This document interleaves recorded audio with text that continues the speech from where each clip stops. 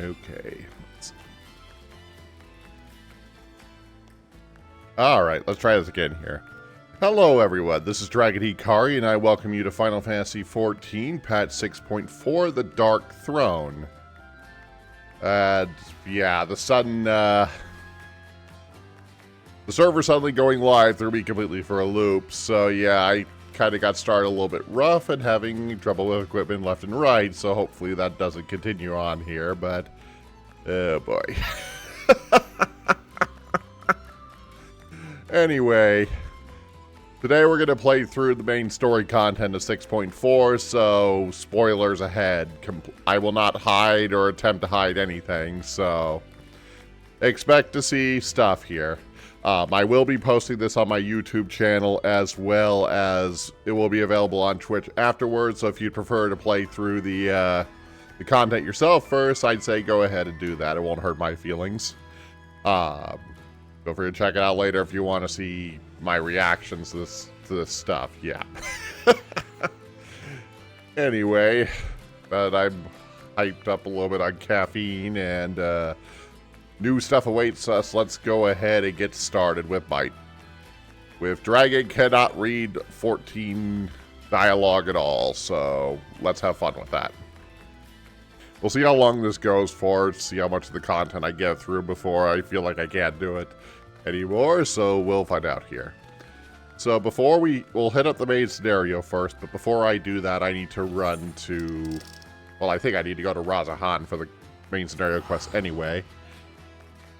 So last time we were trying to get back to the Void since Rubicante destroyed our gate. And the first quest, currying favor, so I'm guessing we're not jumping straight into that part of it. So before we move on, I need to exchange a few tomestones. Mostly so I can get more, since it's only needed for my crafting later.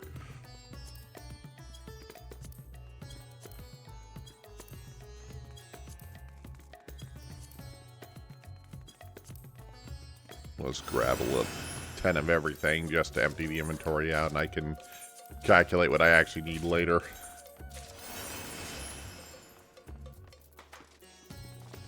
Okay, yep, that's good. Alright. I don't think there's anything else I need to jump right into, so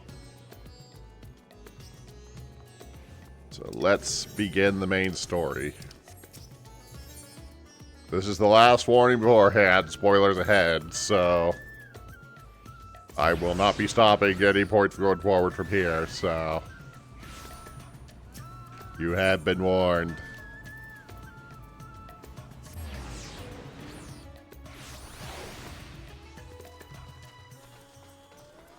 Alright, Kari, let's do this thing.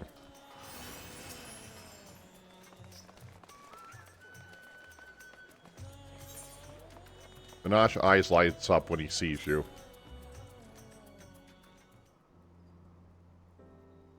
Kari, 'tis good to see you. Have you any news from old Charlian? We have yet to hear from Yustola regarding her search for a means to return to the Void. I confess that her silence has left me feeling restless. Nor am I alone in this. Justinian has such an excess of energy that he has helped to train our soldiers with nary a grumble. As for Zero,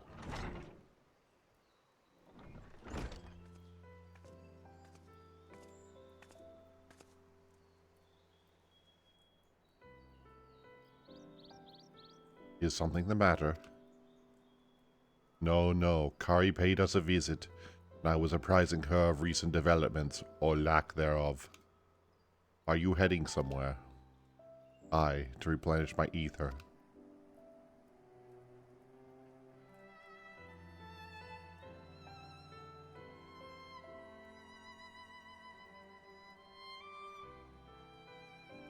Would you like to come?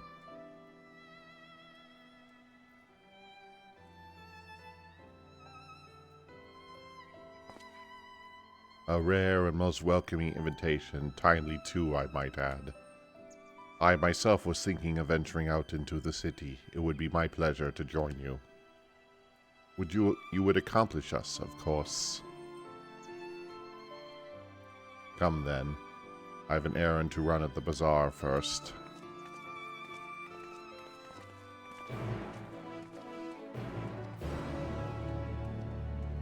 Yeah, Bashir's accent is a way of speaking isn't too hard for me to do because it's relatively slow. But yeah, anybody else, good luck. It's only going to get worse as we go along. As soon as science start popping in, I'm not going to be able to pronounce anything that's being said anymore. Twaz and yada yada yada. Let's see, we need to go bazaar, so let's head back to the Aetheryte Plaza.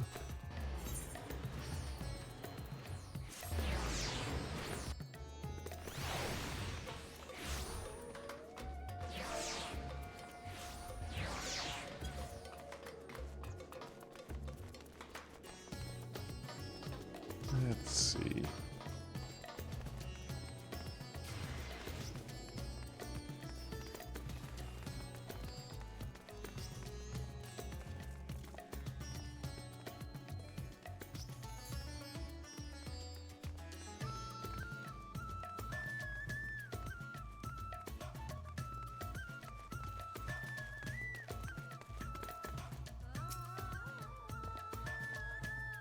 If you would gauge the city's prosperity, there is no surer way than to visit the bazaar and observe the people. This I learned from Aswan and his predecessors. You're with Mistress Zero? How rare to see her with others. I am picking up more spices. Nudarai told me to do so before my next visit. Mistress Zero has quite the tolerance, you see. The sisters know we Hanish are fond of spicy food, though I doubt any of us could keep up with her. We have just as many spices as normally we have on hand. They didn't quite satisfy her, which is why I'm happy to provide what they need to achieve more rigorous flavors. Now then, variety being the spice of life, perhaps you would like to choose something extra to blend with Miss Zero's usual. It'll help keep things interesting. What do you say? Fine by me. You can appreciate the nuances of this world's substance far better than I can, I suspect. Let's see what we got here.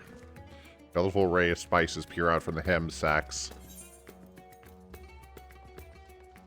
Then comes some powder, the aromatic black corns, little red husks, coarse yellow flakes. The aromatic black corns.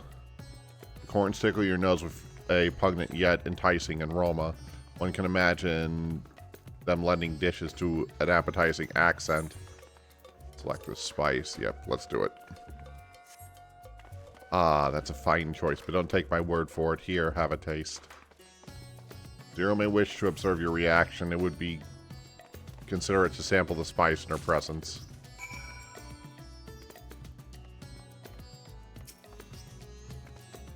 Well, you gently place the spices on your tongue. An intense aromatic heat fills your nostrils. Your reaction speaks volumes. That will suffice then. Always a pleasure, Miss Zero, and do give Midoram my regards.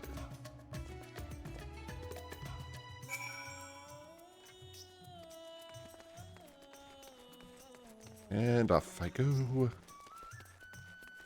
Please let me know if there's any weird oddities in the stream today, since I don't trust my equipment worth a darn today.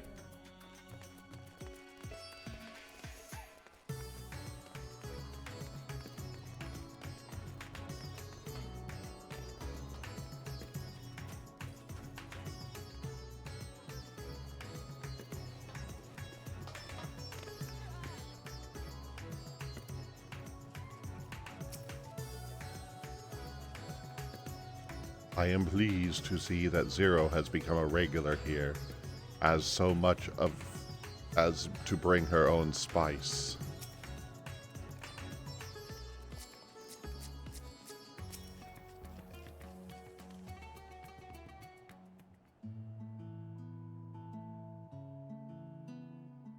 My usual, please. But with this spice. Of course, Zero. It would be my pleasure. Good, I get to rest my vocal cords for a minute. Well now, this is enough to make a whole kettle of your special curry. I don't need that much. Rest assured, it's easy enough to make a serving just for you. Or there would be enough not only for your companions but other diners as well. I dare say. Very well.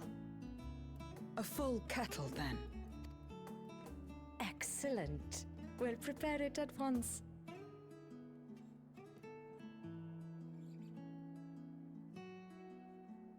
Stream seems laggy. So it might just be on my end because I'm not dropping frames. Gotta love it when I can't trust my own equipment.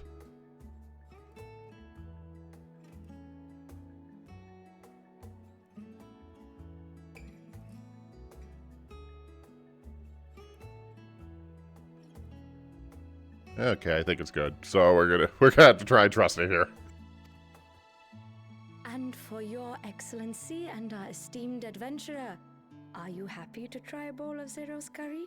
We can make yours milder if you prefer. Grateful though I am for the offer, I cannot fully appreciate the flavor with this vessel. Another time, perhaps. Do not hold back on my account, my friend. Eat and enjoy.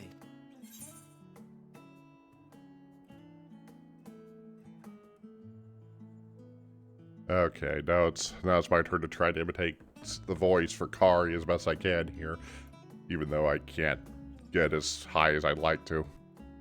Then I'll have His Excellence helping.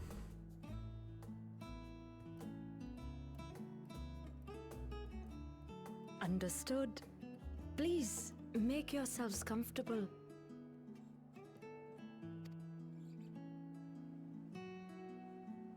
Expect a lot of inconsistencies in Kari's responses because my voice for her seems like it changes every stream. It gladdens me to see you taking to life in Radzathan, Zero.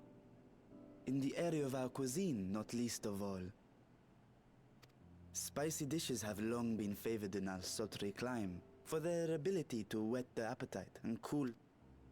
Of course, spices also have the effect of preserving foods, which makes them highly coveted in foreign lands. All of this has given rise to a thriving spice industry, and the wealth it brings has allowed our nation to prosper while maintaining its neutrality. So you trade your spices? Seems rather more complicated than trading in ether. In the beginning, this land was no more than refuge for me. But now it is my home, and the people of Radzathan my beloved children. Together, we build this vibrant nation. And naught would please me more than to show it to my sister one day. Vibrant. Rubicante said the same when he described this world. A reminder of all that has been stolen from us. What many who remember doubtless yearn to take. Our home is a lost cause. Our only choice to begin anew. In this world, where we may reclaim our mortality.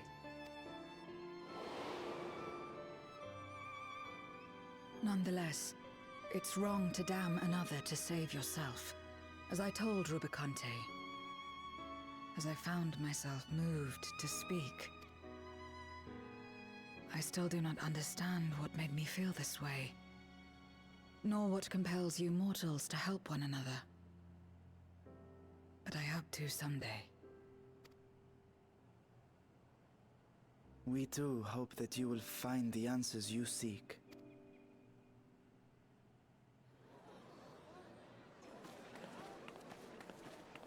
What is going on? What's happening?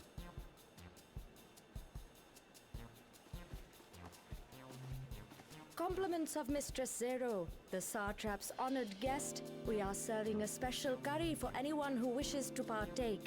But be warned, it is not for the faint of heart. Oh, by all means, I'd welcome the challenge.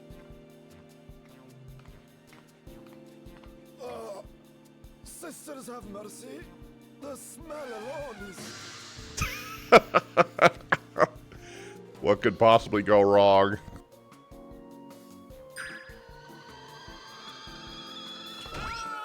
It burns! It burns!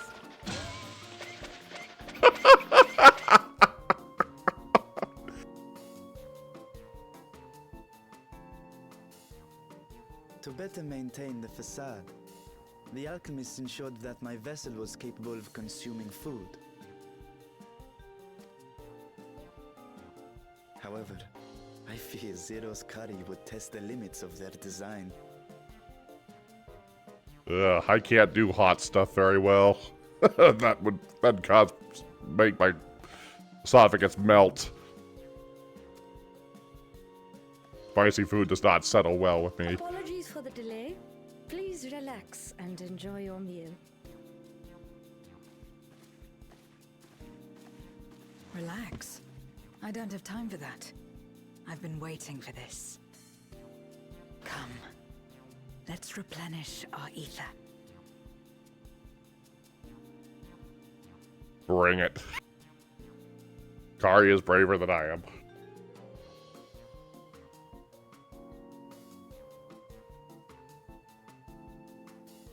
Everybody's lying dead.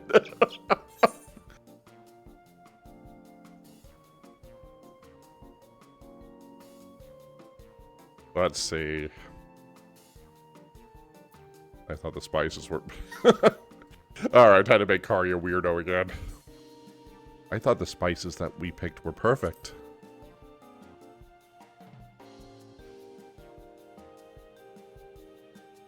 I trust you have eaten your fill. I shall have Marit prepare a meal for us to take to Estinian. I suspect he too is overdue a replenishment. By this hour, he will have retired to his chambers at Magaduta. Come, let us pay him a visit.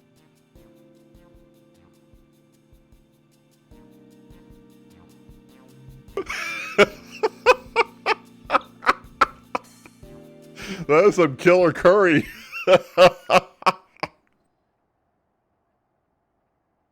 The spicy curry has left you lust and set your hearts racing. Whatever challenges await, you are ready to face them head on with feeling.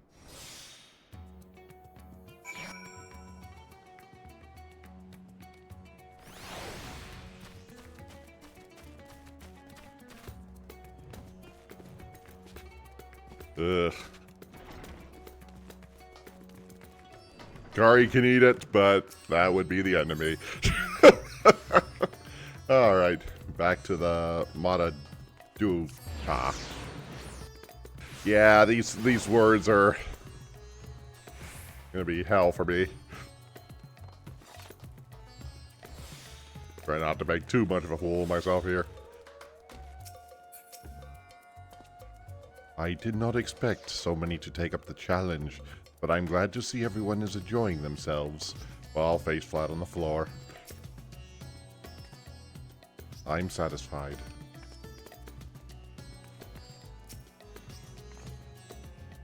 Welcome back. Master Asinian, he has returned to his chambers. I'll be happy to escort you. Yes. Yes, please. Estinian, are you there? We've brought something for you. I enter.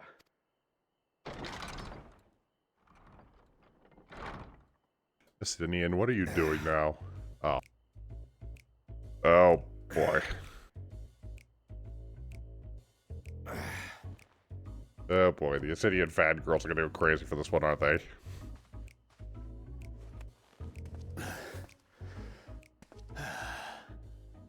Squid masala from the Mehane. I thought you might enjoy it. Masala, eh? I prefer my squid dried, but I'm sure it won't disappoint. My thanks. Idle as I am in our sorceress's absence, I see. I can't offer much in the way of entertainment, but make yourselves comfortable.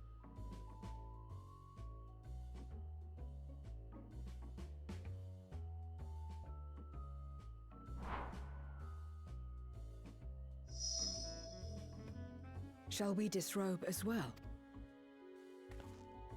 What? No. We simply caught our friend unprepared.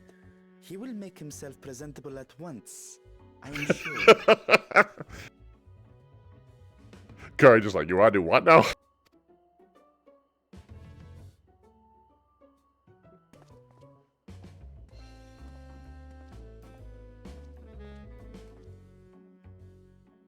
So much confusion on Zero's part.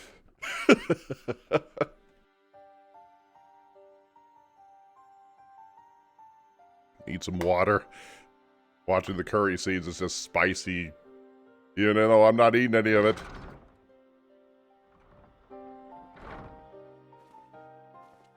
At last. Hello, Iranjay. I've been looking for you.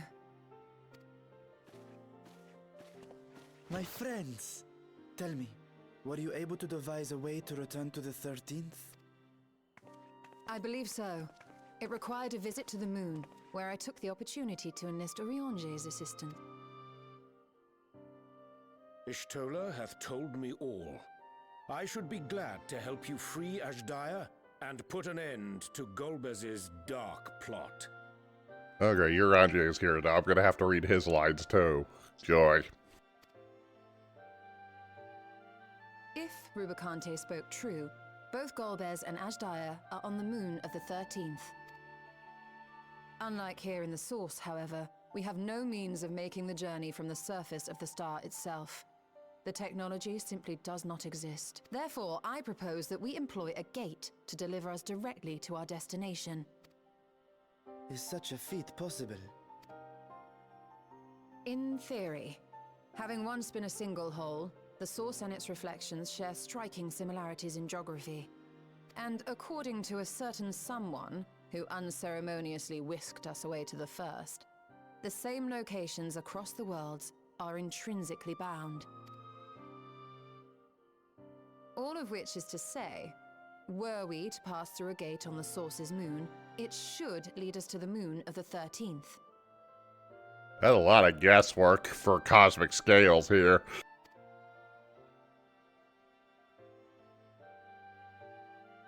Of course, there is the risk of Voidsent gaining entry to our world.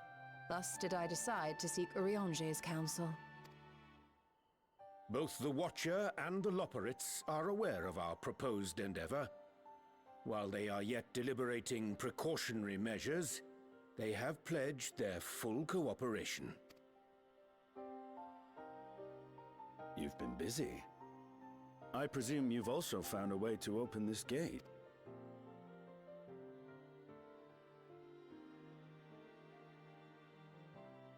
Be it in Radzat-Han or Sharlayan, scholars have long cast their gaze unto the endless dark of the void.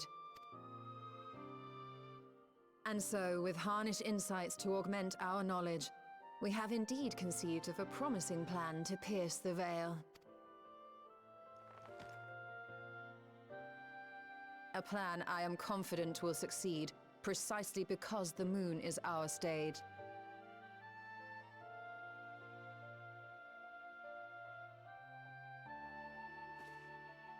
The preparations will be extensive, and we will require vast quantities of ether. After all, our gate must be large enough to accommodate another great worm.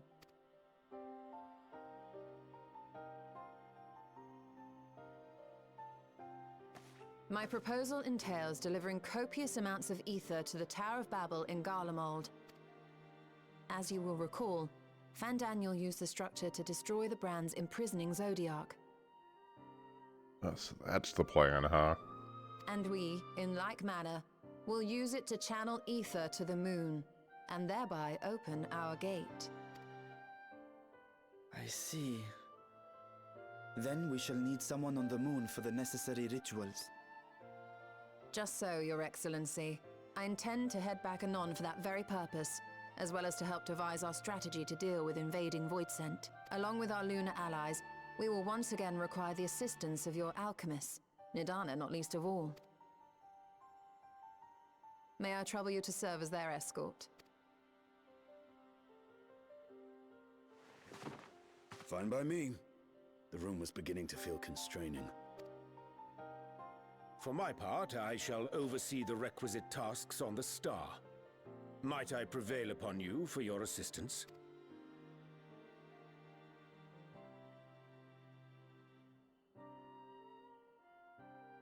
If all are in agreement, then let us set to work. We'll open our gate, and we will stop Golbez.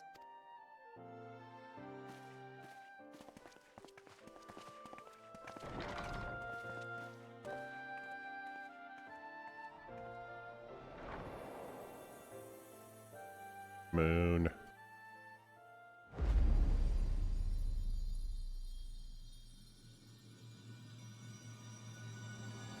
The Dark Throne.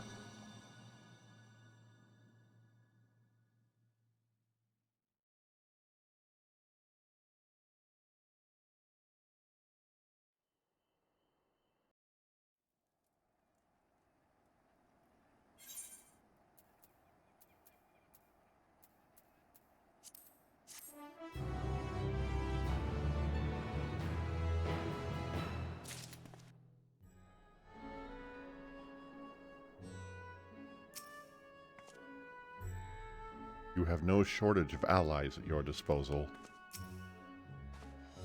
I cannot thank you enough for your consistent support. Going ham. Your Anjay wishes to depart at once. If one and all are ready, let us set forth, our preparations to complete. If I may, I beg a moment to exchange this vessel for its grown counterpart. It is kept in the Alchemist of the High Crucible. Of course, we shall accomplish the hither, and thence begin our journey.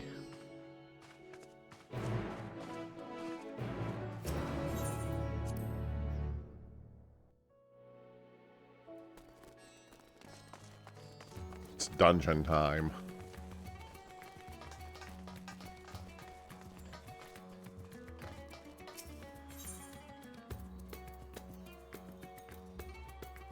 I think that's the right word.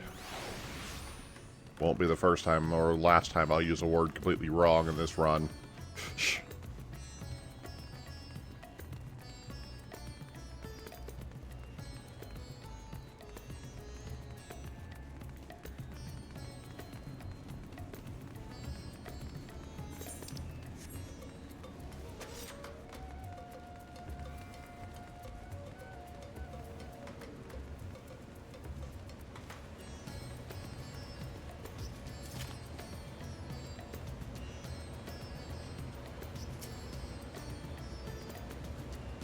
Opening a gate is about as difficult as I expected.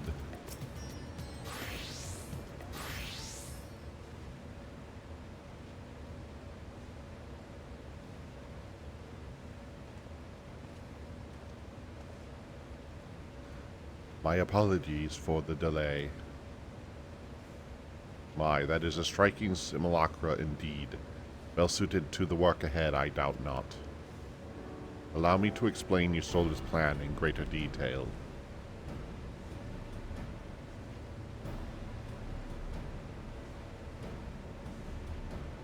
As you know, we seek to open a void gate in Marian Lamentorum, and we might gain direct passage to the moon of the 13th. While our comrades labor upon the moon, we need to accomplish two tasks.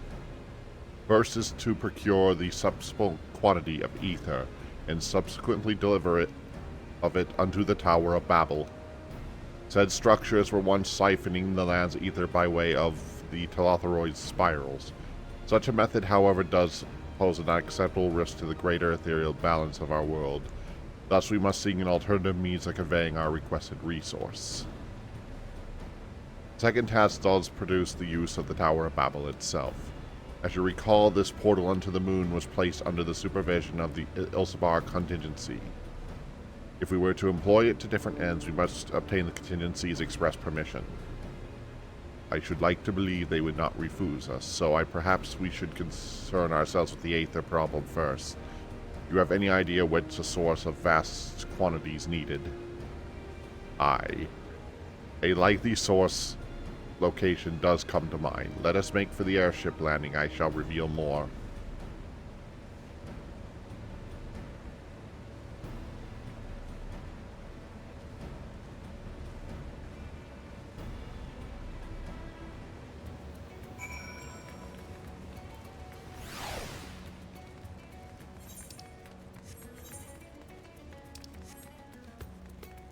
They would have just been faster if I would have gone to the Aetherite Plaza instead. Oh well, hindsight.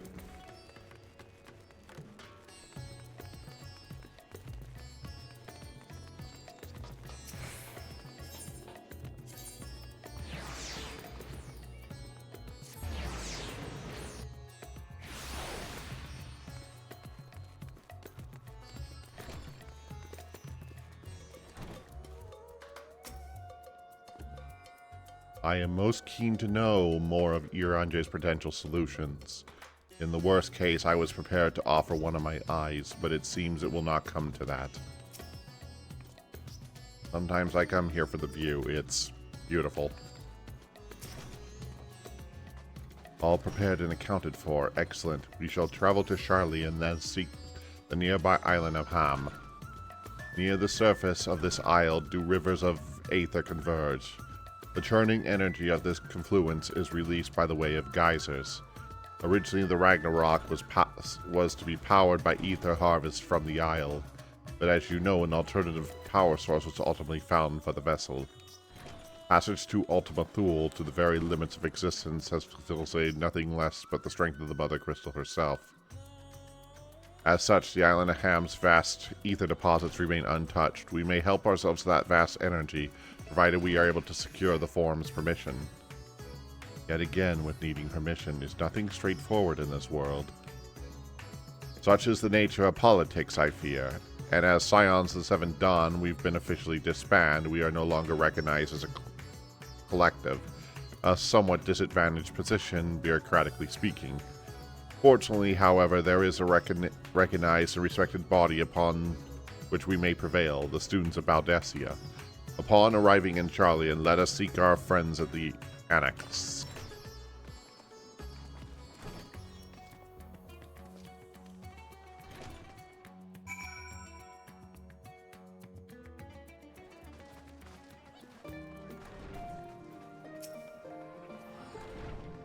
An island literally bursting with ether. That's the sort of paradise voids then dream of.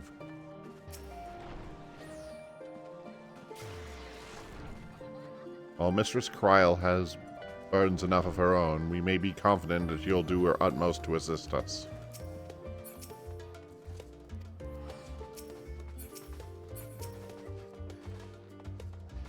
The last I came here, it was to deliver my sire's scales. How long it seems now. You're telling me? Welcome back, Kari. What brings you here today, and in such colorful company? Greens Okoya. On this occasion, we seek the student's assistance in a matter of some urgency. In that case, you'll want to speak with Kryl. She's in the main hall sorting through the archives. There's a visitor with her at the moment, but it's no one you don't know, so feel free to show yourselves in. Proceed.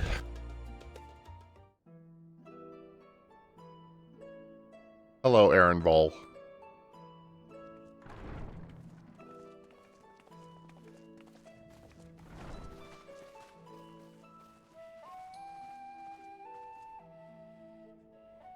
Well now, if it isn't two of my dearest friends. As for the other two, I don't believe we've had the pleasure. Not in this vessel, perhaps. 'Tis I, Vashan. Though, you are welcome to call me Vritra, if you prefer. Pay me no mind. I merely accompany them. I pray you forgive us our intrusion. If you are occupied, we shall call again anon.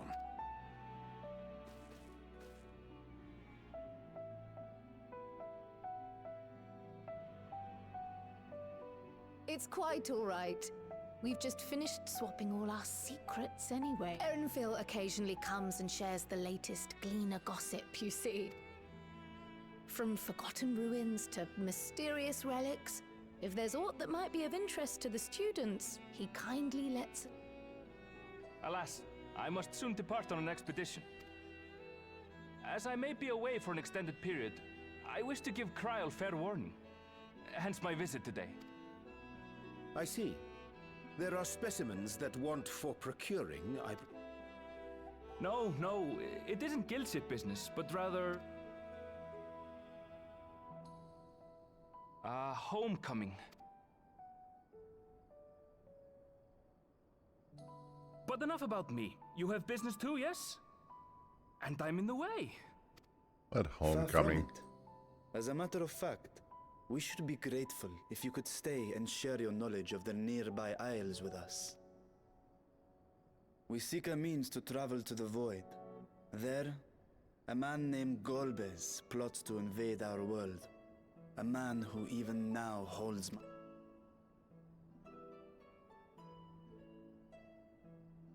This and this, that and that. This and this, that and that.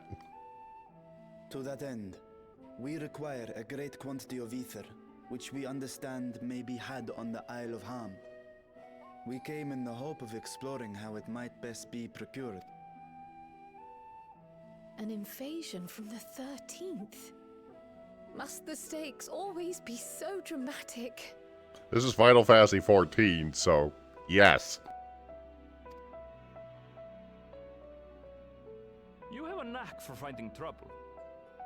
Yeah, more or less. If Gleaners collected world-ending crises, you could make quite a name for yourself in our profession.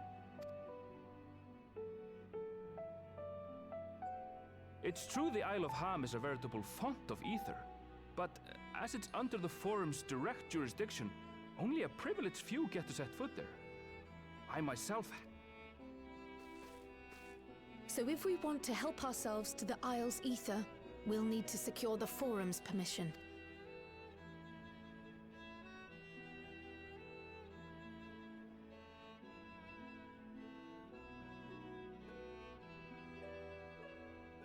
Very well. The students of Baldessian recognize your endeavors as combating a grave threat to the world. As representative, I hereby pledge our... Now that it's official, you may leave the politics and paperwork to me. Our operations remain small, but we shouldn't meet any undue resistance. We are truly grateful.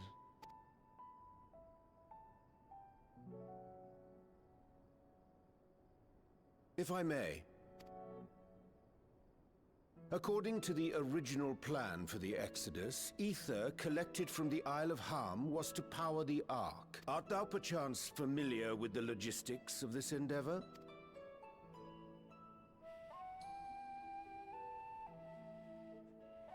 I don't know anything about that, I'm afraid.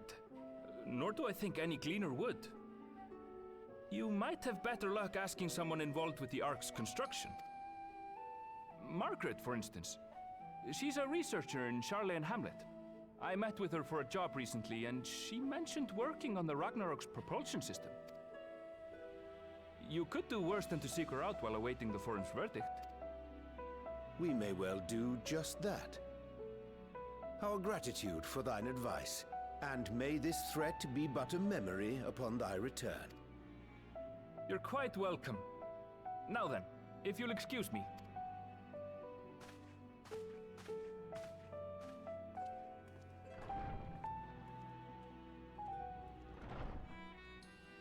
I best start drafting our petition. Go on and find your researcher. I'll contact you as soon as we've made progress. Let us leave matters here to Mistress Kryl, and hie ourselves to Labyrinthos. All right.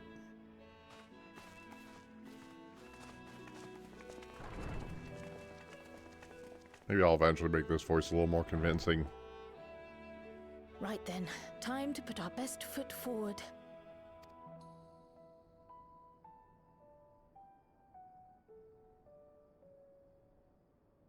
Oh. A pity you can't tidy yourself. I should have had Ishtola enchant you when I had the chance.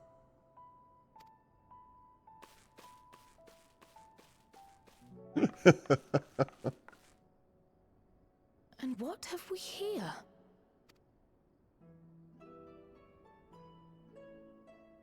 Later, Kryl, later. You've work to do.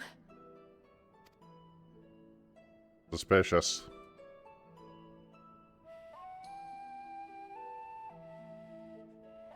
Suspicious letter. They're putting way too much attention on it. Oh well, we'll have to come back to it later. Anyway.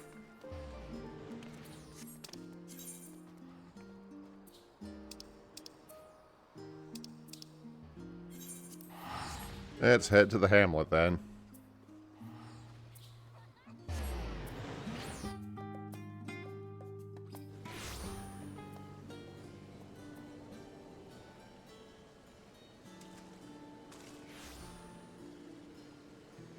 Alexa.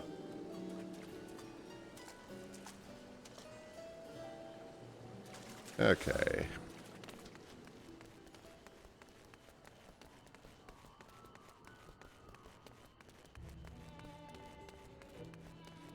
You can always tell where the plot points are with the, you know, large number of people popping up around everybody. The first person Urianger asked about our target immediately told us where to go. Is there a place where you do not have allies? Not many at this point.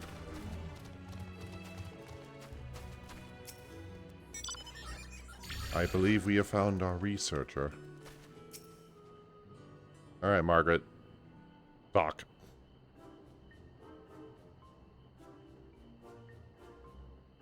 Visitors, how delightful. If you require assistance, then ask away. You so happen to caught me in a post-deadline bliss. Forgive us for the abruptness of our inquiry, but it is our understanding that thou had charge of the Ragnarok propulsion systems. We'd like to know how the ether harvested at Galaham was going to be stored and transported to the Ark, if such disclosure of information is permitted. Oh, no bother at all. We built special tanks that can store ether just like caskets to store rinds. Simple, really. Simple, but brilliant in construction. Even rather the crystals for etheric capability, pity we never got to use them. Ah, how muddied and distant the memory. When the Doomsday line loomed large, we extracted ourselves from the waist-high mirror of work only to end up chin-deep in another. I was one of the world for energies of creation, but now I am truly alive. Who could have made such thought that sleeping in a bed and eating warm meals could make such a difference? While I feel positively functional, I dare say the rival thrill of dancing on the knife's edge of failure.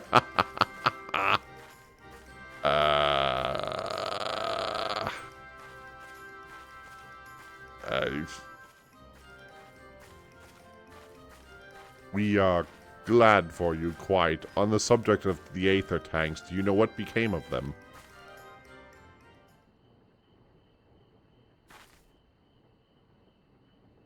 What did become of them? For the life of me, I can't seem to remember.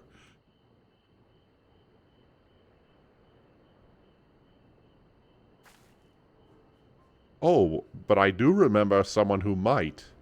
He should be back by now. Just look for a fellow wearing an outfit that screams, I've been on vacation and you haven't. Very well, we shall seek out this conspicuous colleague of thine. Our sincerest gratitude, Margaret, and do look after thyself.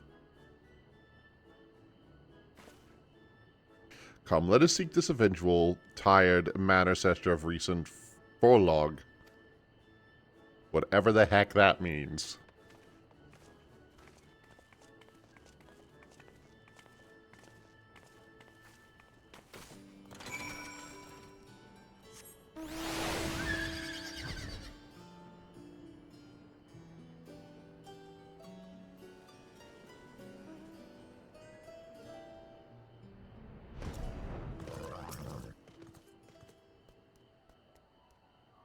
All is well, I pray 'tis the same for thee and thine. Now does perchance know one who's returned from vacation?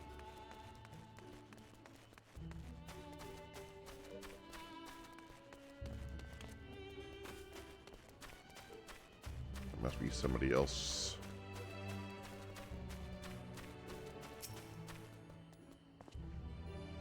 If we can avail ourselves of these tanks, we'll be well on our way to securing the ether we require.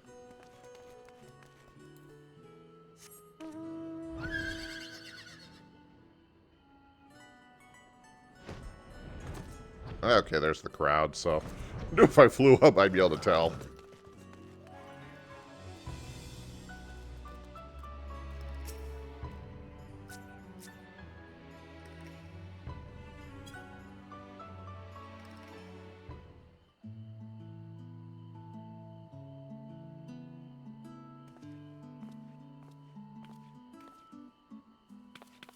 That face that launched our teeny tiny toy boat. How have you been, Kai?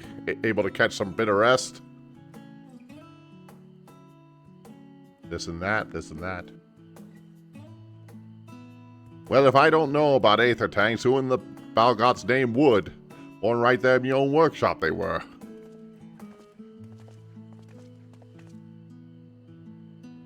Always a pleasure, Master Corporal. I trust thy respite proved rejuvenating? And then some. I won't bore you with the details, at least not without a drink in me. Why so interested in our little tanks? Permit me to explain. This and this, and that and that.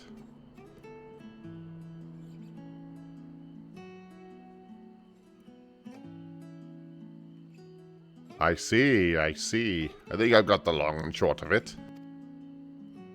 It goes without saying, but we owe you more than one that we can ever repay. If you need our aether tanks, they're at your disposal. There is one problem, though. You'll need the forum's approval to step forward on the Island of Ham. If it were up to me, you'd be on the next ship out. But a lot can't wipe their asses unless it's accordance with procedural motions. You may be assured that my backside is immaculate. Hello, Fortune. Thang that's up and thighs. I mean, Master Fortune and Scholarit Morchalin. What a surprise. Pardon the intrusion, but the forum has deliberated your position and we've decided to deliver our verdict directly. I would hope the matter of pandemonium had not been overshadowed by other concerns, but that is a discussion for another time. Oh, don't worry, we'll get to you afterwards. You have granted special disbursement to travel to the Island of Ham for purposes of ethereal extraction on one condition. On the account of rich deposits of ether, the island is home to throngs of vicious beasts. We ask you to call any creature you encounter. That's all. Given the vast amount of ether we seek, I expected a higher price. Oh, believe me, we do not underestimate the value of what you desire. Nay, we simply owe the students of Baldessi and their esteemed colleagues a debt of gratitude. We felt that extending your request was the suitable way to repay it. A debt of gratitude. Having taken the liberty of arranging your passage to the Island of Ham, your vessel awaits you in the Scholar's Harbor. They just need me to beat some stuff up, then. Then I better get those aether tanks loaded onto the airship. We'll be ready to take whenever you need them, assuming it's safe. I shall head back to the annex. But should you need anything else, don't hesitate to call.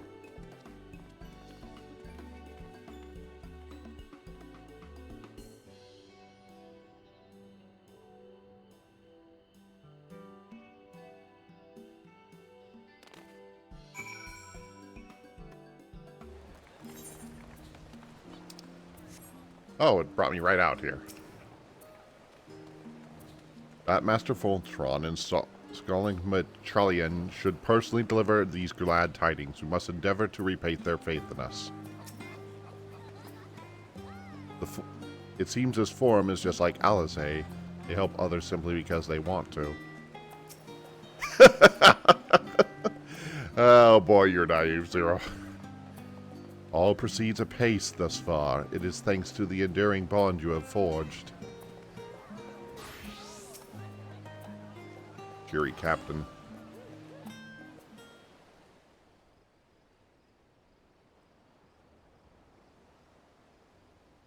bound for the Isle of Harm. You look like the ones Master Fortuno told me to expect. If you're ready to depart, then so am I. Just say the word. Is something the matter? I did recruit one other to our party, but he is late to arrive.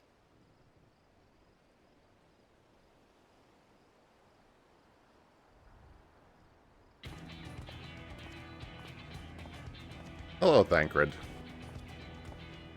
Forgive me my delay. Thancred? 'Tis good to see you.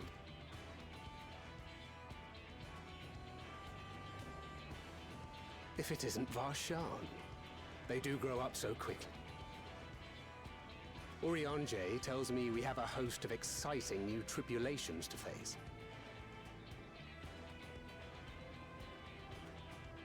And you must be Zero. I've heard all about your daring do in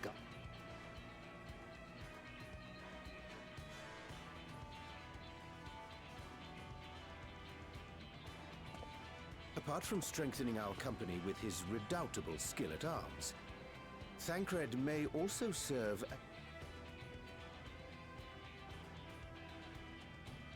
I speak of the intangible forces which bring souls together. Thancred is possessed of experience both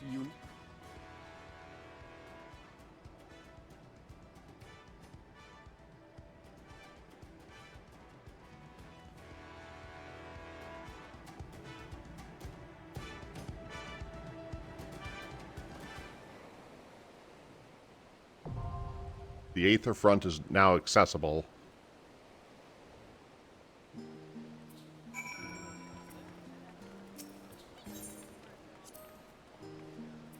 Social struggles aside, Zero seems more than capable of handling herself. Still, I shall aid her in what capacity I can. Naught remains to bar us from the island of Ham. Let us sail forthwith. He does not strike me as the mentoring sword. No matter, we must return to the void. The acquisition of this ether is but a first step. Okay. Get up real quick before we jump into this dungeon, so break number 1. We'll be right back. Okay, there we go. Some of these breaks are going to be pretty short, so we won't waste too much time on that. Anyway, it's time to enter the duty finder and do my tank thing. I generally always do... I don't generally do it with NPCs when I first do it. So, let's enter the Aether Front. And this is why I don't need to wait for... use the NPCs.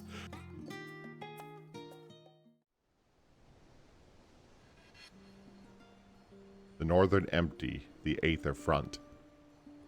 Aether Font. Why do I keep saying front?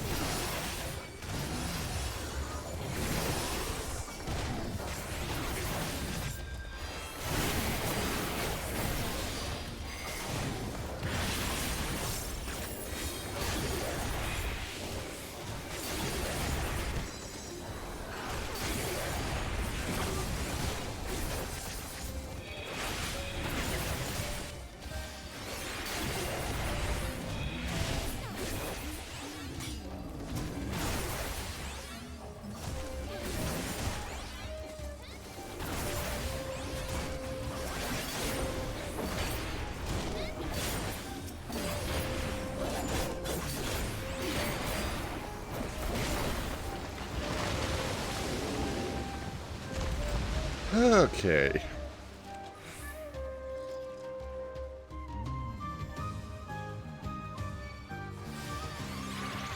Lagging again.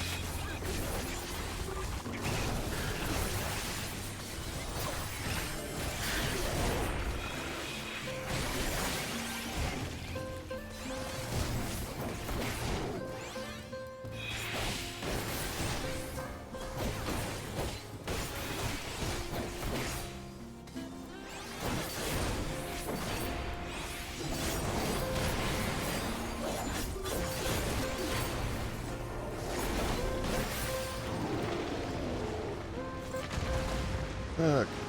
We're sliding. And that's a thing. I'm not sure what it is, but it's a thing.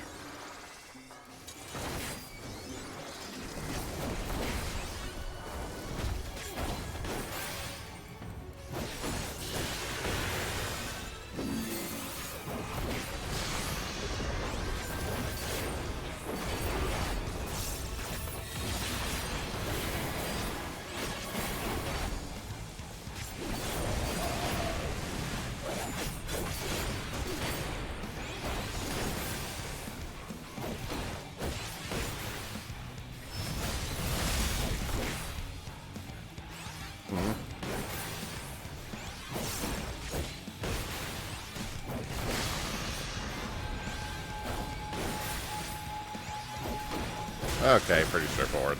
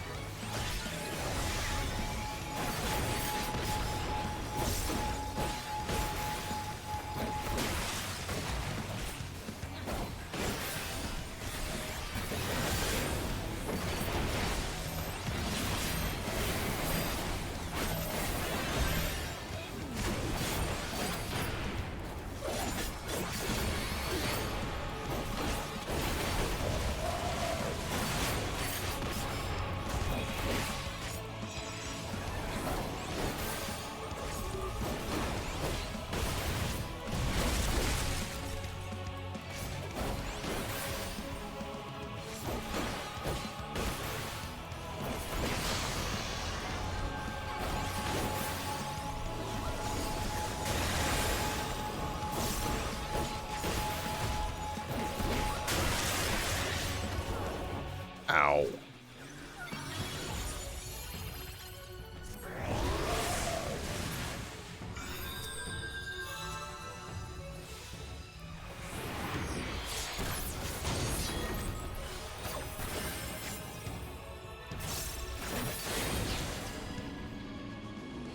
Well, that was messier than I expected.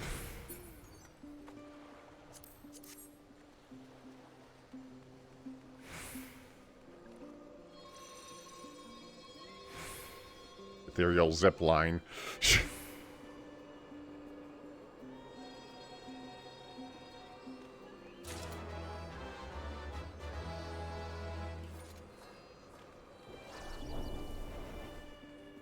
Wait for everybody else to get here.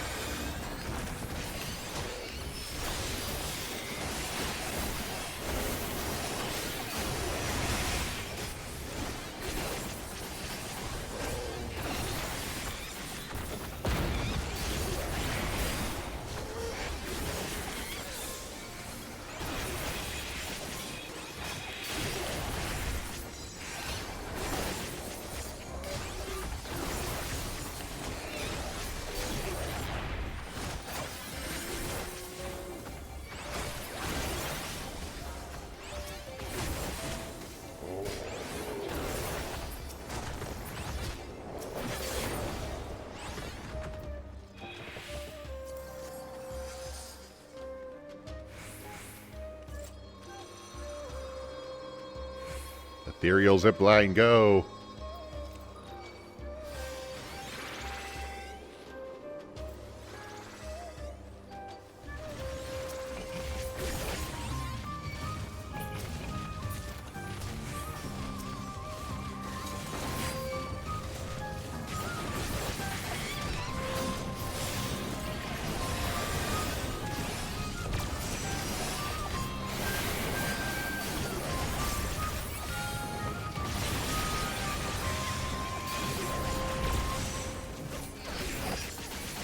I barely see.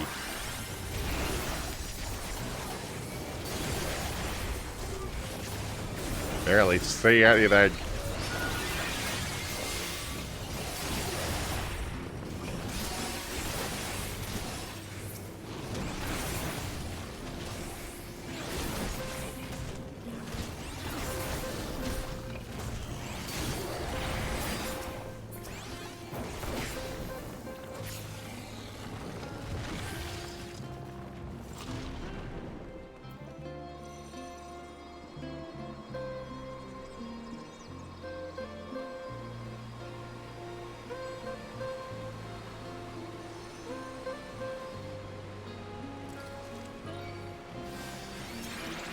Crystal bear.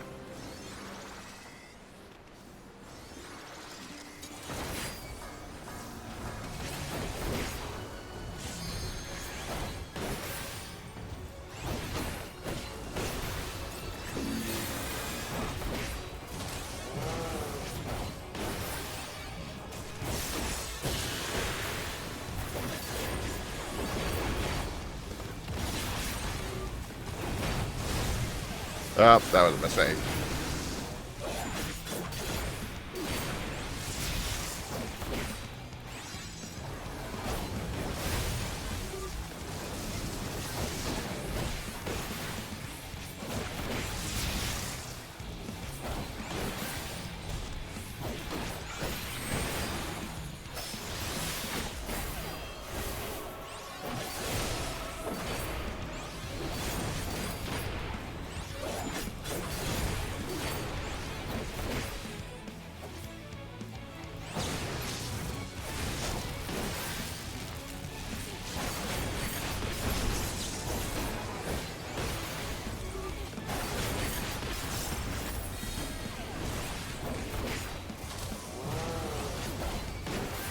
Yep, nope.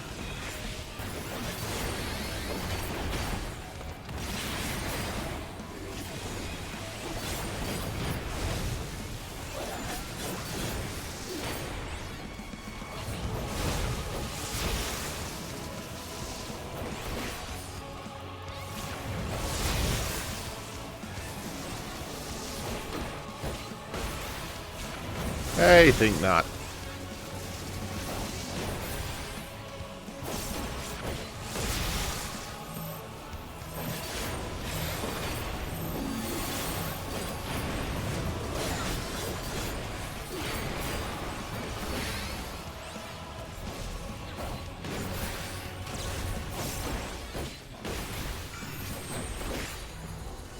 Nope.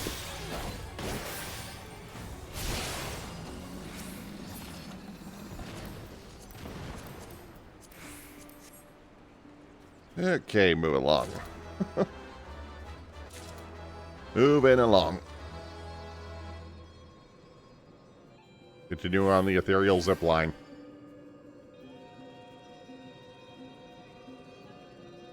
Those the elemental models?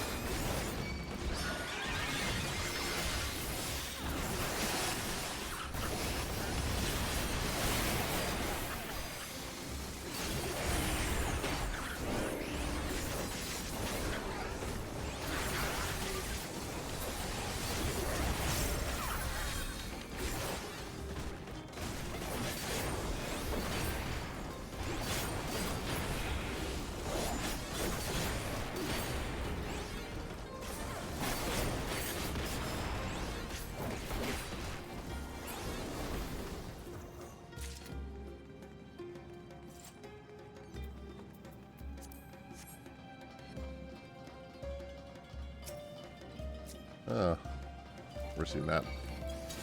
Those models for regular enemies before. They usually just resort to fates.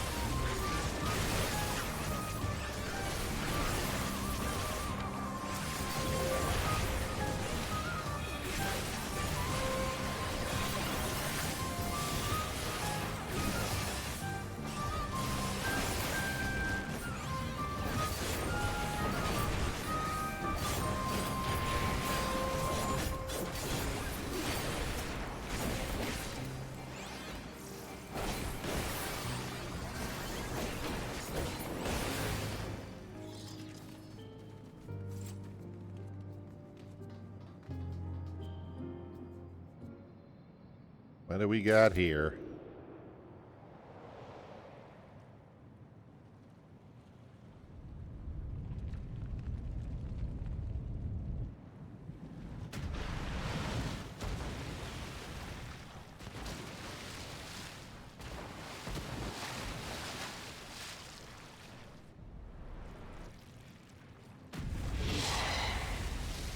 Oh.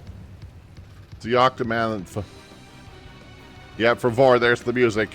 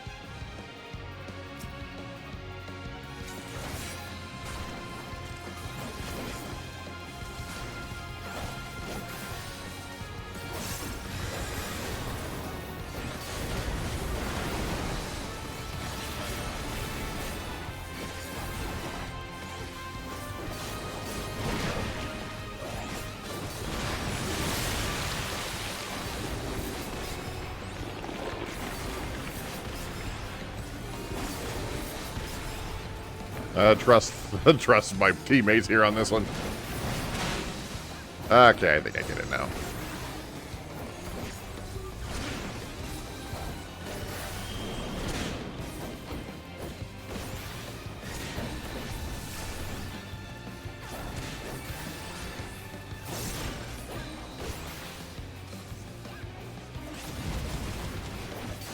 Oh.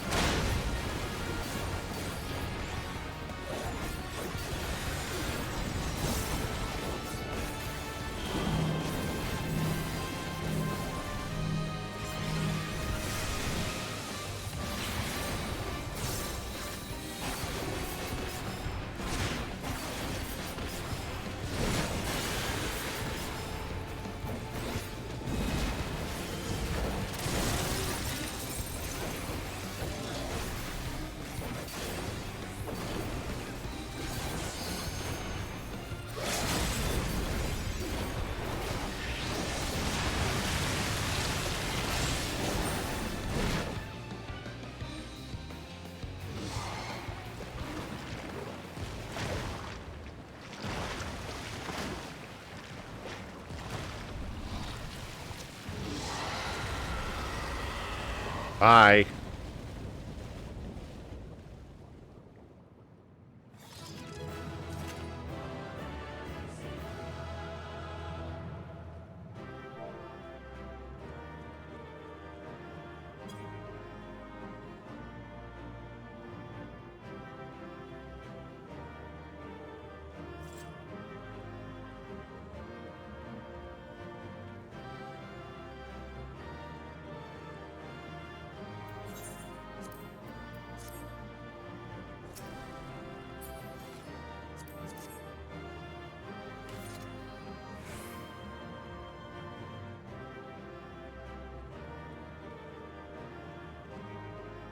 Nothing to it.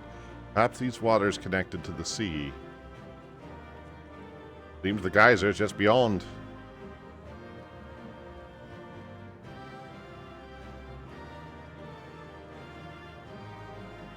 I missed the comment, he said.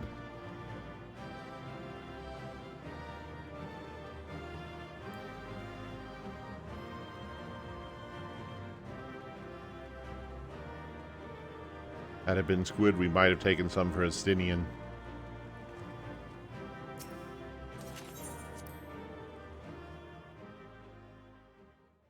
So can't tell if the slowdown I'm seeing is just my interface or if there's actually slowdown on my stream.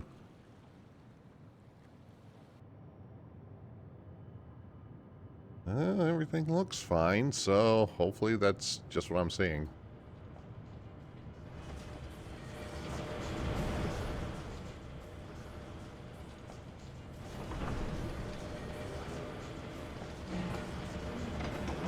Oh well, I'm doing the best I can here, I guess.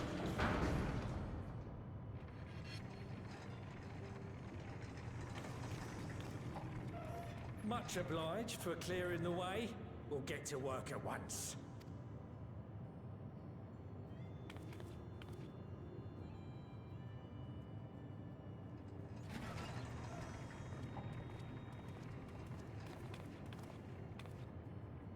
Filling these up will take a good while. I appreciate it if you stood watch till we finished. I ain't getting chewed to chum by some ether-bloated bugger.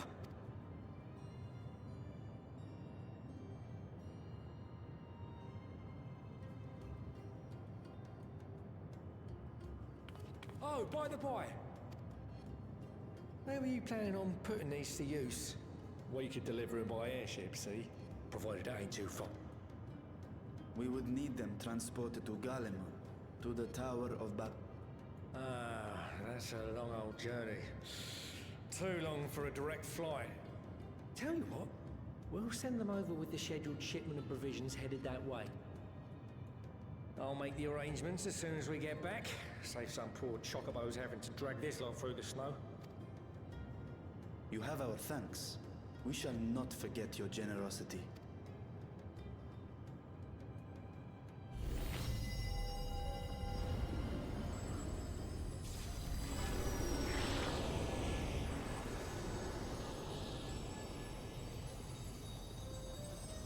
Big ethereal batteries.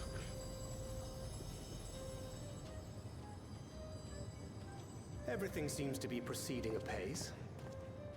I dare say you would have been fine without me. Nothing new there. Why would you say such a thing? You are not bound by contract or the threat of force, and you gain no advantage by devaluing your own contribution. Yet you must be bound by something to speak thus. What is it? What binds me?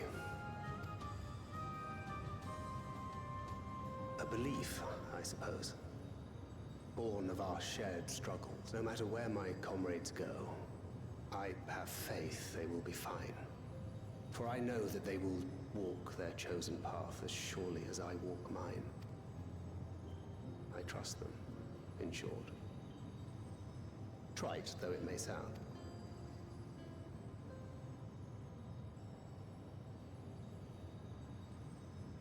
Trust. I remember the word. How How long has it been since last I used it? It had no place in my dealings. Not with other Voidsent, and certainly not with Xenos. Not even in the time before darkness engulfed the world. Full often did Memoriates betray their own, corrupted by the very power they wielded. You could trust no one but yourself. Alone we fought, and alone we fell. I wouldn't know how to trust. Is there some trick to it?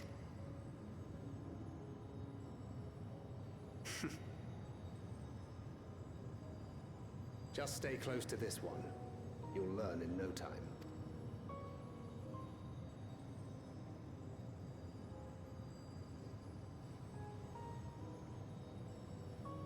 It's like, I'm an RPG protagonist, this is what we do. Absolutely fine.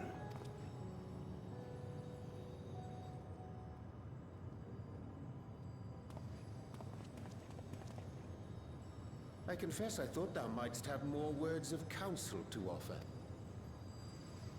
Oh, she'll soon get the hang of it, even without my help. After our work here is done, I'll see myself back to the shadows. But before that, I take it you've heard as well. Indeed. The client seeketh Archons, and 'twould seem our extensive travels and neutrality make us Client? candidates. What client? Well, assuming we take on the request, I suspect I'll be stuck with you again. Don't let me down, hmm?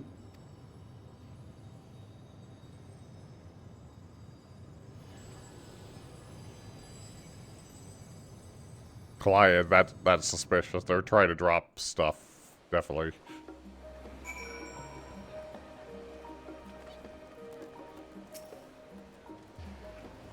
Zero's straight and narrow, isn't she? A refreshing contrast to our more circulous company. Whatever that means. You're truly indebted to Corkle. I must invite him to Rosahand as a guest of honor. Simply staying close to you will I really learn about trust. It's kind of the Warrior Lights thing here.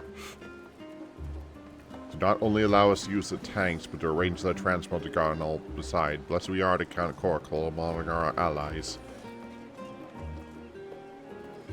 Unto thee we also must give thanks, Thancred, for coming to our aid on such short notice. Please to know I'm always happy to help. Please don't hesitate to call me again.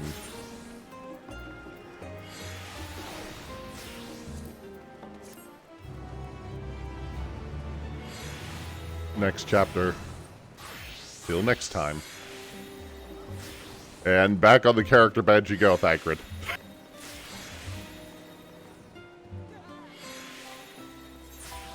Actually, something I'm curious about.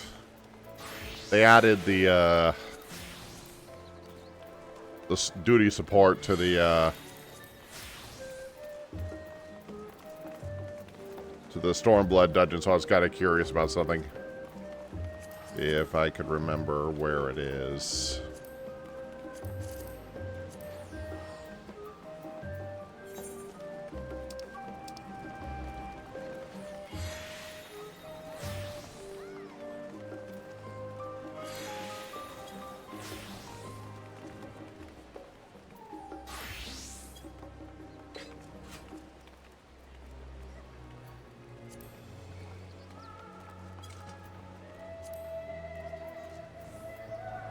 Oh, Raban. I'm actually curious if I switch to... I'm just fulfilling my curiosity and then we'll move forward.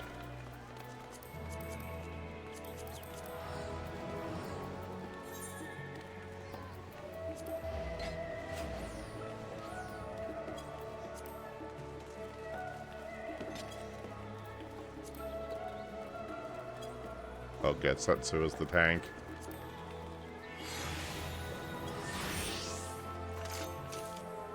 Oh, Ehrenwald. Okay.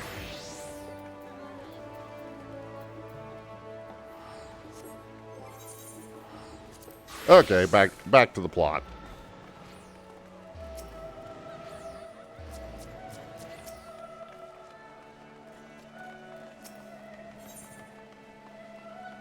time to proceed to the next stage of your plan. With the tank transports thus arranged, our first task is complete. We must turn our attention to the second. To wit, to obtain the blessing of the Isabar contingency to use the Tower of Babel to channel the energy unto the moon. Our destination is Camp Broken Glass, where we may present our petition to Commander Lucia. Okay, back to Garlemald once again.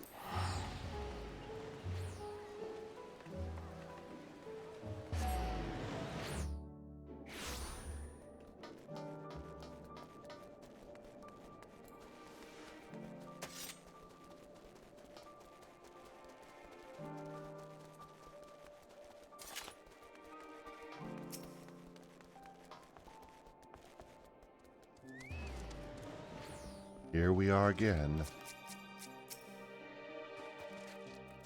I am glad to hear Garlemald's restoration proceeds apace. The people no longer want for warmth, but that as may be, there is no substitute for appropriate garments in such frigid climates as I can personally attest. Per your soldier's advice, I have changed into clothing more suitable for these surroundings, the better to blend in. I hope this will suffice. You are as welcome as ever, Kari. I do not believe I have met all your comrades. Hello, Lucia. Let's talk.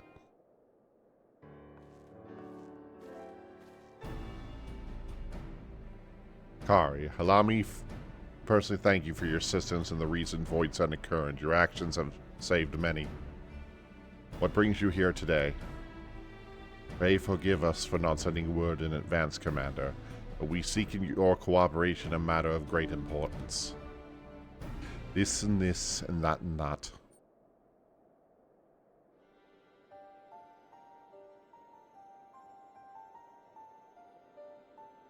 Indeed, we appreciate your consulting with us rather than taking unilateral action.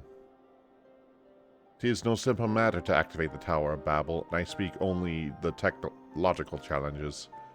Personally, we must consider the emotional impact of such action above all else. Though we have yet to re-establish a governing body, we provisionally refer to those here as remain here as the Garlean community. As you could expect, predominantly native Garleans, most of whom are uncomfortable with ethereal manipulation. The compound matters, the trauma influenced by anima is still fresh. If the tower were to suddenly light up again, it would cause distress and reopen old wounds. Better than facing a mass invasion by Gobez and his Voidsun horde, surely. Of course, we acknowledge the gravity of the situation as well as the promised bloodshed should we fail to act. Yet, even if we are conveyed our warnings to the public, many simply do not understand the ways of the magic or the rift. They would struggle to comprehend why they must force to relive personal horrors for the sake of something they can't imagine. What is there to imagine? Haven't these people seen Voidsun with their own eyes?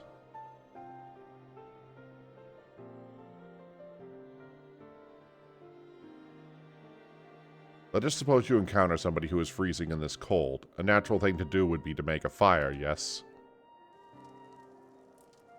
But what if the person's sole experience with fire was being badly burnt by it and they harbor an acute fear? Despite their beliefs, nay, the necessity of the warmth you offer, they may flee on instinct, or worse, misinterpret your actions as aggression and lash out. Like the fire that torments this individual, the Tower of Babel torments the people of Garlemald. Yet we cannot afford to falter here. We must help them find a way to overcome their fears. I agree. To that end, the contingency will offer any assistance however we can. We should speak to Alphinaud and Alizé. With the repertoire they've established with the Garlean people, I dare say they can provide us with invaluable insight.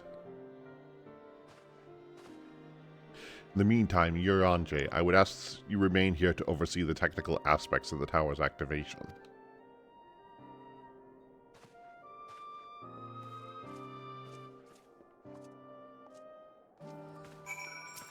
Never straightforward, yep. Full faith I have, you will win over the Garlean populace. In the meantime, I will see its readiness within the tower. I will relay the particulars of the endeavor to members of the contingency. Rest assured we will do our best to assist you. Truth be told, had you approached us with your position earlier, we'd likely have declined it. The situation was still too precarious. But the people beginning to pull themselves up, I dare say they will lend an ear to your words.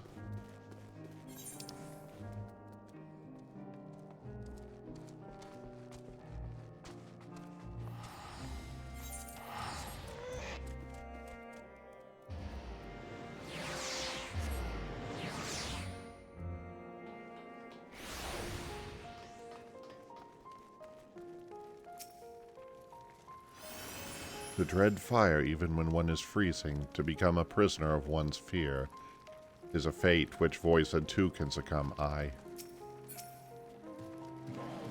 taken the liberty of explaining our objective. Of all things, I knew you wouldn't be able to stay away. Alize, stuff just sort of keeps happening. We have no choice here.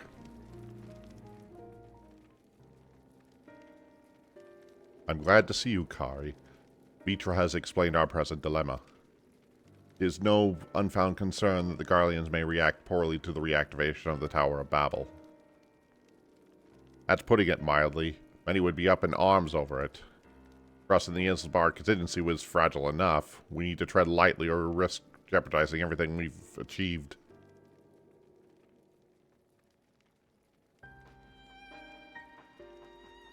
Trust again.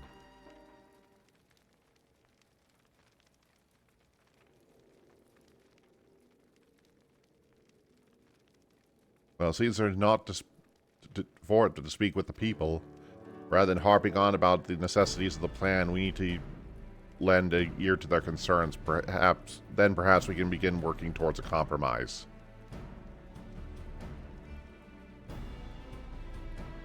In that case, I'll take you to meet the community leaders. They're at a station called Centella near the Draginhikari Imperialist. I would be honored to speak with them, though it would be prudent to learn where the people stand as well. I leave that to others save Zero. May you accomplish me.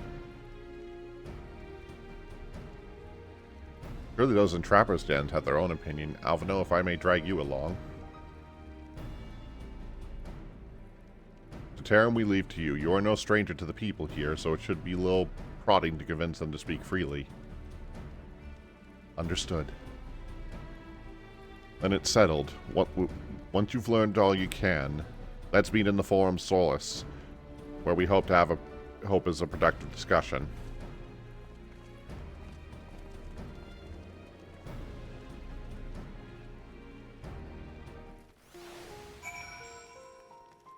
Okay.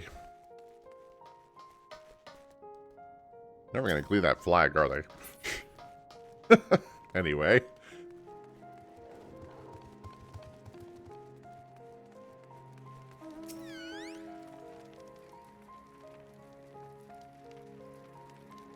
No, stop it. The tower is evil. It'll turn us all evil. I don't want to hear it. Leave me alone. Well, that wasn't a good start.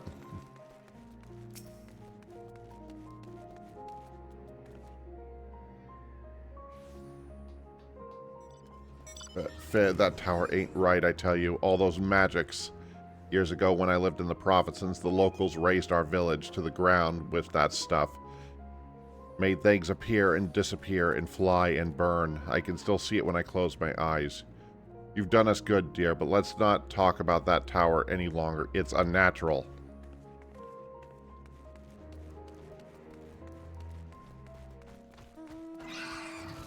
Yep.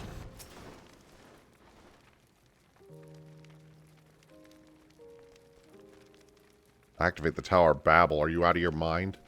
The abomination transformed my friends and families into monster. I can't bear to look at it whatsoever. If I step outside, if you want to do something for us, tear the bloody thing down. Yep, not had a good start here.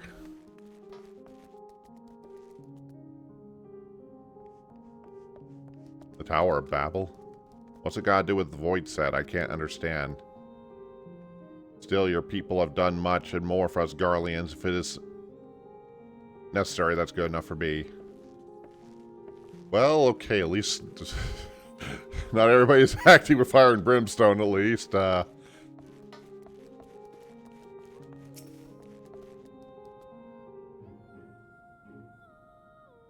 Whatever its present state, the Imperial Palace was once the pride of Garlemald. I mean, no disrespect to you and yours, but shouldn't the Garlean people be the caretakers instead of foreigners? Though if we dare speak to this in front of some of the contingency, they may make assumption, cut our rations, or worse. No, please forget I said anything, please. Well, not in a good position currently. And definitely not a great situation to be in. Especially since we can't ignore the problem either.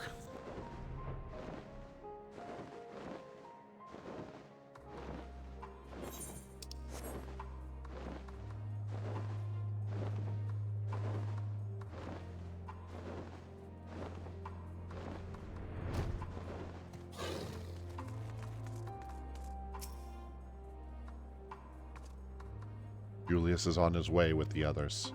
I hope you found the people more receptive than we did.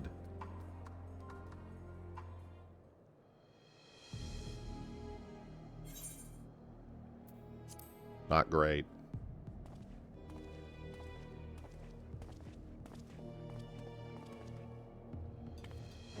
Kari, I present you with Lord Gaius, Gatus, and Medallists, magistrators of our political council. They have been here to spearhead the efforts to establish a new system of government here. When we raised the subject of the Tower of Babel, they insisted we speak no further until joined by the representatives of the Isambard Council. I see Alphino and Alizé have yet to arrive, so perhaps we should wait. It doesn't matter if only some of you are present. We want to make one thing perfectly clear. The tower is the manifestation of Garlean ingenuity and authority. It was once the abode of the imperial family and will forever bear tremendous cultural significance. It was insult enough that we had to suffer foreigners occupied in the guise of rendering aid, and now you propose to reactivate it. Nay, we've had enough. The Garleans of old may have fallen, but she fell in the civil war to her people, not to Eorzea or any other lands. We came here to assert our equivalent claim to our territory. Garlemald and all that lies within Bonn is beholden to no one.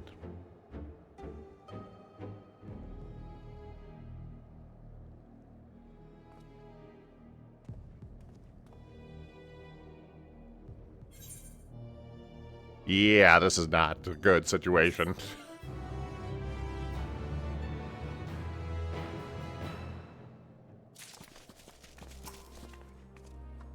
There is no common ground to found with these men. In spite of this, you would still engage with them? I do not begrudge their hostility. They merely seek to protect their homeland. That said, we must strive to reach an understanding with one another. Our sovereignty is of paramount importance. On this point, there can be no concessions. We will treat the Isambard contingency, if only to assert our rights. If your intentions are benevolent, you claim you will agree to our demands. The fallen empire. Julius is eager to get out of the cold. Since their excellencies are resolved to negotiate with the contingency, I will exhort them to the Terram. I will also instruct Alphino and Alizé to meet us there. Lord Metidus, Lord Gitz, by your leave, my comrades and I will wish to speak with the residents of the Sentinus. Though the Isambard contingency holds the Tower of Babel, it is I who wishes for its reactivation. Therefore, and thus I think it meets I be present for this discussion. Yet to my understanding of your people's hardships, their hopes and desires, of their dreams for the future is sorely lacking. In my ignorance, I would struggle to contribute. Lest you worry, I will not plead our case to the community in your absence. I only wish to identify common ground upon which we may build a relationship that will see us overcome our differences.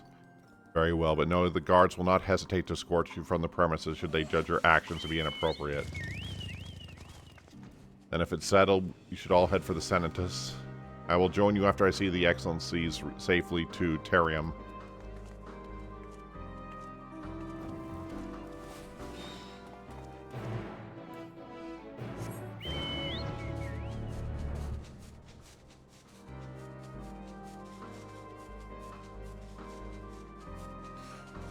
Yes.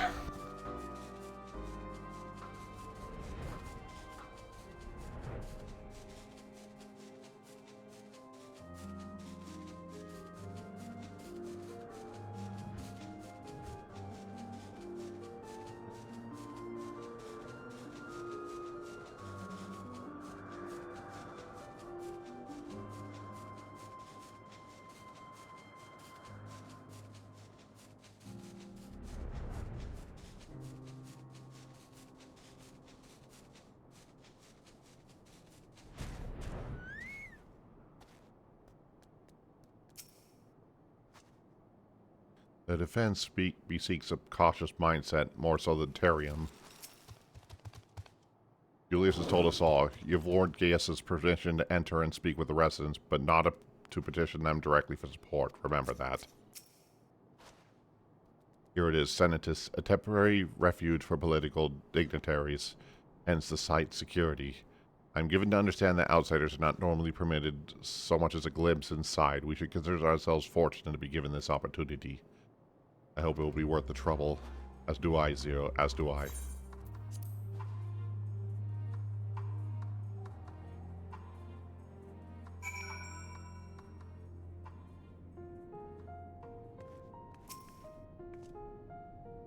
The base design is reminiscent of the Terium, though somewhat embellished. To begin, I propose we speak up and ask the residents for their view on the Ishbar consistency and the current state of affairs. We wish to learn more about this enclave itself. You should observe anything of note. Pray to keep it in mind. Though it is through open hearts and open minds I believe we may convey their leaders to work with us for the greater good.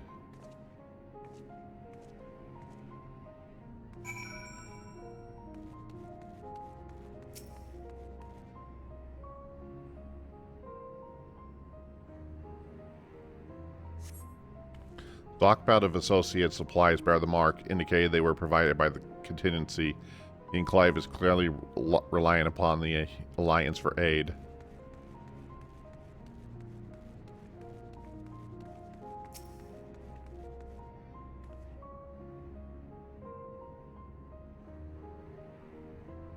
You want to know what I think? I'm a soldier. I try not to think about politics at all. I will say this much. Our leader labors to preserve our culture, our way of life. What remains of it, at any rate. I do trust him to do what's best for Garlemald. Barrels of ceruleum.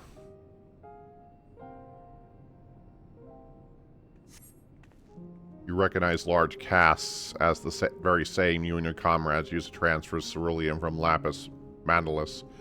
Why are they in the Senis is unclear.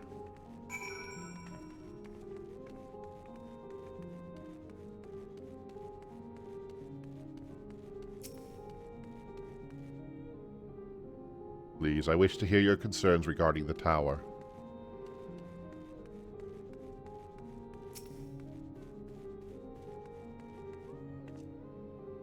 Furnishings are quite lavish. I am reminded of Torah.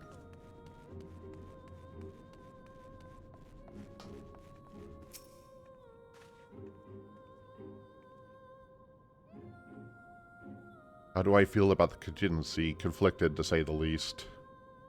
I've been tasked with the distribution of supplies, and I know as well as any that we couldn't survive without outside aid. Be it as it may, even though the Empire has collapsed, we have our pride. People don't want to be beholden to others forever. And there is no denying that it chafes to see our benefactors occupy the Imperial Palace.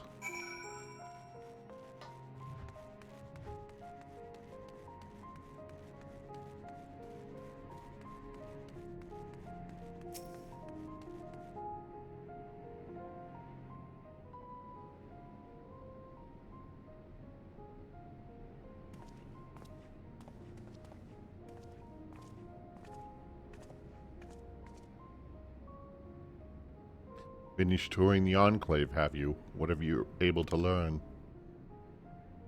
This and this, that and that.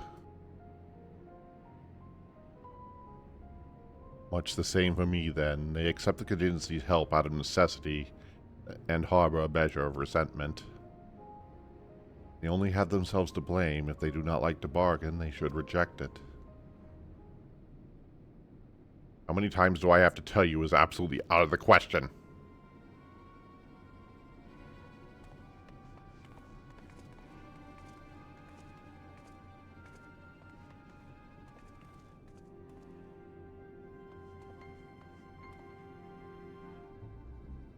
What's going on?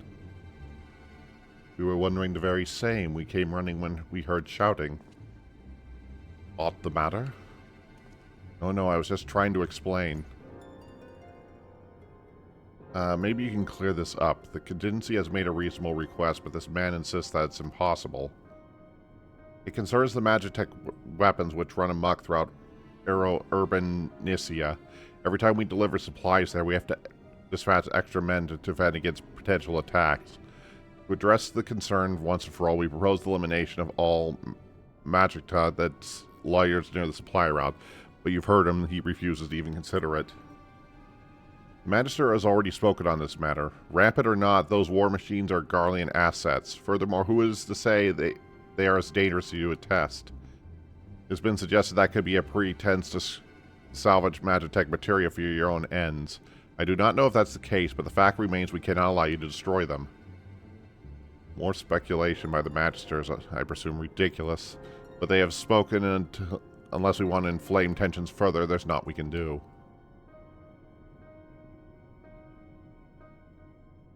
How complicated relations become when we're not grounded in clear and equable agreement.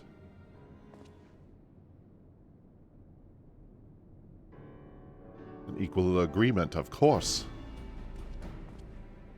I do understand the difficulty of your position. As a soldier, you must do your duty and obey your superiors. I have an idea, but first we must speak with Commander Lucia. May I take charge of this matter? But by all means.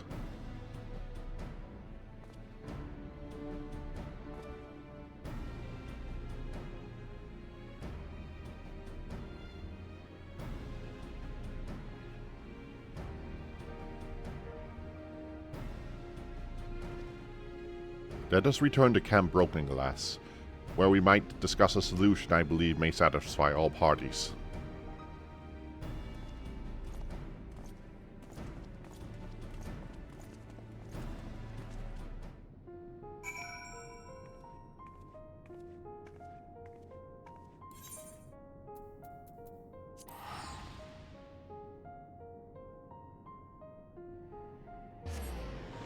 That it's not surprising that the political people want to maintain the sense of pride and all that, because they kind of tend to benefit heavily from that kind of thing, but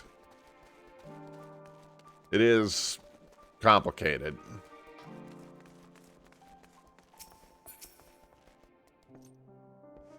Who's this person again? What do you suppose he has in mind? He seems awfully confident. Leave this to me, my friend.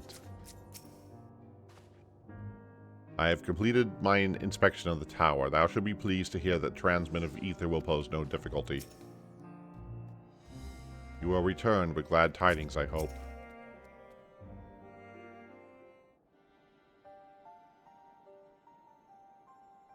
Welcome back, all of you.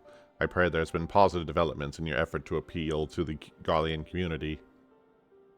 Maybe not, but I believe there's a method I believe all stand to gain. As Strapon, I intend to propose a trade agreement between Razahan and the people of Garlemald.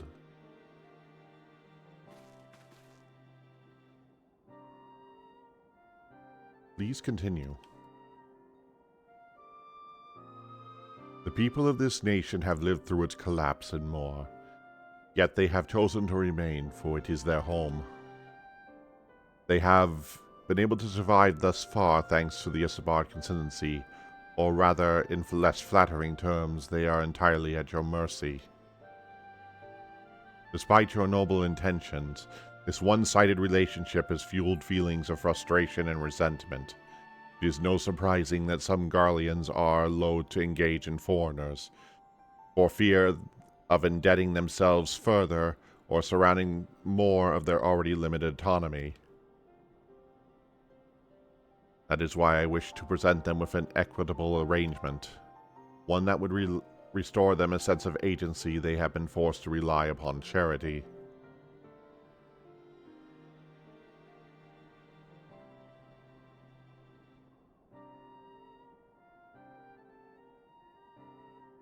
Easier said than done. What exactly do you have in mind? Long have Garlemald and Razahan abided by a treaty of non-interference. Really, we have traded with one another, but I wish to continue in this tradition. We would provide your people with such supplies as you require, in return for which you would grant us leave to use the Tower of Babel, as well as a share of your magic tech's resources and expertise. And as we rely more upon your technology, we of course will require more ceruleum to fuel them. You possess this in abundance, for which you will be duly compensated.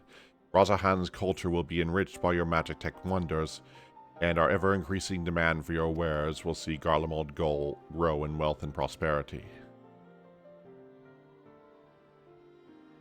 Which, both sides being kept in the interest of the other's mind, can be an equitable relationship be forged.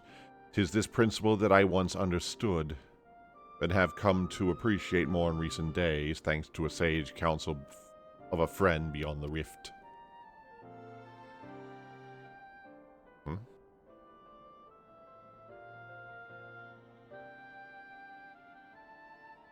Your Excellency, thank you for your careful consideration of Garlemald's future. I cannot speak for every Garlean, but I see no reason to object to your proposal.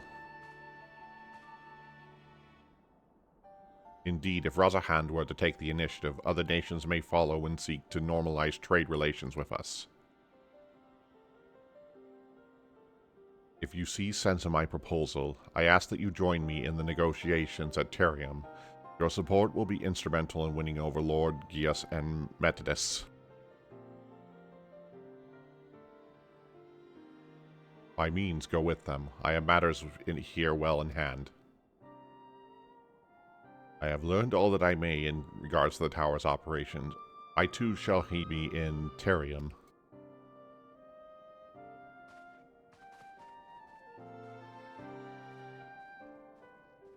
Hopefully this will get the plot moving. Here we go.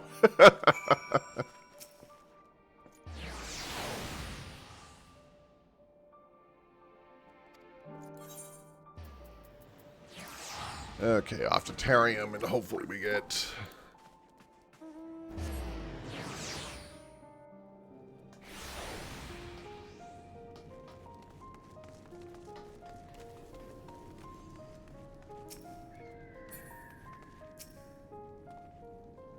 when we finally begin the negotiations.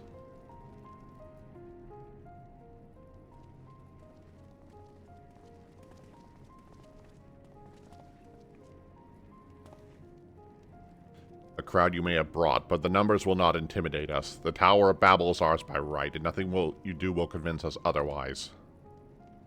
Rest assured, I have no intention of infringing upon the rights of the people of Garlemald. Let us instead discuss the future.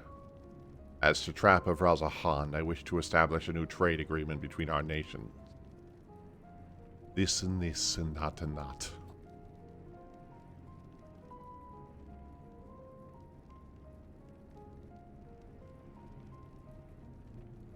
The aid we apparently receive will not last forever, my lord. Sooner or later, we must stand on our own 2 feet.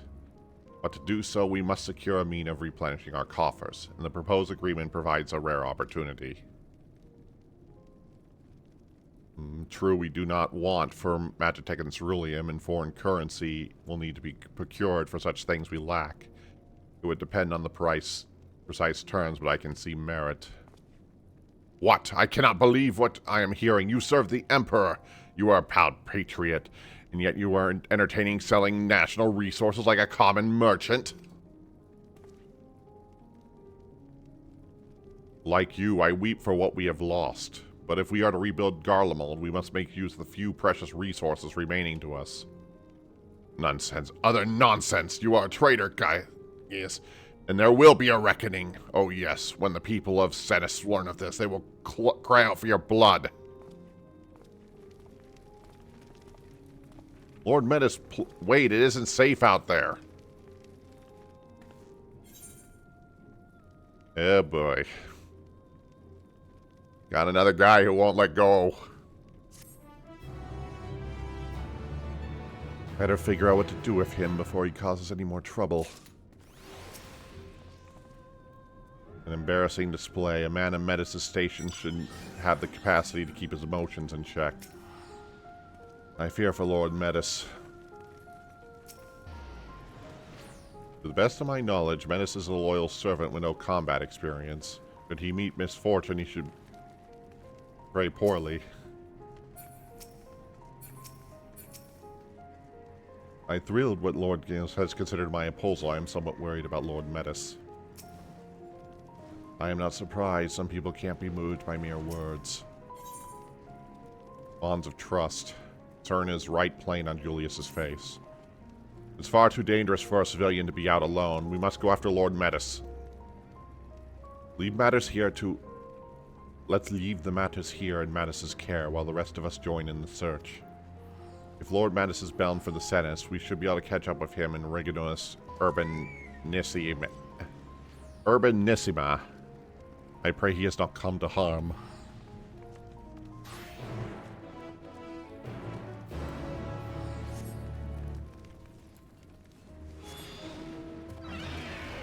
Better go save the stubborn fossil before he gets himself killed here.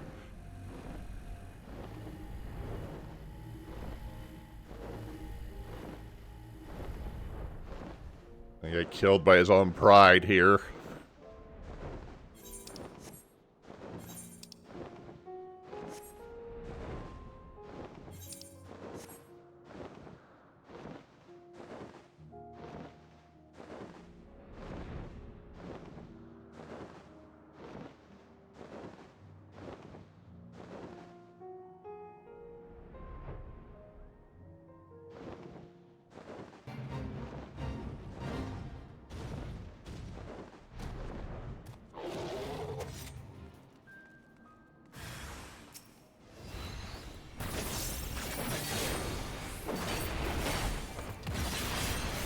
And boom you go.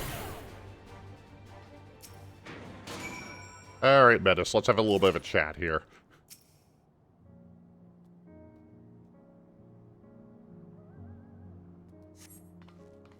I'm alive.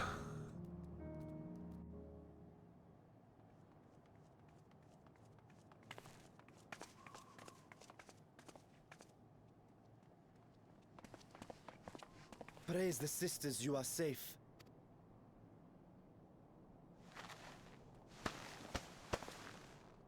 Don't think I'm indebted to you. I never asked for your help. You love Garlemald dearly, Lord Messius. That much is plain. But you're not alone in that. We all mourn what has become of our homeland. Bristle at having to rely upon outsiders simply to survive the cold. Even now, I struggle with fear and uncertainty. Day after day, I ask myself, what is right? Where do we go from here? I've yet to find the answers. But I won't stop looking nonetheless, and I won't avert my gaze from our grim reality.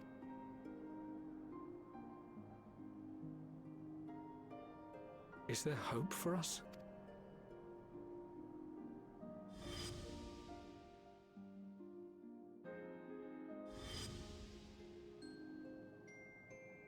Aye.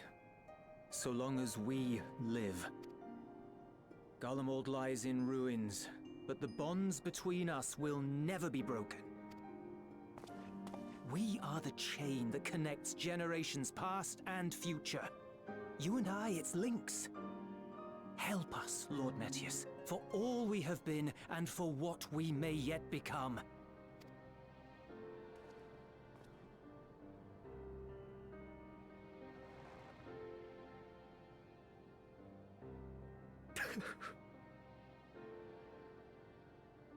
To be lectured by the younger, it ill becomes a man of my station. I will rejoin the talks at Tertium. Might I trouble you?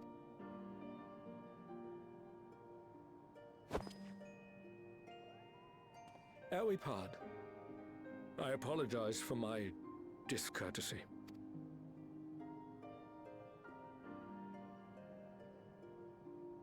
That's more like it. Euless, wait. I'd like a... With you as well. I'm to stay close. Worry not, we shall see the magistrate safely back to Turkey.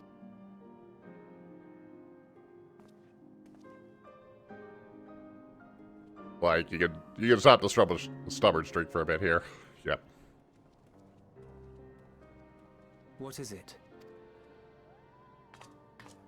You bound that man with trust, didn't you? That's why he did not require coercion.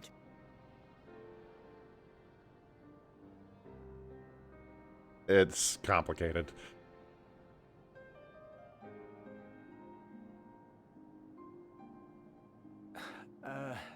Shall we walk, perhaps?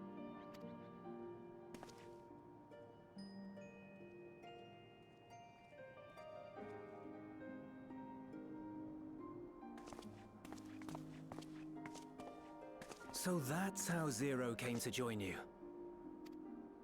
Still, I'm not sure I'm qualified to explain something like... I wouldn't describe myself as a sociable person. Before all this, any free time I had, I spent looking after my brother and sister. As for the magistrate, I only told him what's been on my mind of late. But I wouldn't have done so, I think, if it weren't for the twins' influence. Trust is infectious, in a manner of speaking. When someone believes in you, it makes you want to believe in them, in others.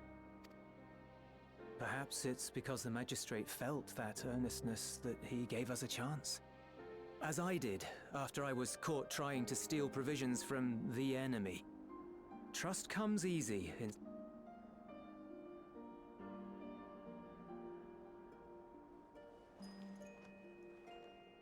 Little wonder my world is devoid of it. No one trusts in you, and so you trust in no one. And round the wheel turn.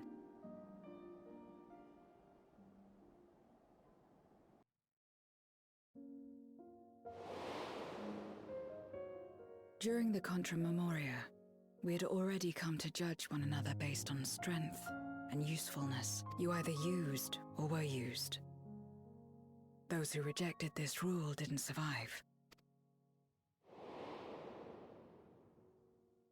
My mother wanted to save the world, to fulfill the hopes of Memoria's good and true.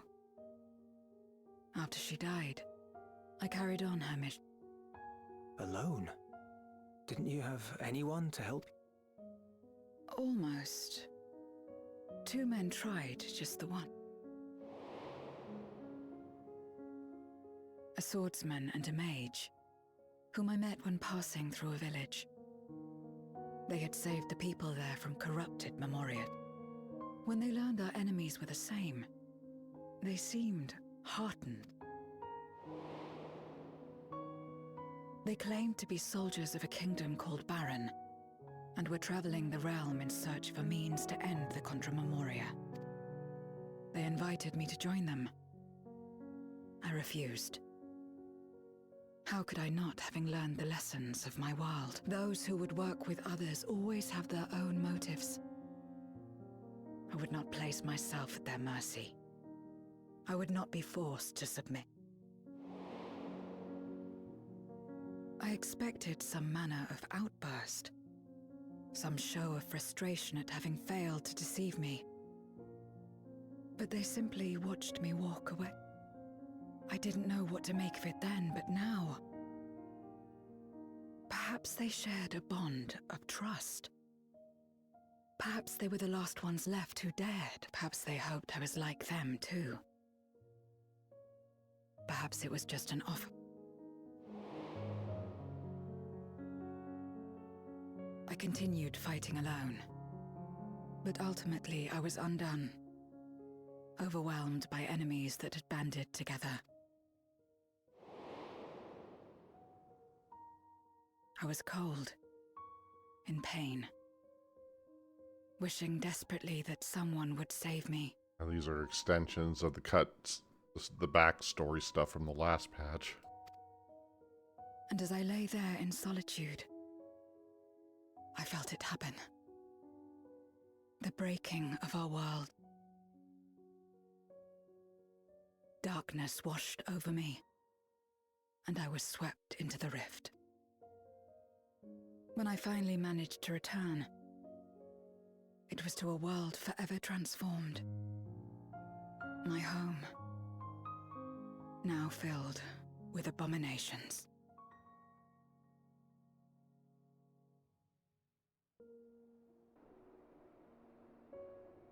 I had a chance to learn about trust, and forsook it.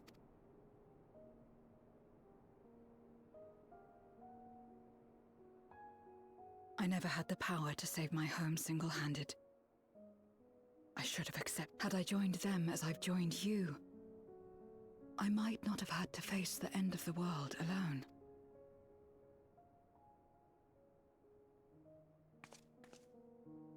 But it's all history now. No amount of reflection or regret will change our present reality.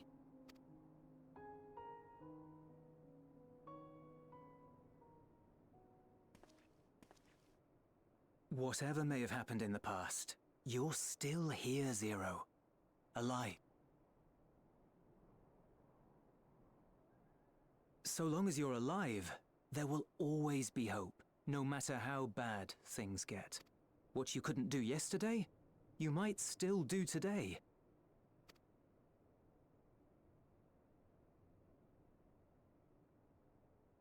Think about it. It's plain that you've forged bonds with those around you. If you didn't feel that in some sense, would you have risked your life as you did for a meager ration of boots? I trust you too, for what it's worth.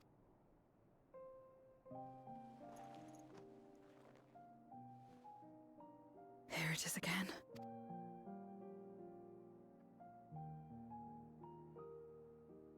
The fire that burned in my breast when you came to my rescue. The urge to weep, though there is no sorrow. If this is trust, then what must I do? How do I answer it?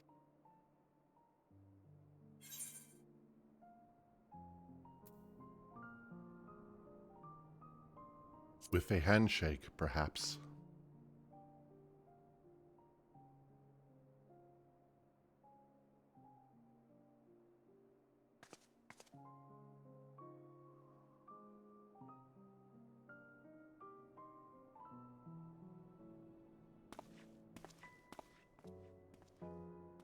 Give me your hand.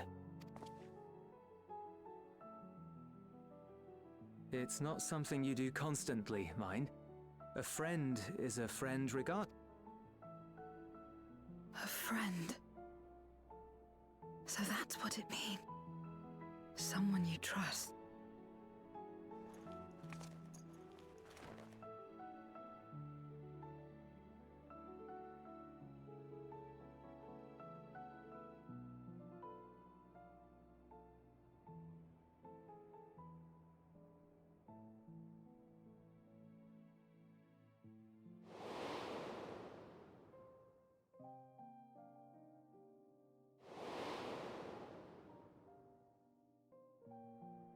Thinking of Xenos at a time like this, I suppose.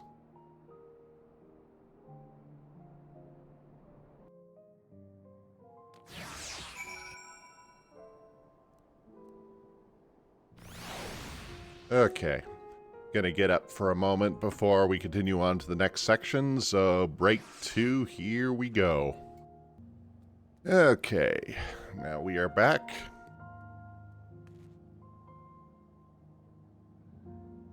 Actually, I just forgot something, so 1 second.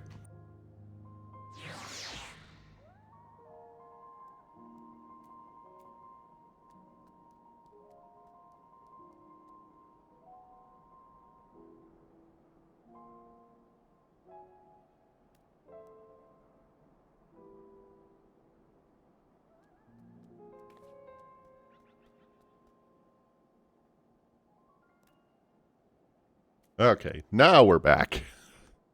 So let's keep going. When I first met Zero, I wasn't sure what to make of her forthright to a fault nature, but now I understand she's simply an honest soul to the core. Thank you. I feel I've at least found the answers I sought. I owe it all to you and Julius. Right then, the others will expect us back at the Trireme. We should join them.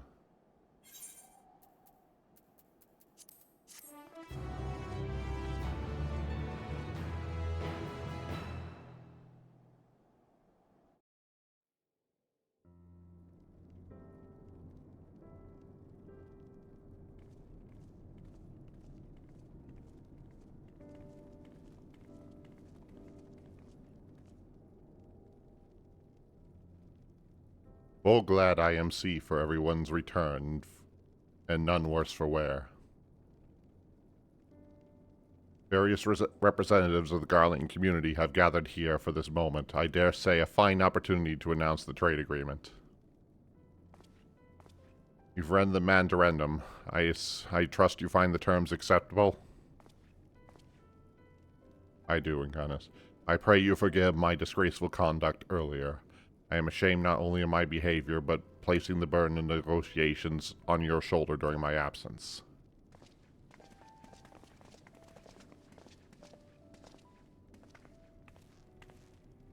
You should know that, when we brought up the subject of the tower's reactivation to the Trapper's Den, some reacted quite strongly. Once we explained that it would be to prevent another Void Sun invasion, however, they were more receptive.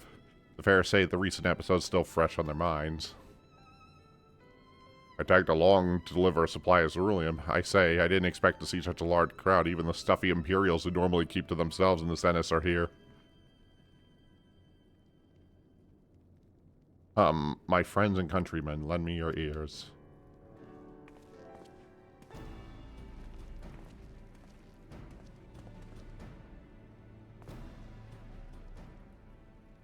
I am pleased to inform you of this joyous occasion here that we, the people of Garlemald, had entered a trade agreement with Razahan. To inaugurate our accord, we intended to grant the individuals before us access to the Tower of Babel. In return, Razahan will provide us with supplies which will be equally distributed among the settlements of our nation.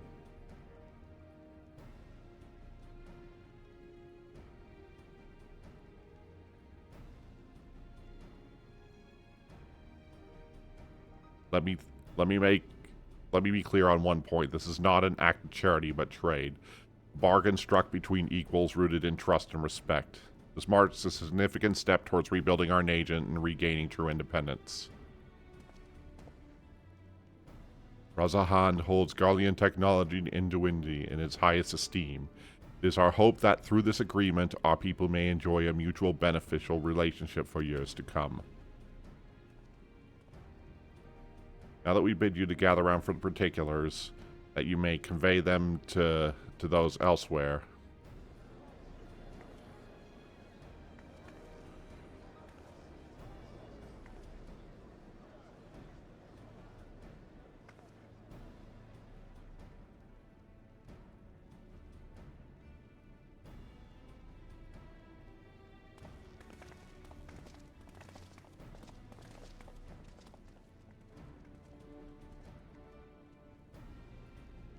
So the burden of hardship and trauma were for the people of Garlemald that they were unable to imagine a brighter future. To be recognized as equals, as a nation with something of value to offer to others, this validation alone is enough to rekindle their hope. It is by virtue of this partnership that we may be access to the power of Babel. A rather timely development given the Aether tank's impending arrival. Once the tower stores have been replenished, we need to await for Ystola's signal to channel the energy to the moon, yes. And you can leave that and anything else on this end to me and Alphino. Do not need to worry. Devote all your energies to the mission in the void. As ever, I am in your debt.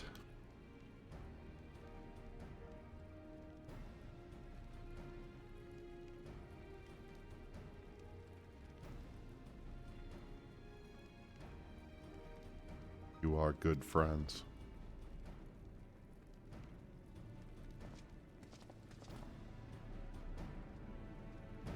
Okay, now that the political crisis has been averted, now to move on to the next phase.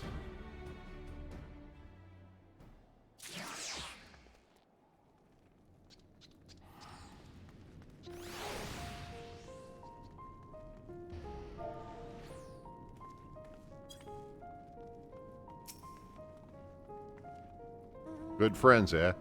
Coming from her, you know she's not saying it to be nice. Both Razahan and Garlemald stand to benefit greatly from this agreement. It may mark the beginning of a long and fruitful relationship.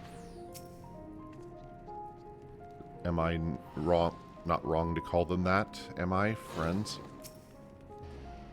Moments like these give me hope that we still have a place in this world. Garlean technology shall enrich my people's lives and empower them to achieve great new feats.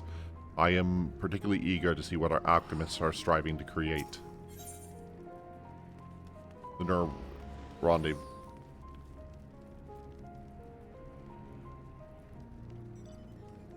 Uranjim wishes to take stock of the situation.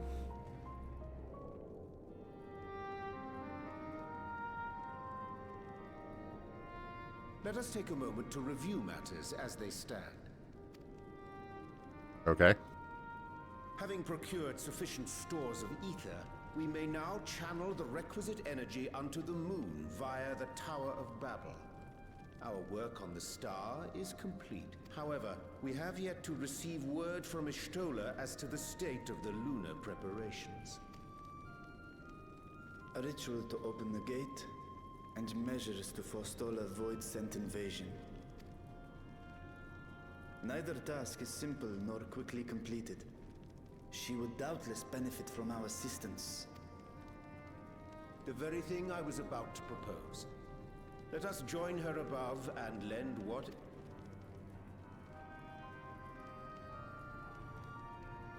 Let's. Ere we set forth, however, Y'shtola did bid me relay a message to thee. As thou art well aware, a key objective of our mission is the extraction of thy sister Azhdaya from the Void. Held captive for millennia and divested of an eye, she is like to be severely weakened. To make good her escape, she shall require aid. Aid that is best provided by a fellow Great Worm.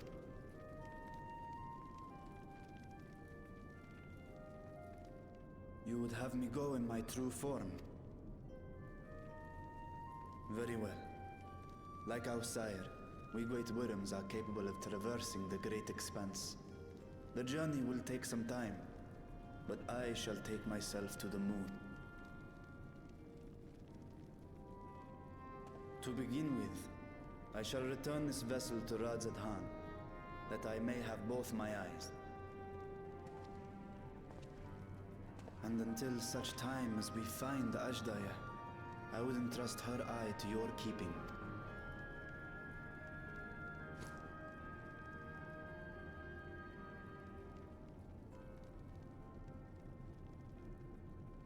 Will you do this for me?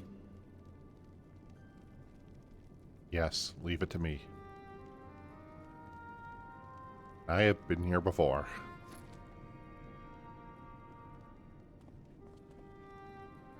We shall contact you via Link Pearl once all is in place on the moon. You need but follow Y'shtola's instructions. Understood. We'll be ready.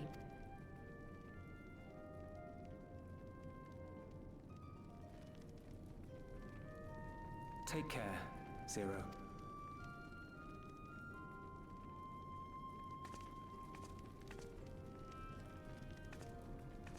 It will be the briefest of homecomings.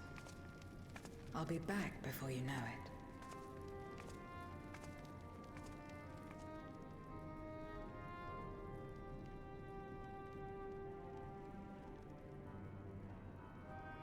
In mare elementorum, then. Go well.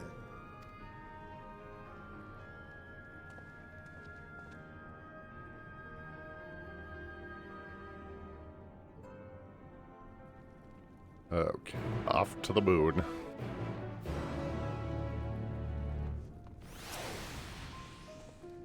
You take care as well, Kari. Leave the tower to us. Trade agreement discussions do not require our input, so Alce and I are free to attend to the Tower of Babel without distractions.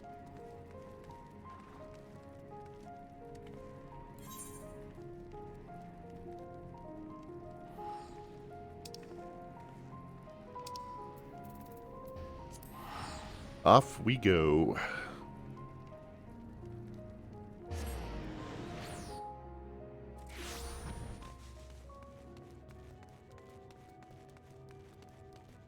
And there's the crowd, so yep, that's where I need to be.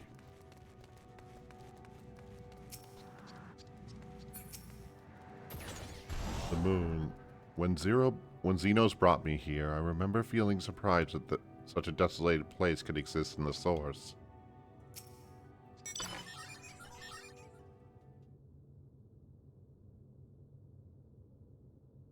I took the liberty of informing Ishtola of our arrival. She and her entourage should be here momentarily.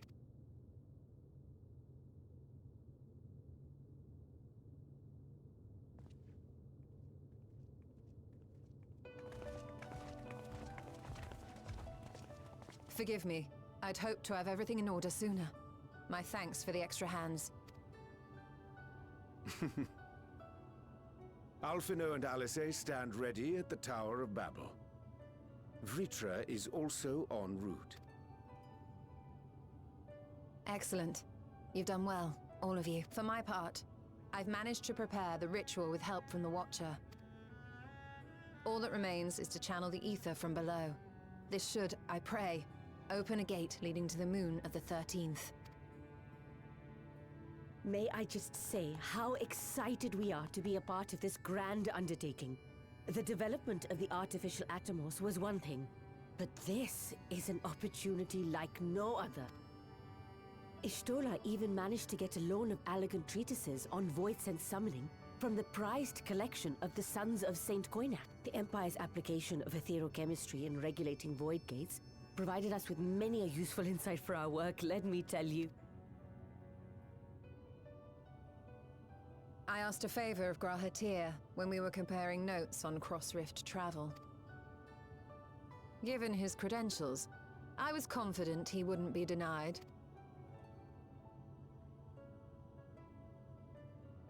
Yeah.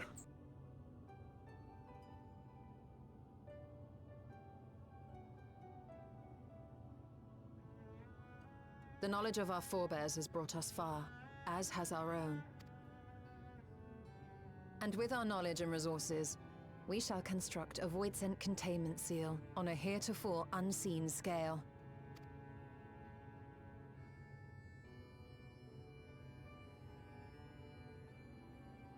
Containment seal? Then thou wouldst make use of... Oh, I see what they're doing here. Aye, a tried and tested means of holding dark entities at bay is readily available here. 'Twould be remiss of us not to employ it. We shall reforge the brands that Xenos and Fandaniel destroyed. That which held even Zodiac shall more than suffice for void scent of any persuasion.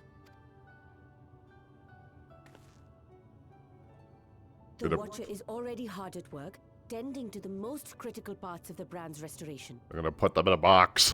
There are, however, a number of concerning factors that remain.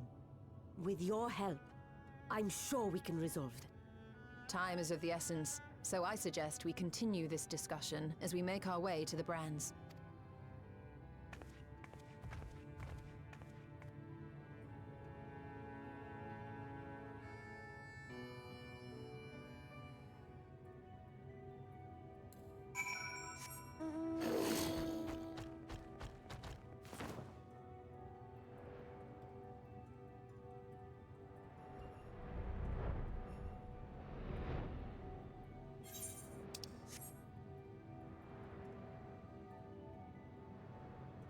make use of the brands here.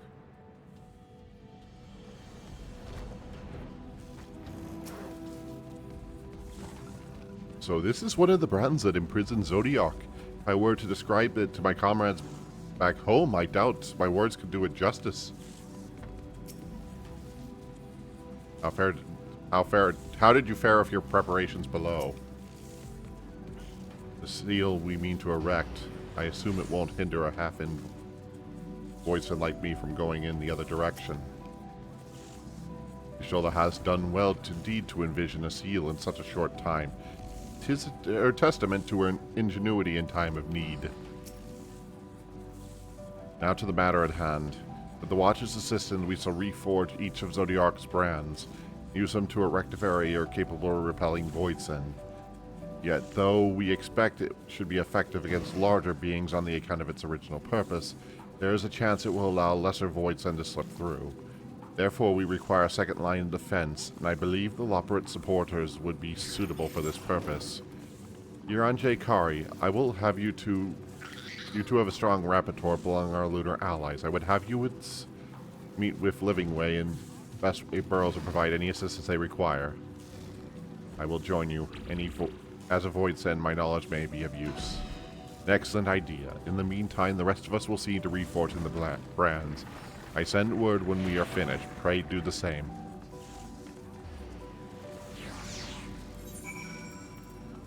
And we're off to the burrows. And dealing with the Loporrits, which, nothing could possibly go wrong there, right?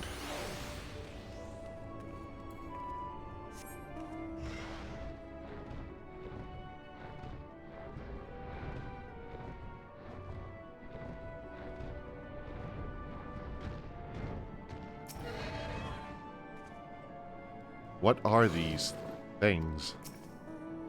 Livingway, I trust thou hast been well? There you are! Yustola has apprised me of your present undertaking.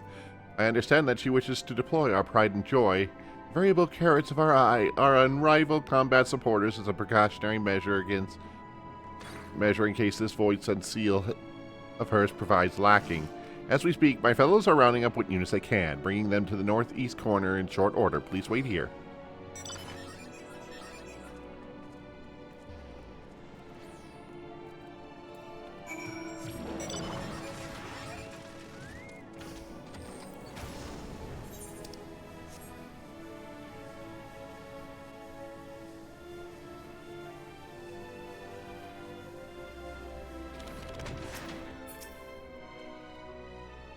Ever I am grateful to the Loporrits' irrepressible compulsion to help.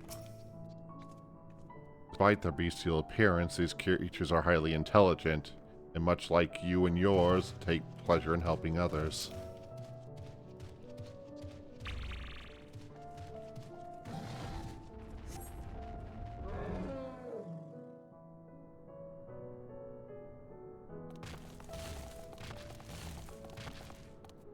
Dreadfully sorry to have kept you all waiting.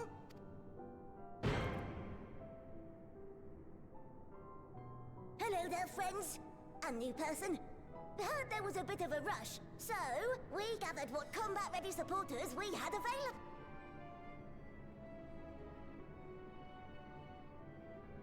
A welcome contribution. Thine initiative never ceaseth to amaze. Oh, stop! You're making me blush! Even now, as we pursue new dreams, aiding the people of Aetheris remains our great...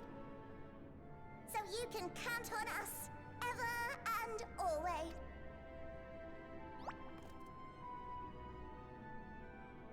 Right, so... We originally deployed these supporters to patrol the moon and keep it safe. They've never tussled with Voidsent before, but with sufficient data, they ought to hold their own against the ghastly feat. Practical, tactical data acquired in the moment, and who better to give the supporters an educational thrashing than the champion of a thing? I believe I would make a better instructor. Not only have I fought Voidsent, I am.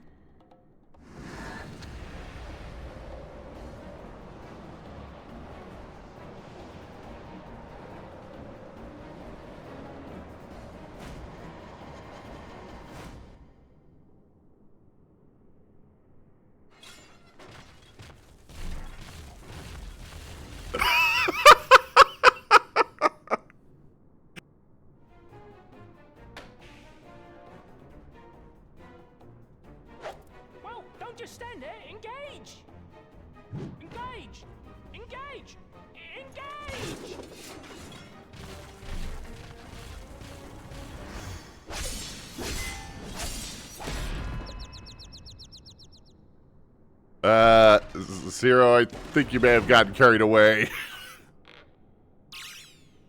That'll do, that'll do!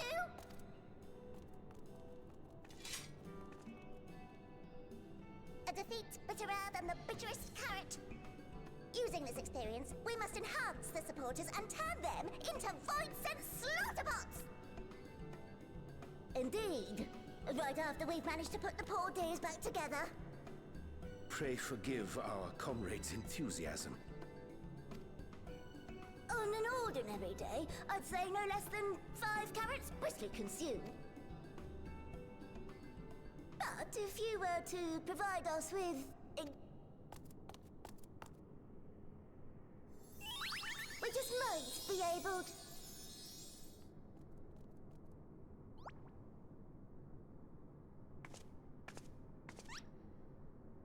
What?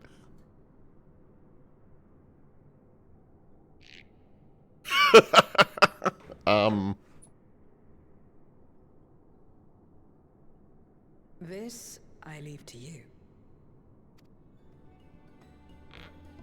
I'm just like, wait, what?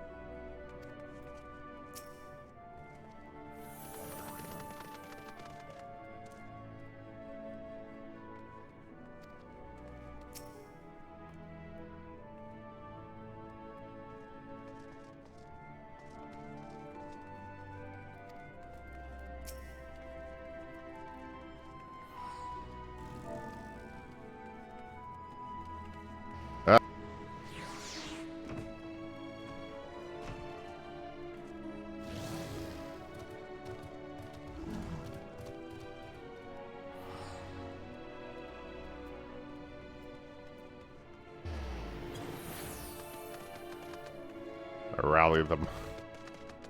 What? Engage! Engage!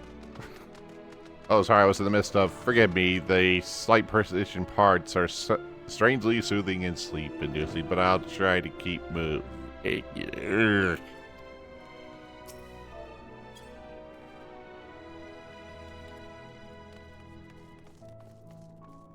What a marvelous feeling. There's nothing like wild gesticulations of encouragement to fire you up.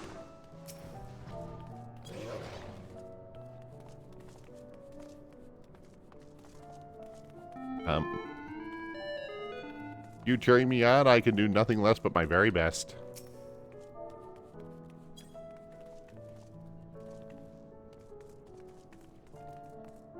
Oh, thank you very much. I don't know much about uplifting. It is to have you encourage us. I mean, showing us the proper technique so that we may keep our supporters at peak efficiency. Okay.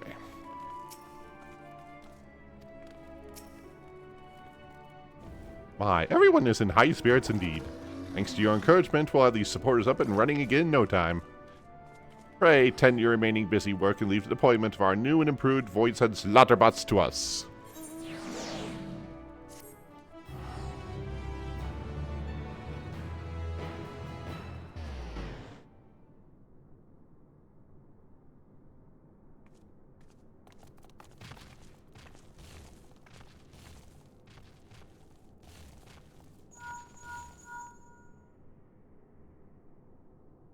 Can you hear me?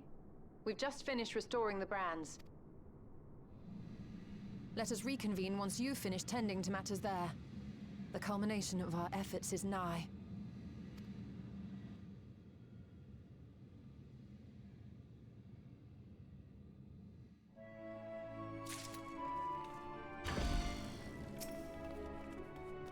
Yustola, was it?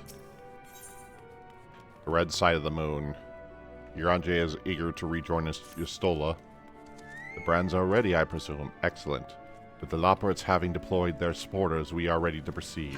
Let us rejoin Ysola's post-haste and prise open our gate unto the void.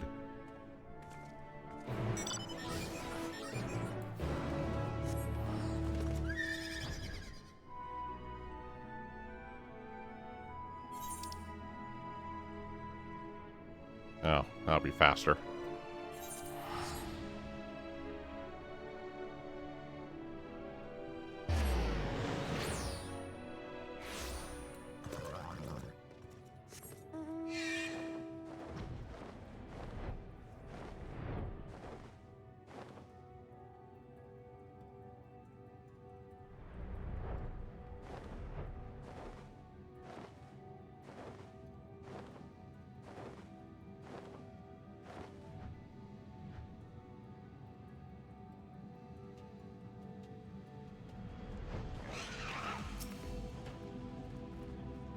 With Obsidian keeping us safe, we were able to finish repairing the plans without incident. Some manner of Cactar attempted to make some mischief, but no one came to harm. How did you fare? This is it. I have dutifully informed Ysola of our task completion. While you all attend to the matters in the 13th, I will remain here to ensure the integrity of gate and seal both. Thanks for seeing to the supporters. With this, all is in readiness for the ritual. First, I shall give the order to Alphano and Alice in the Tower of Babel to channel ether to the moon. Once we have mastered a sufficient amount of ether, Yanje and I shall begin our incantations to open a void gate. If all goes well, a tear will form in the fabric of reality, at which you must activate the brands and place the containment seal. That is all, no questions, let us begin.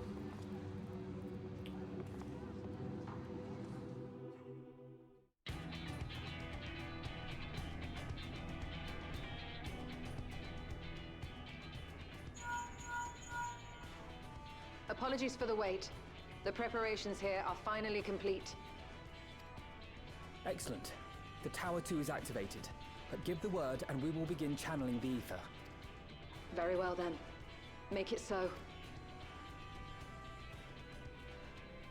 The moment of truth.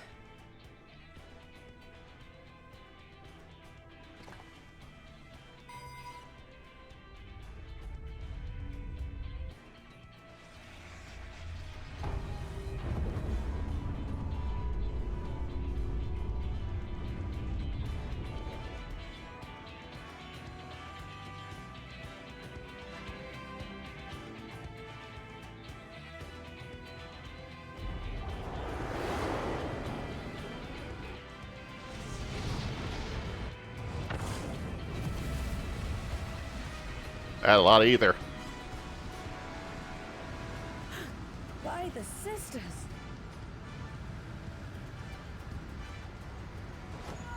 Oriange, commence your invocations. 'Tis time to open our gate.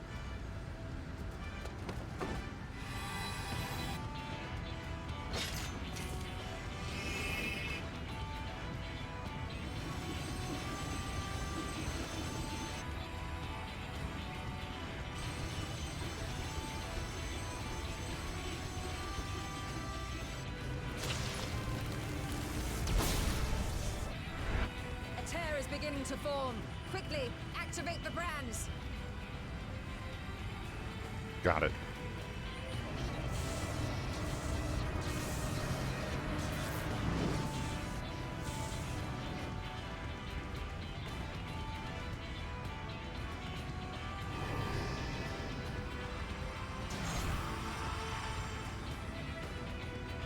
I don't know how I'm doing this, but we're going with it.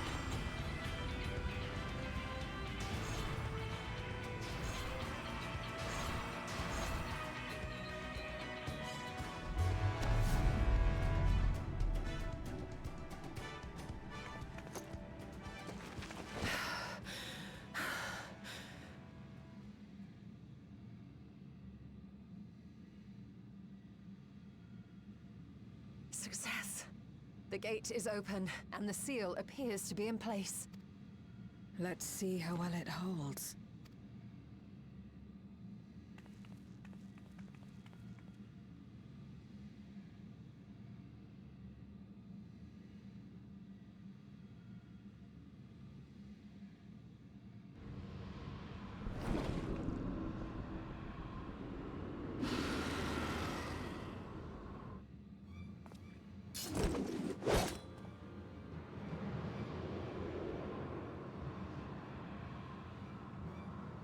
What an enormous gate! Lord Golbez will be eager to hear of this.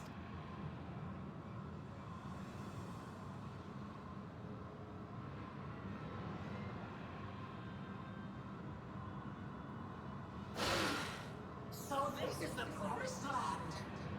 The land of boundless ether.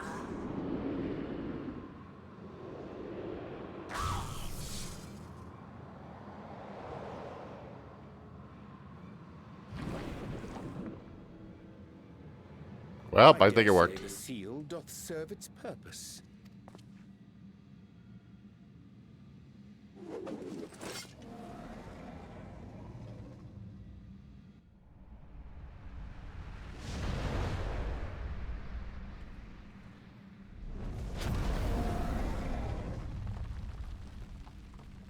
I see all proceedeth apace. Remarkable. Indeed. Just this moment, a void scent emerged from the gate, by which we may safely assume it leads to the 13th. It's incredible, Ishtola. Truly incredible. Oh, what an honor it is to have been part of this historic achievement. A part is an understatement. None of this would have been possible without you and yours. Our success has also served to solidify our understanding of cross-rift travel. The Ascians rejoined reflections to the source by instigating elemental imbalances. These imbalances weakened the barrier between realities, causing the ether of a reflection to flood the source.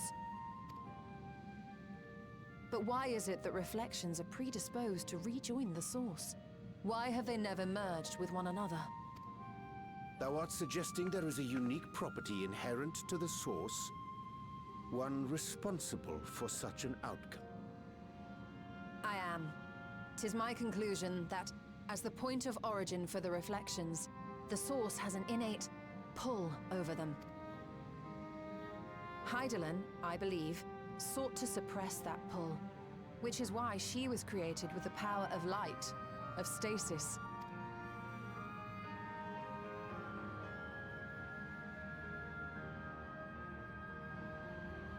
Meanwhile, the power of darkness, of activity, reigns in the void.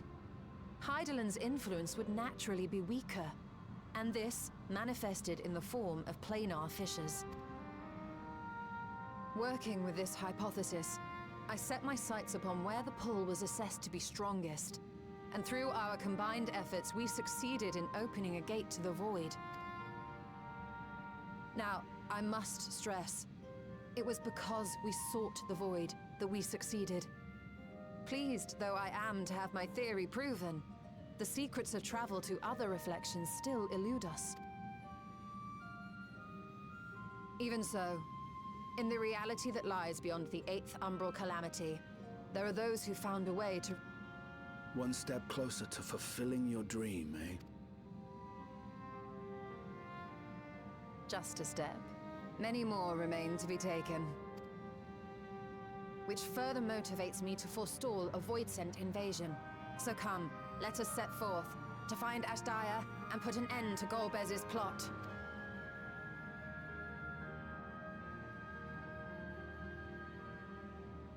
Climb upon my back. I shall take us to the gate. As we did discuss prior, I shall see the alchemists safely home, then together with the Loporrits maintain vigil over the gate. May the sisters watch over and keep you safe.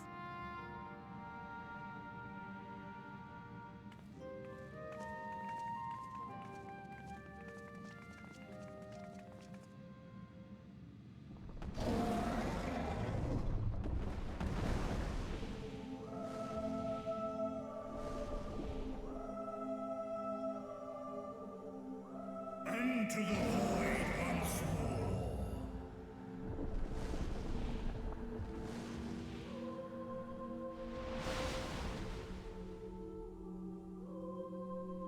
Comes down to this.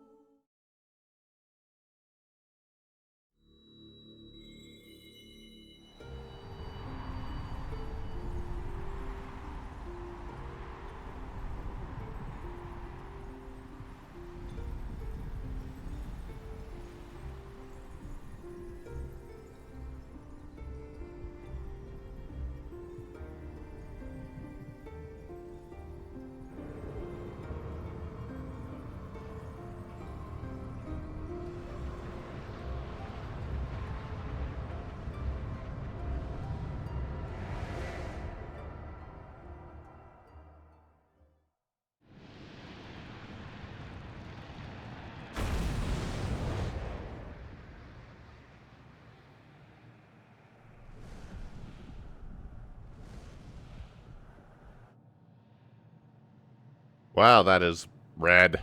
Very, very red.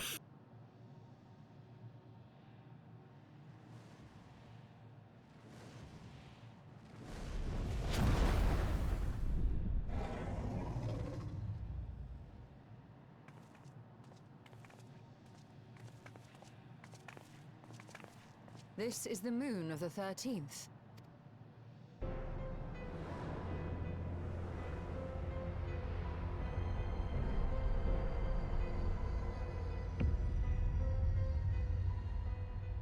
It is.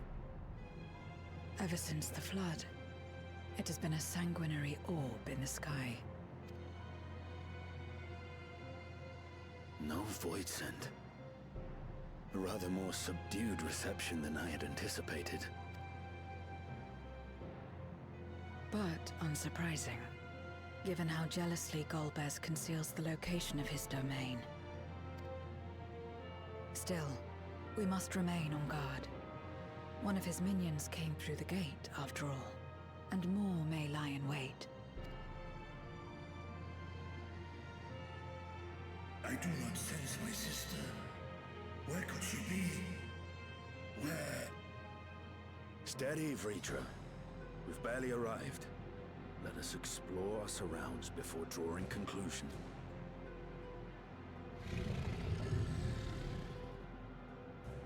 Yes, thou art right. I shall survey the moon from above. The ground I leave to you.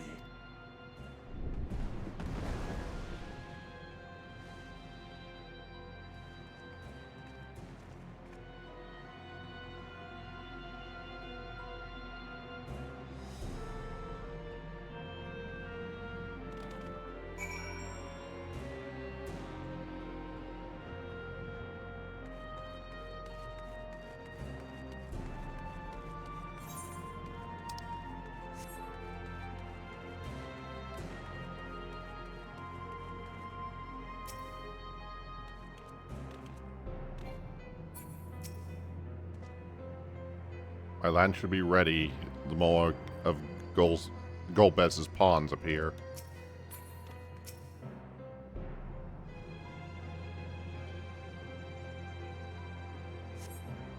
The surface of the moon is a grim shade of crimson, a consequence of the flood of darkness, perhaps.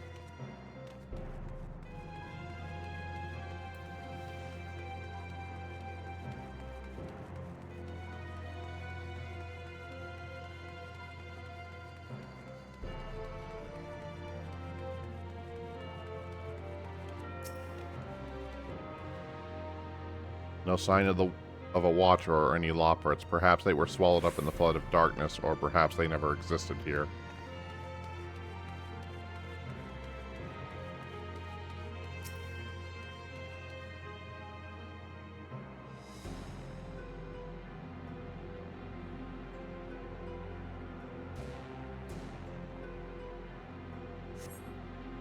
No matter how you strain your eyes, you spy no sign of life. In all directions extends a desolate waste without end.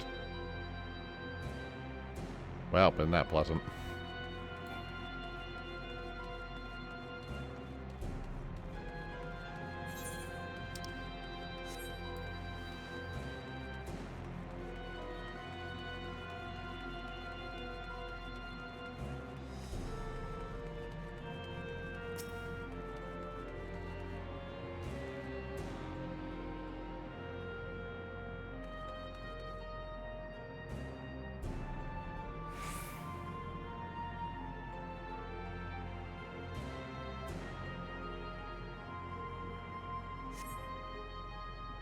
You hold your breath and attempt to catch the faintest noise, saying for the sound of your comrades there is nothing. So far you fail to find any clues as Daya's whereabouts. Perhaps Zero has noticed something you've missed.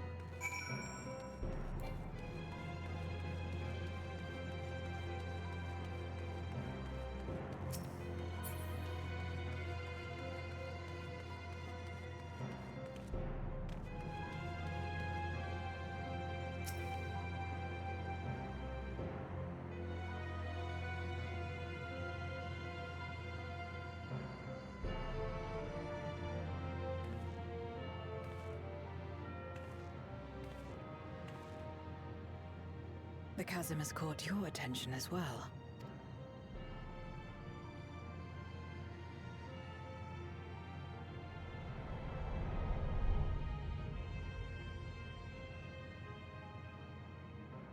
There's some manner of structure below.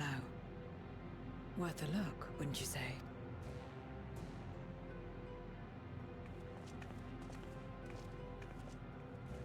I too sense something here.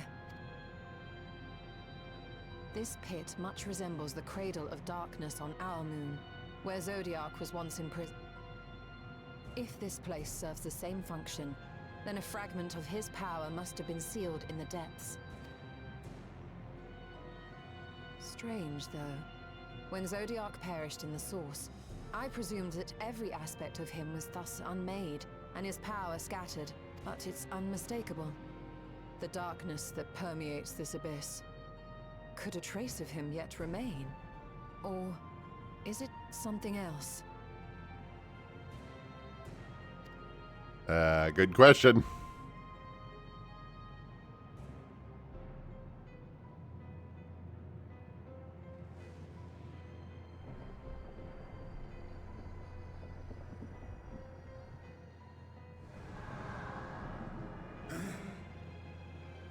I hear thee, sister. I hear thee.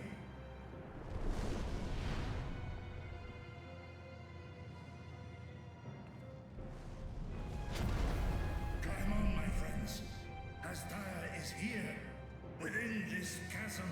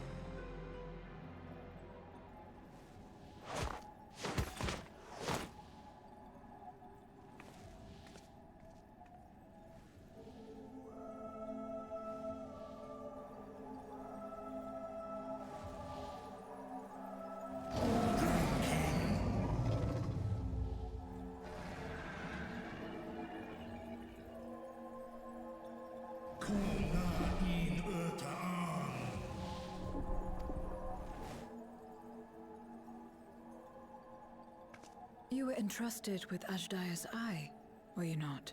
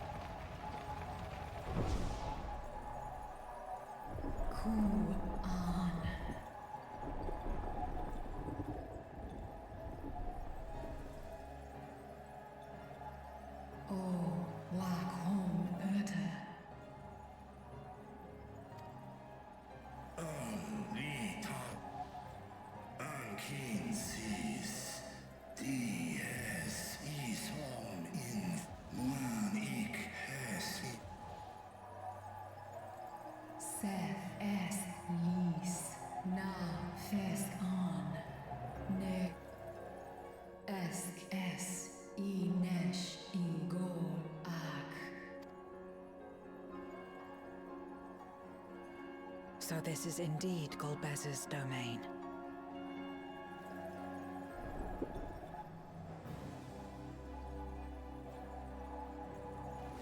Kis Arn Es Filbud. Sis Esk Dir Antar.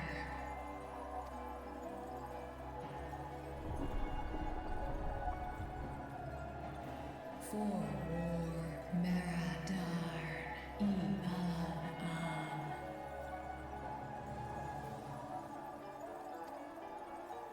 Les I El Kol An.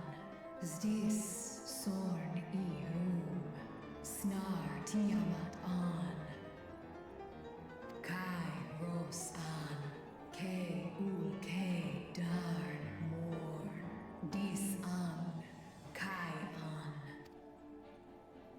Nar Tal King in Eyes. Atan Endran Esk Tai. I'll call Hes in Hes Ern Udlar An. Ses Razat Han. Ta hes an Aelgon Osk ses Kidir in an Casta Sta in es Katao Tai an. What now then? Does this great worm intend to remain a captive meal for all eternity, not daring to test her chain? Ern el un I mishet in und. That was great. This is Nidhogg. Asrael distar sma osk in sis. Now there's a start. So, what can you tell us? Asistar nokon in. Do es inesh igor sorn. Ka som ul skom lesam an. So. Well, you heard her. Shall we look into this spot near and dear to our enemy's heart?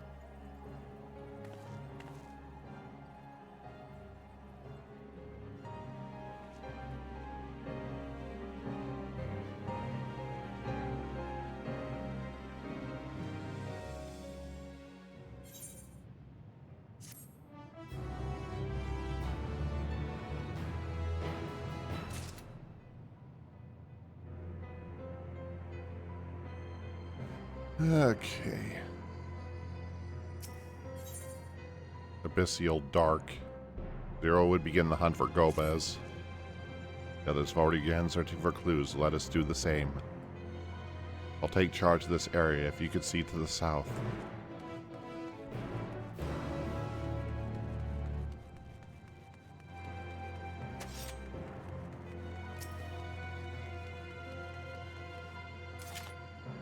Nothing here, perhaps further south then.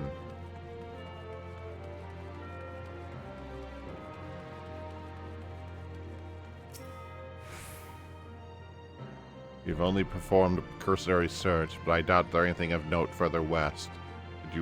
Could you try looking in the southeast?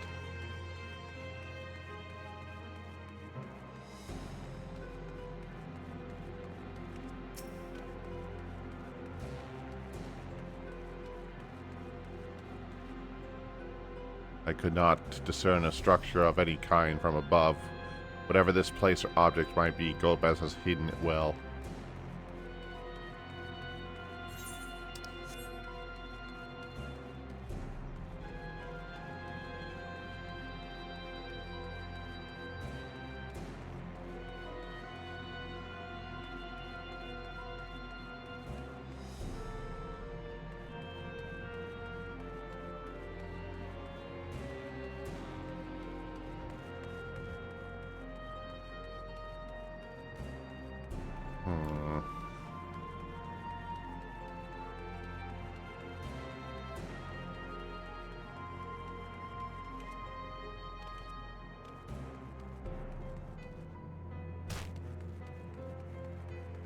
Huh?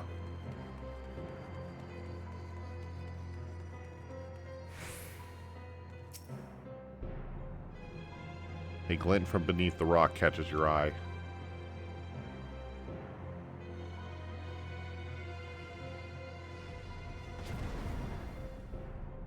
Did you find something?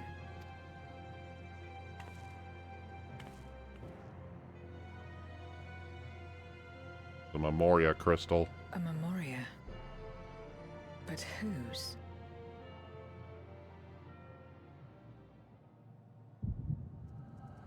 Echo time.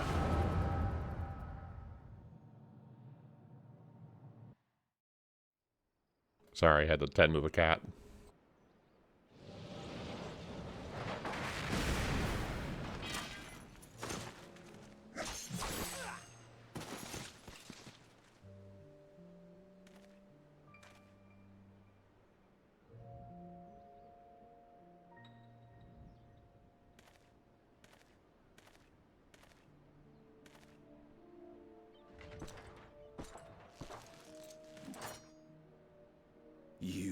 have lied, pillaged, and murdered. Have you anything to say in your defense? No. Every one of them got what they deserved. Trusting fools. Like you would-be heroes. Aye. You do well to keep a close eye on each other. It always ends the same way. A knife in the back. And better to have the handle towards your hand. You'll see! Oh, yes.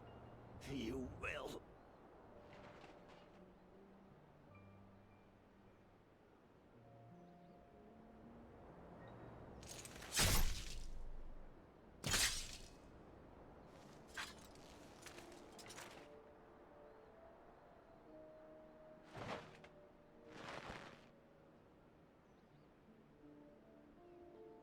Death, may your soul find salvation.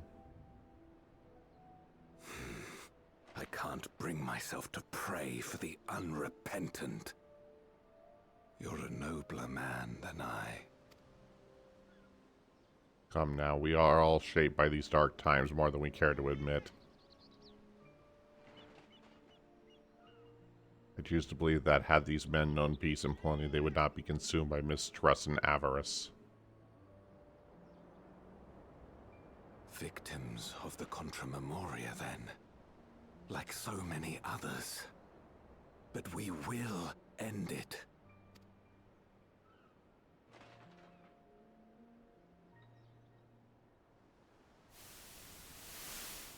Thank you. I shudder to imagine what might have happened if you hadn't dealt with the Dark Ones.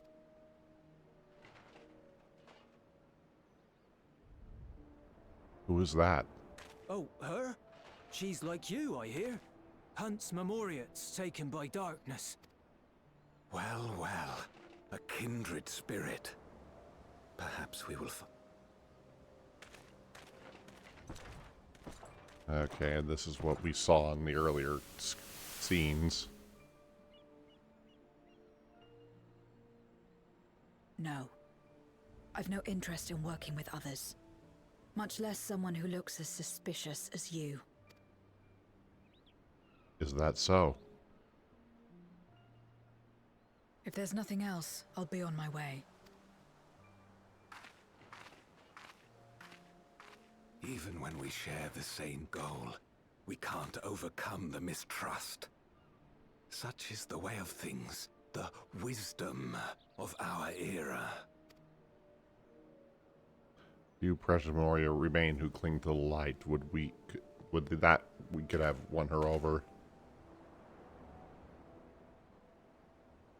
We'll make do, old friend.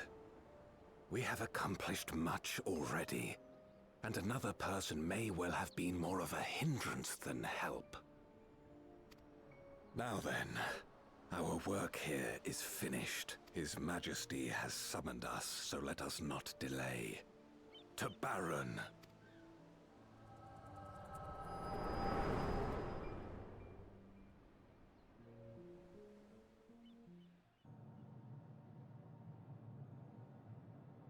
Had another vision of the past, did you?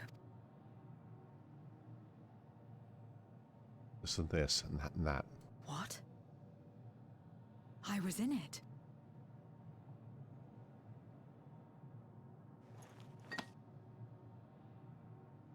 It's them.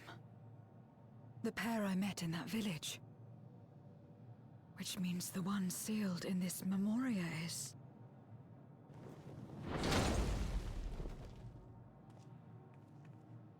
So, you have come. You, who would oppose our crusade. Tranquilo.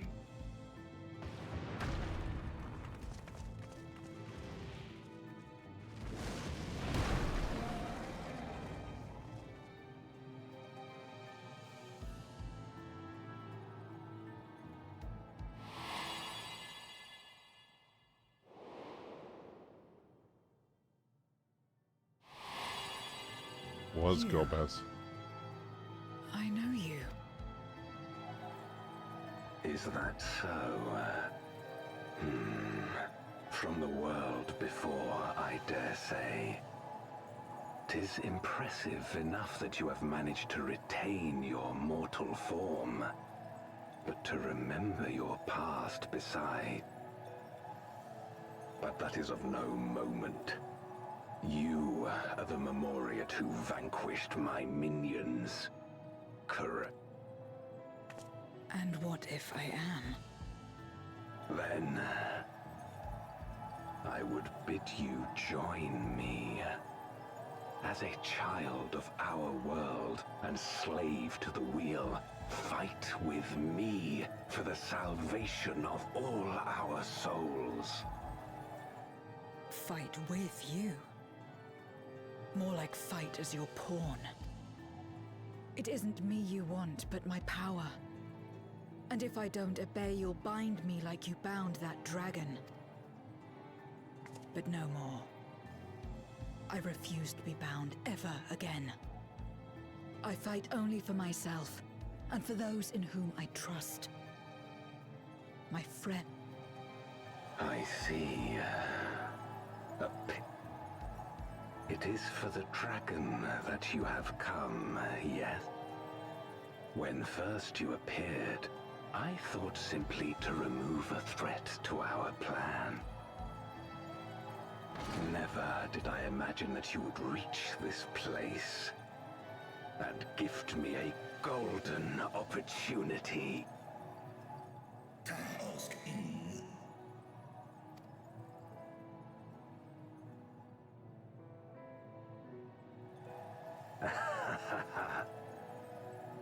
Long as it has been imprisoned, this dragon has grown feeble and weak, its spirit extinguished.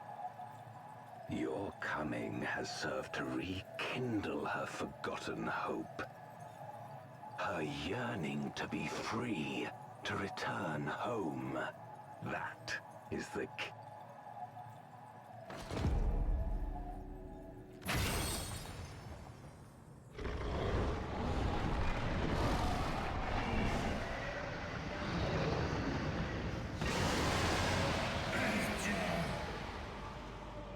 The darkness is ravaging her. She's becoming a void scent.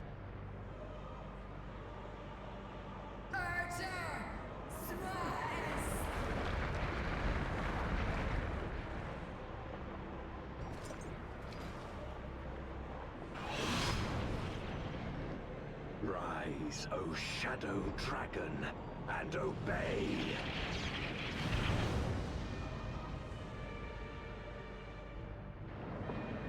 He said the line. Oh boy.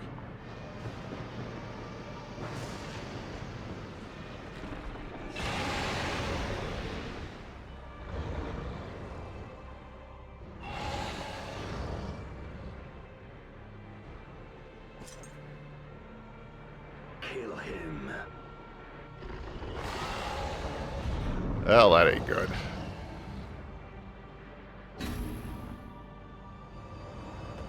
Time to move.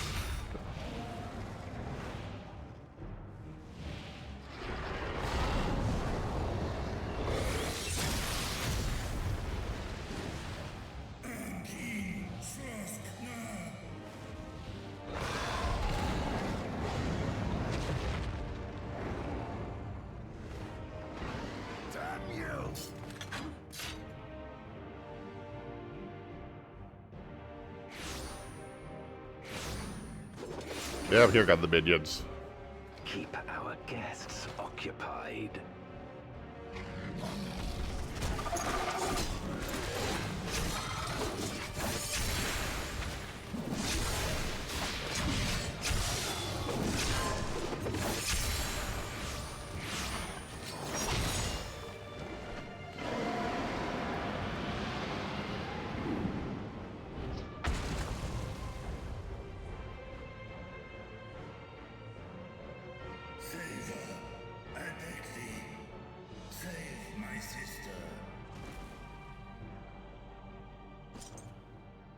Oh, okay, I didn't recognize the name, so...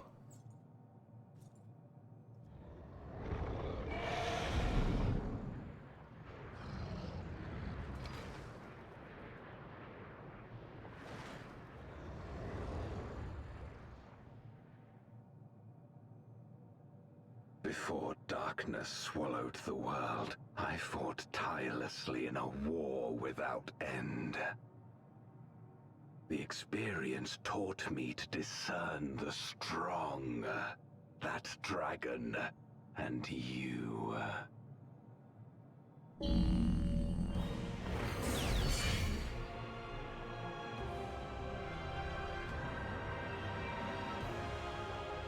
Like, what platform?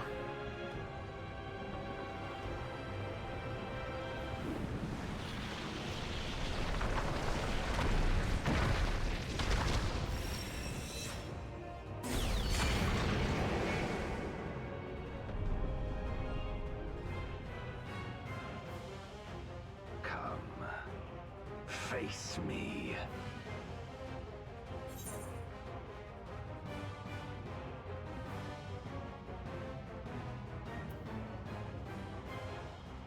If I'll deal with you, then I will free Astaya.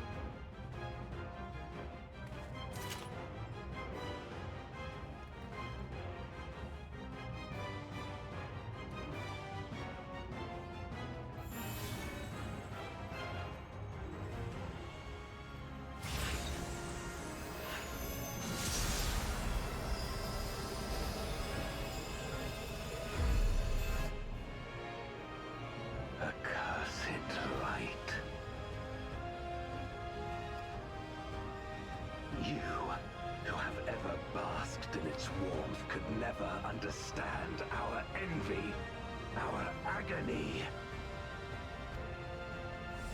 You will not deny us our release.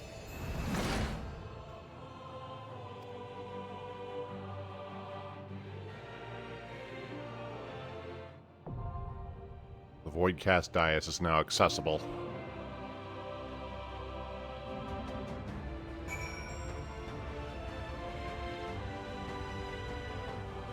Come down to this.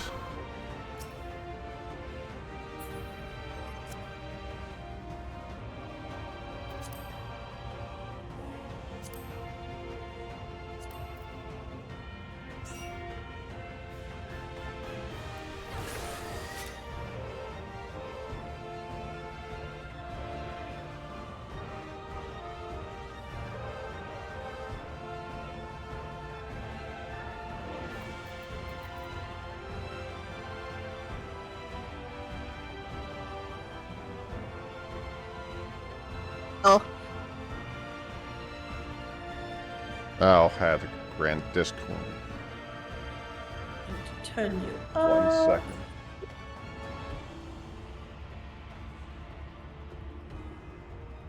Bear with me, I need to grant Discord permissions.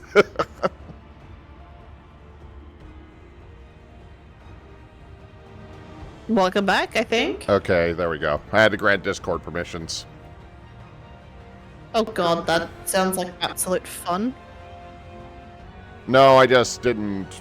Normally I have to restart Discord before I stream, and I didn't because I didn't think I was going to have anybody on, so... Yeah, no, I'm technically not supposed to be on, but I unlocked it, so here I am. Because I've got to go to work in the morning. That's 8 a.m. here now, so I'd normally be just getting up, but...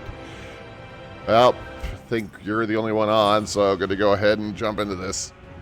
Pretty much, yeah. Alright, let's do this thing then.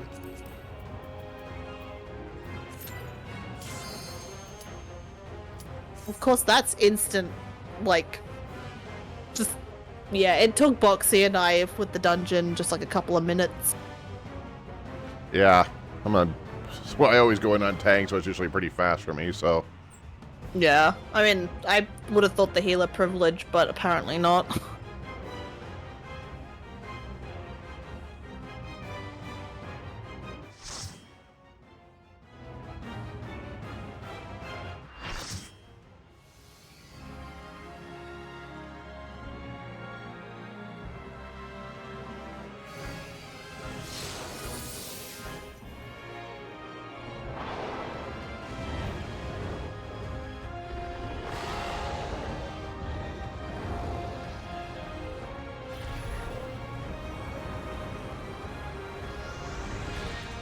Now that's, you know damn well that's going to be the Dark Knight sword. Probably. Knight in Black, go Bez. Yep. Again, medieval Omega. Expect no mercy. To destroy you, I shall bring my all to bear. Bring it. I also may or may not die because this is the first time I've played League 14 in a hot second, and yeah. It's normal mode, we'll survive.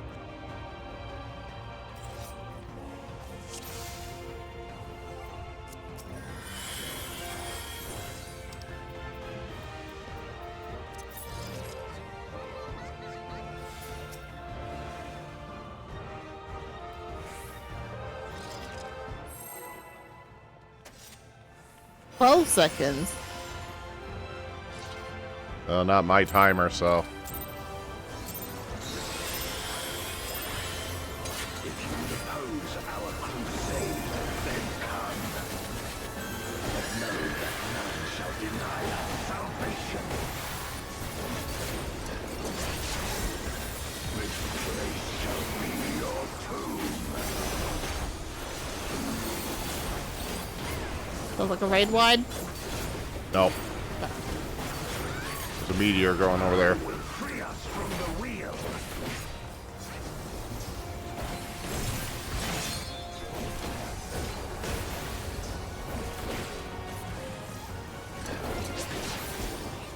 Where my rhyme kick blades, I will suffer no obstacles.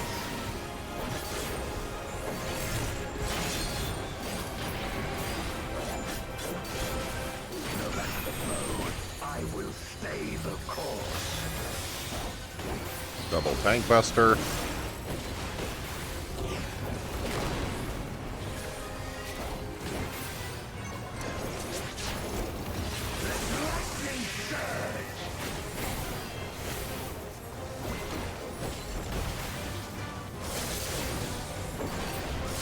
Rising caster.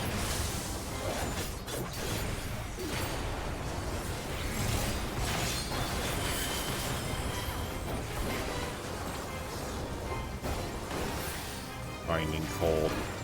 I think if I remember 4 correctly. Such is your power.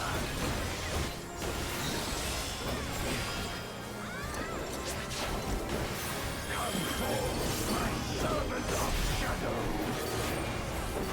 With a pixel dark and arrow blades, I bring my people liberation.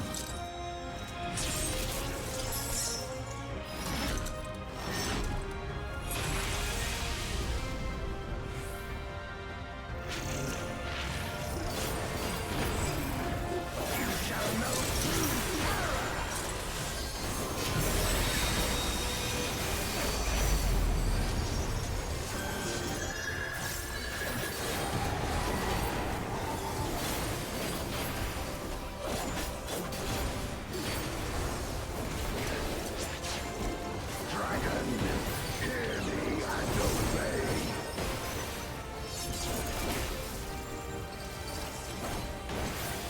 Crush them.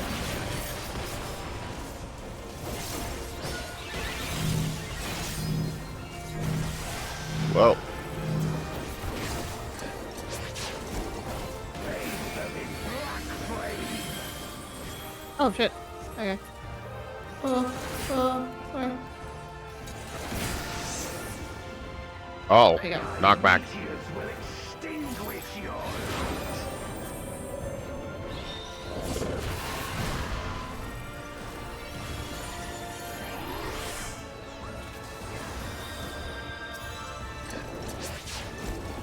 A raging gale to rend you asunder.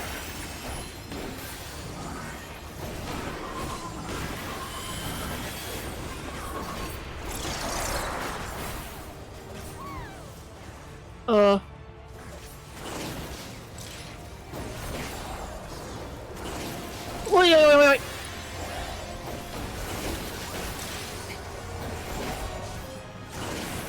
That was dumb.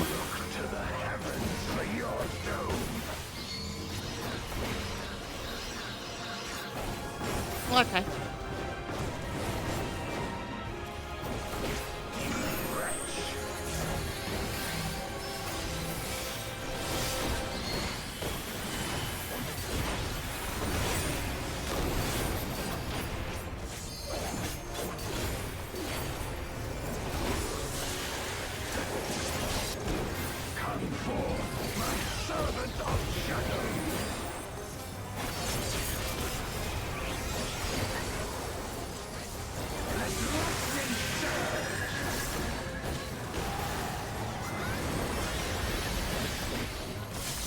I almost... Ugh.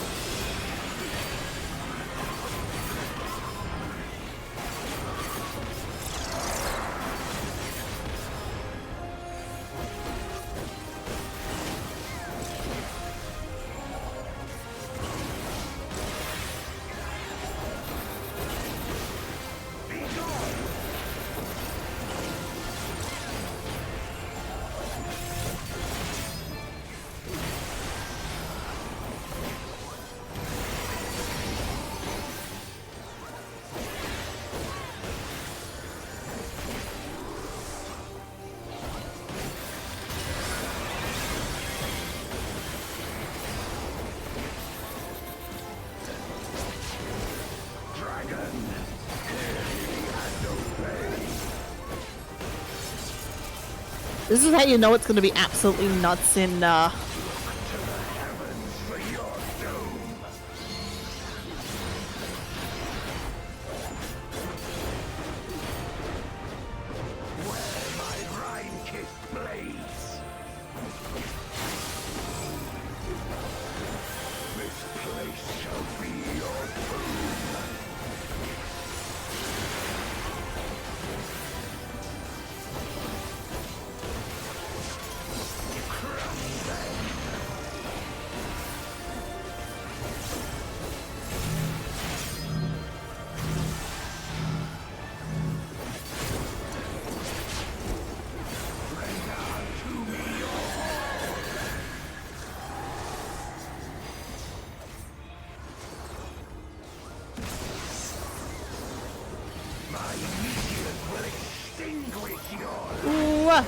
Shit, sorry. I always have horrible placement. I just pick a corner and I fucking stick with it. Ugh.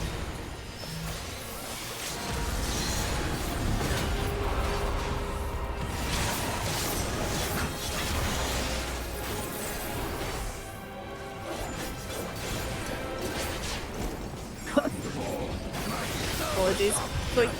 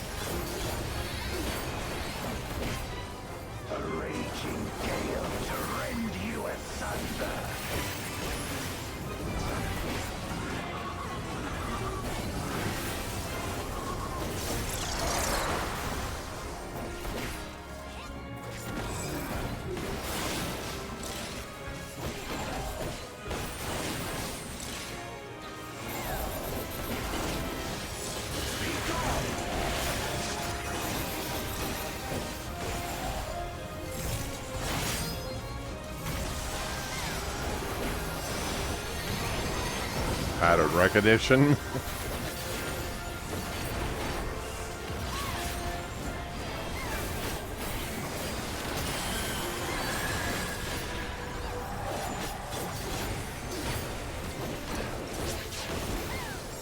Yeah, I'm glad you have pattern recognition because I'm just fucking... What makes you think I do? I mean, you're a raider. Come on now. Ooh.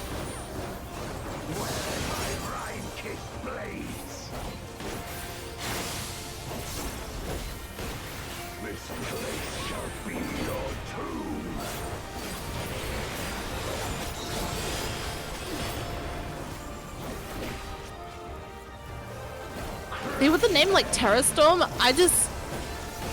I keep thinking that's a bloody...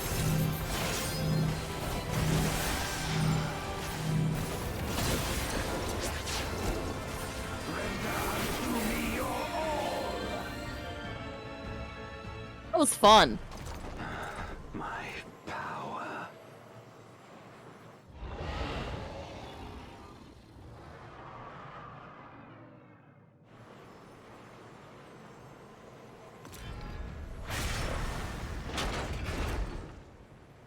Even my blade.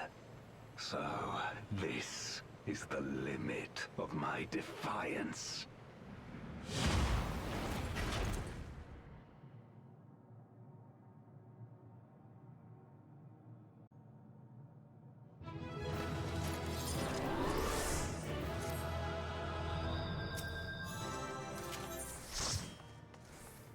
Yep, thank you. Now You're welcome. Returning to story mode. Hell yeah. Alright, I'm gonna go to bed anyway. Good night. Yep.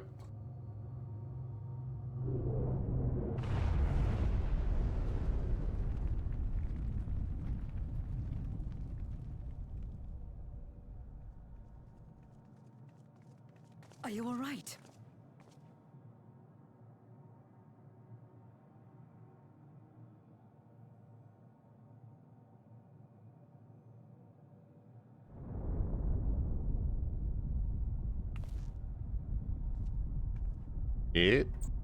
What's happening?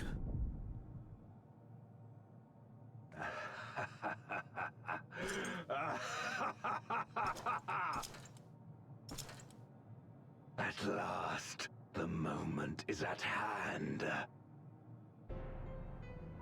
You may have bested me, but not quickly enough.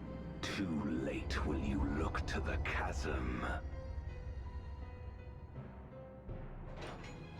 You've won the battle, but I win the war.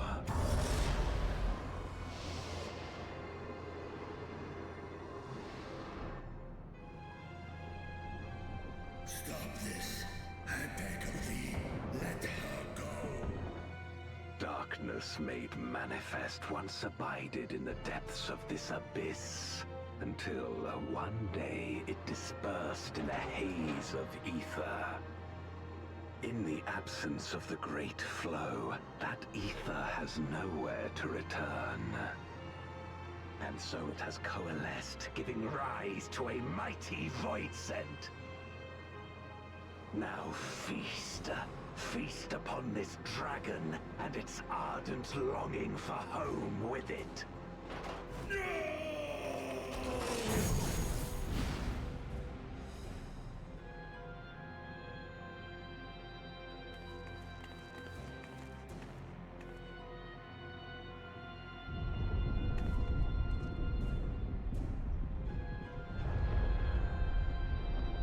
Remaining Aether that was left behind by Zodiark. Ancient and newborn, an entity without equal shall emerge, one who shall tear down the barrier between worlds.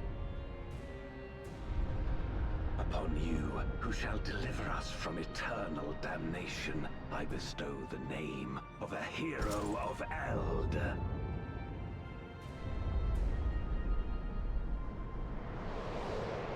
Zeromus, awaken! Oh, that's not good.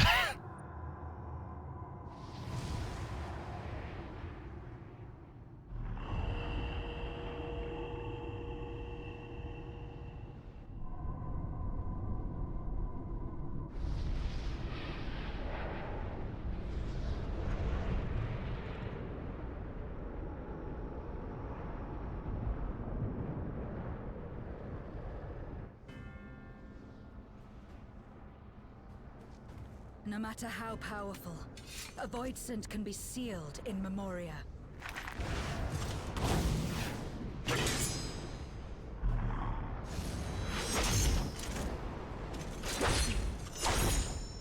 That might be a bit of a problem.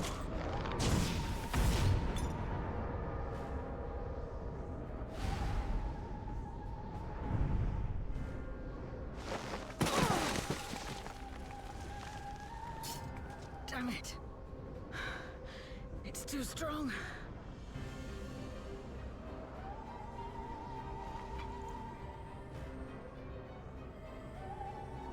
Our warding scales may not hold. Not against a void scent born of Zodiac's ether.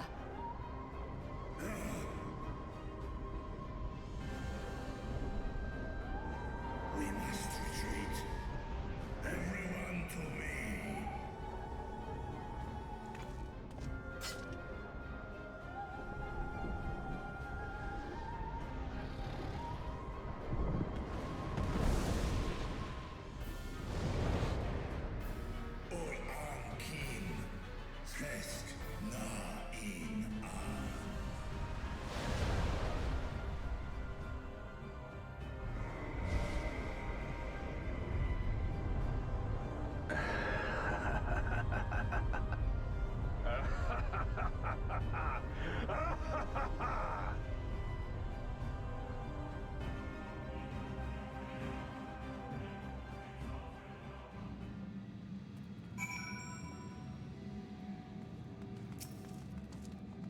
Curse you, Gomez.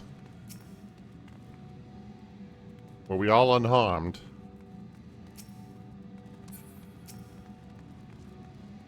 We made it back to safety, at least.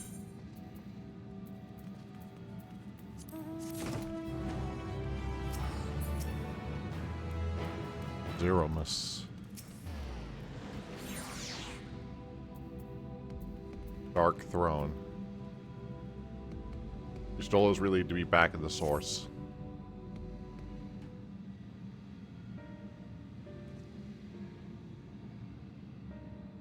In light of this development, that we escaped with our lives is an accomplishment unto itself. That we could have anticipated Yestaya's yearning to return home could be manipulated in this fashion. Alas, we must now contend with a newly born Voidsen hell-bent on breaching the rift. And one seen such prodigious strength, Zeromus is unlike anything I've ever seen. So named for its ancient heroes, Gomez says, though none can say if there is even a sliver of truth to the legends. Perhaps Gomez chose in hope that his champion will do what no other could in the Contramorium, save the world. But a true hero would not damn another world to save his own.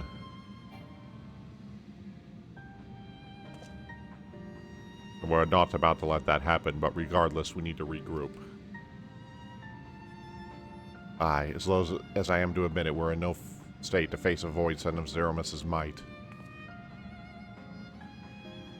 Vitra not the least, both mind and body both. For now, let us return to Razahan and take stock of the situation. Very well. Kari, might I trouble you to head to Bestway Burrows and appraise Uranji of the situation? The rest of us shall tend to Vitra's ruins before returning to Razahan. Pray join us there anon.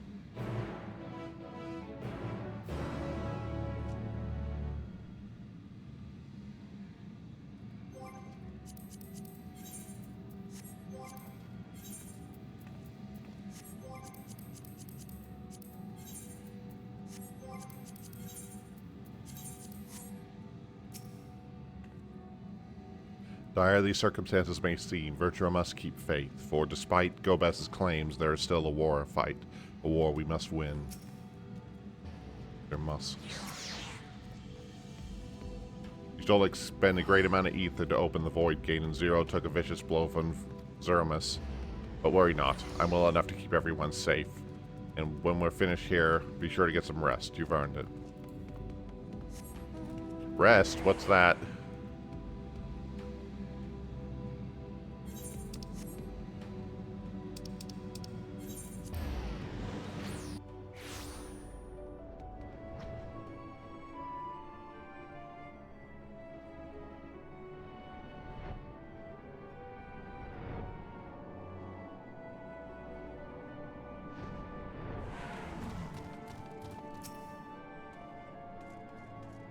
Ah, Kari, thou art returned. I am pleased to say it has been blessedly uneventful in your absence, but more importantly, what of your mission in the void? Well, this and this and that and that. Heaven forfend that Asdaya should be used to birth a dread void said born of Zodiark's residential ether. Although we could not have predicted this outcome, there is one small mercy. The Void Send Containment Seal, as we will employ the self-stayed brands that once imprisoned Zodiark in its creation. The seal should serve to hinder Zeromus. Yet for how long none can say, for our enemy's strength is unknowable, while the barrier was erected in haste. Thou shalt rejoin our comrades anon to deliberate measures, yes, then I shall remain here to maintain my vigil over the seal.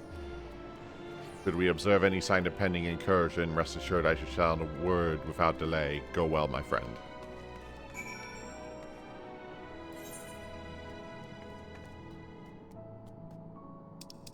Okay, now to return to Razahand.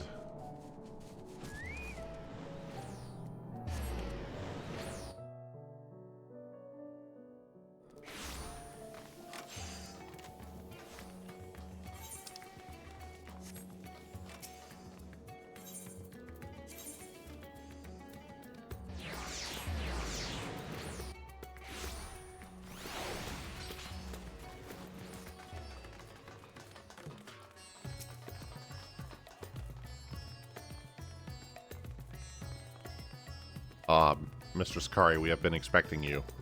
With the satrap and your comrades returned earlier, we couldn't help but notice they were in low spirits. I hope it's nothing too serious, but forgive me, you must be eager to join them. If you would follow me.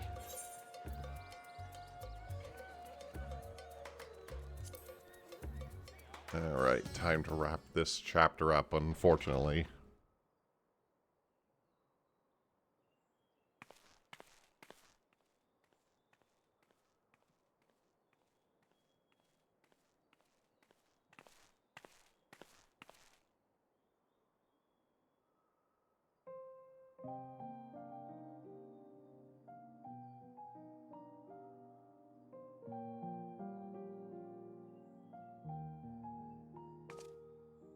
Do you remember Ciriato and Farfarello? The cowardly pair of Voidsent that dwelled in my domain?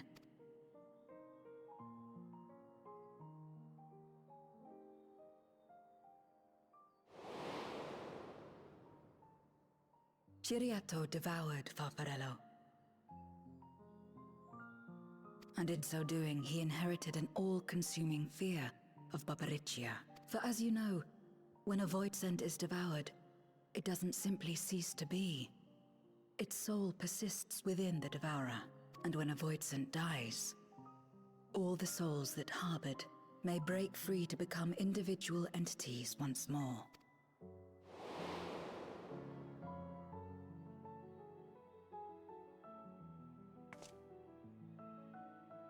That is to say, by defeating Zeromus, we may yet save Ashdaya.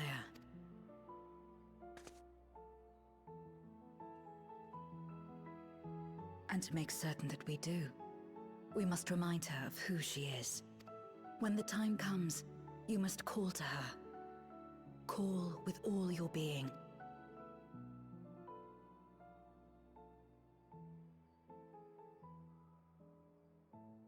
Thy words give me heart, Zero. Thou hast my gratitude.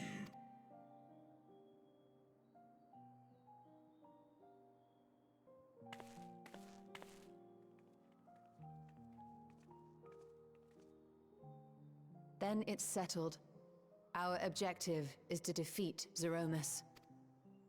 While it is unsettling that a Voidsent could be born of Zodiark's ether, its very nature may render it susceptible to the brands that once contained him. Did Urianger have aught to say? I see. If the seal may not hold for long, then haste is paramount. Couldn't we just let it come to the source and strike it down here? Doing so would consign Ashdaya's soul to the ethereal sea. Any attempt to ensure her survival demands that we deal with Zeromus in the 13th. I could barely go near it. Never mind land a blow.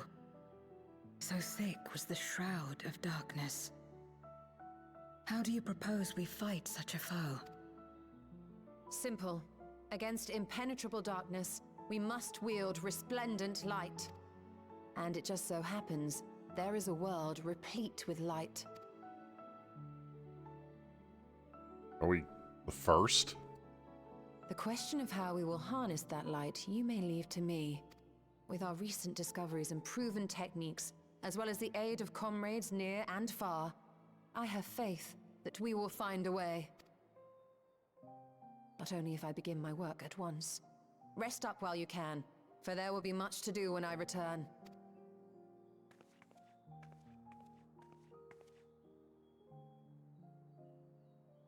It wouldn't do to be idle while our esteemed sorceress labors tirelessly. I shall be... Wait. Allow me to join you. I must become stronger for what lies ahead.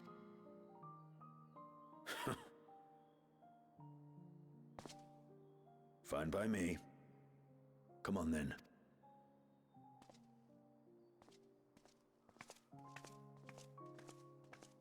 I shall not pass my time wallowing in despair. Using my vessel, I shall attend what preparations I may.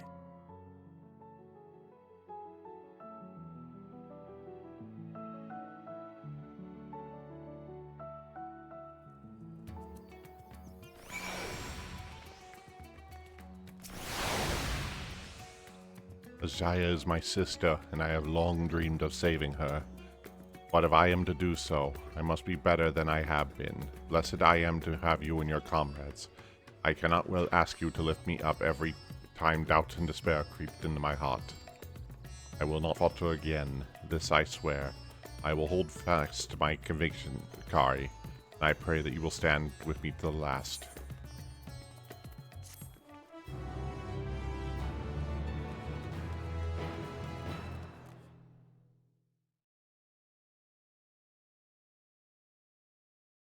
Meanwhile, on the moon of the 13th.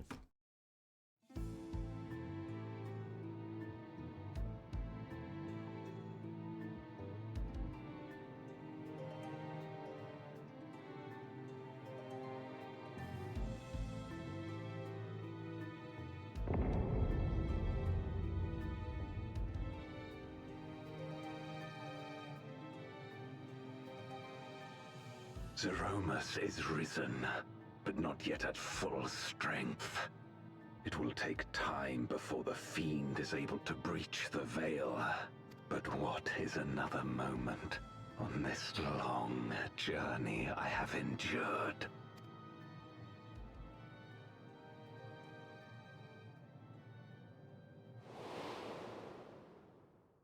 It remains as fresh as if it were yesterday. Old friend, the memory of your passing and the pain. Okay, so it was him.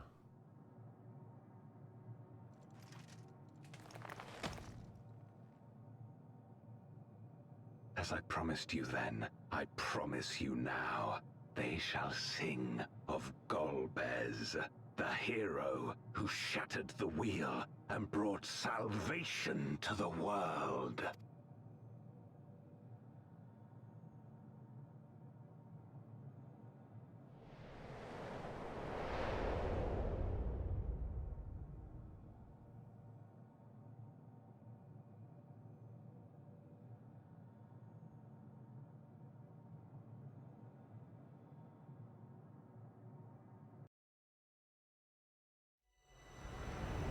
From Shadow's Embrace to Shadow's Deep, a world to save, an oath to keep.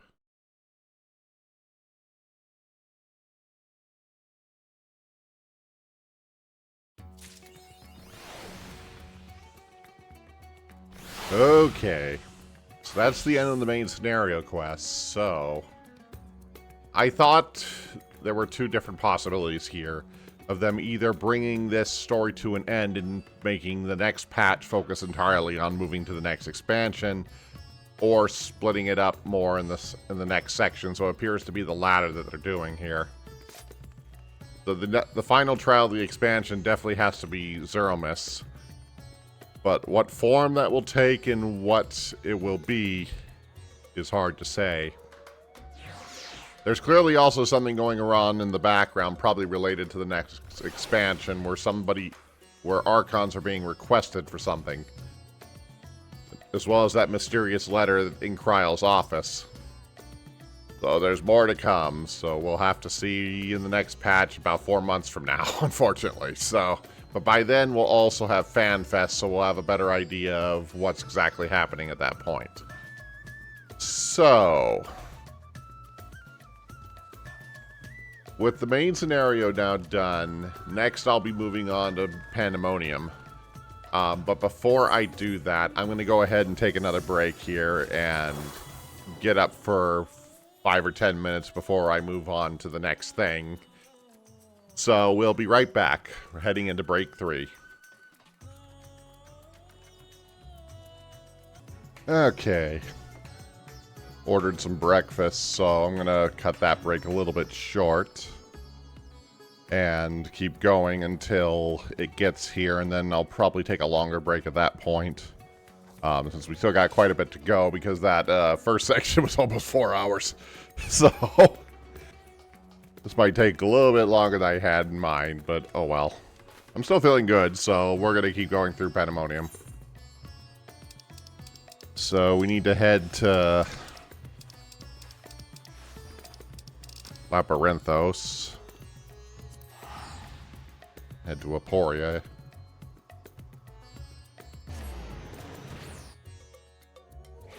Begin to see what my torment for the next 6 months is going to be in Savage.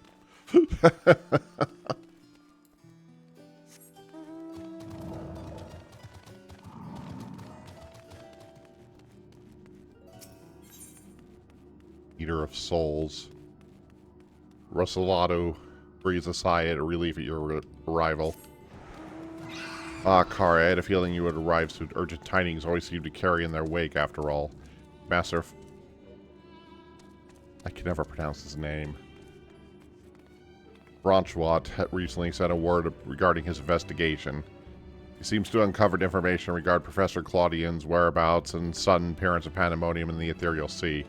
You would do well to meet with him at once. If you have no objections, I ask that you proceed to the Adascope within. I shall make sure to make the necessary arrangements and join you shortly.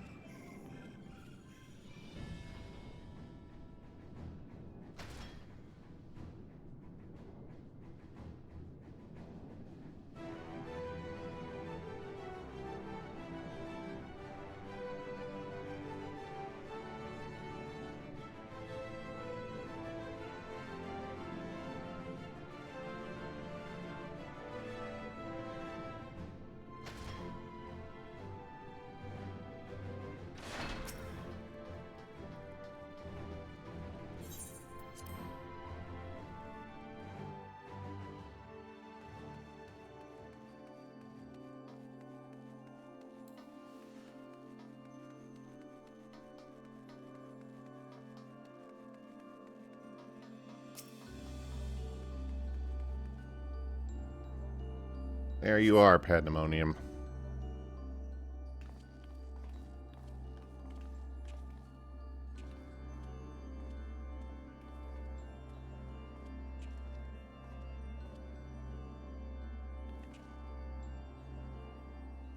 I thank you for answering my summon with haste. Let's go the formalities and jump straight to the heart of the matter.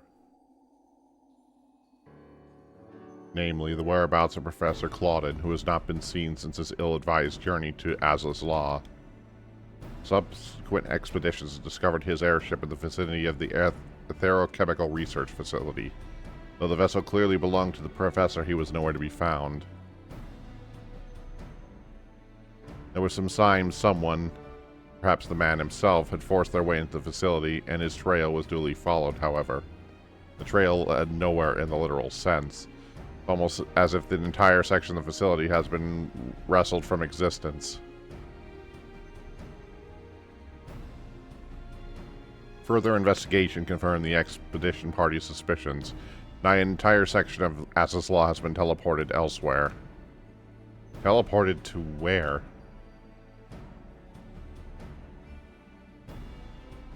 We believe its destination was none other than the Ethereal Sea.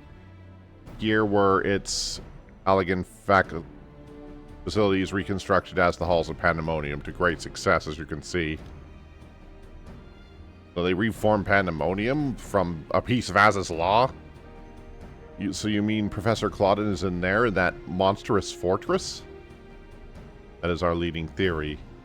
We are certain, at least, to risk sending you into the depths in search of a missing man.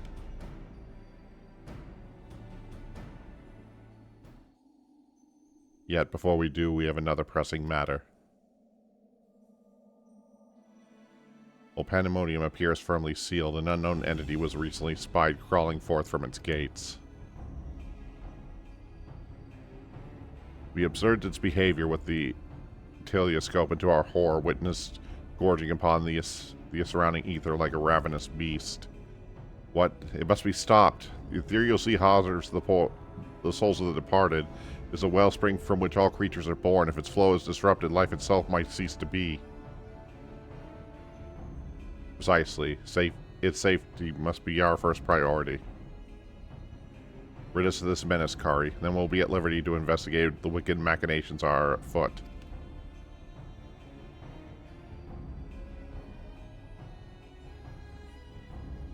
This memory crystal was recovered from Claudian's ship. Take it with you. It might provide some insight into the enigma of Pandemonium.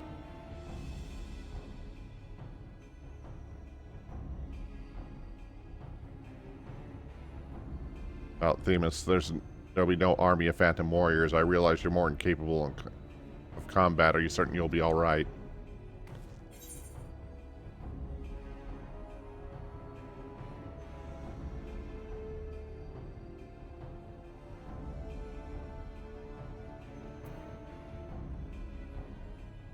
As long as I am free to focus, there is naught to worry about.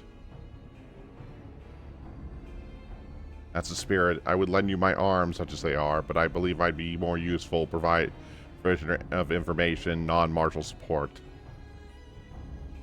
I shall gather researchers from the Confluence to construct a means to convey you to your destination. The rest is in your hands.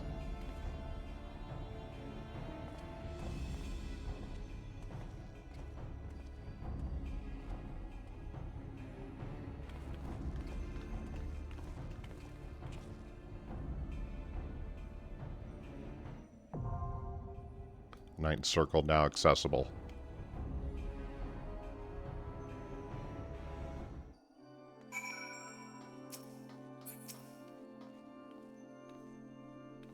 Truth, my days are stuffed to the brim with all these record-taking and document fetching, but worry not. The knowledge that the realm's survival hinges on my efforts sustains me. At this depth, the Ethereal Sea will pose little real danger, but we know that we know not what else awaits you. I shall monitor your health from a distance, that we might leap to your aid if a crisis is at hand.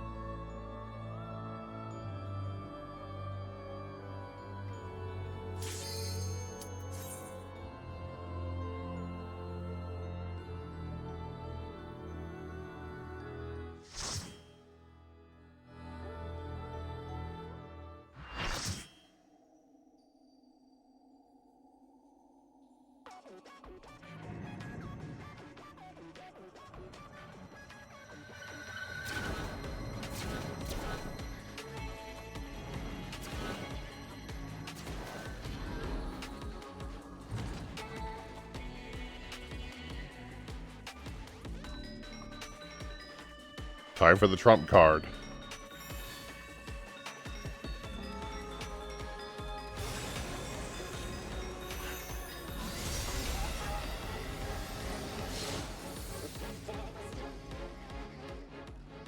My feast must not end. My feast must not be interrupted.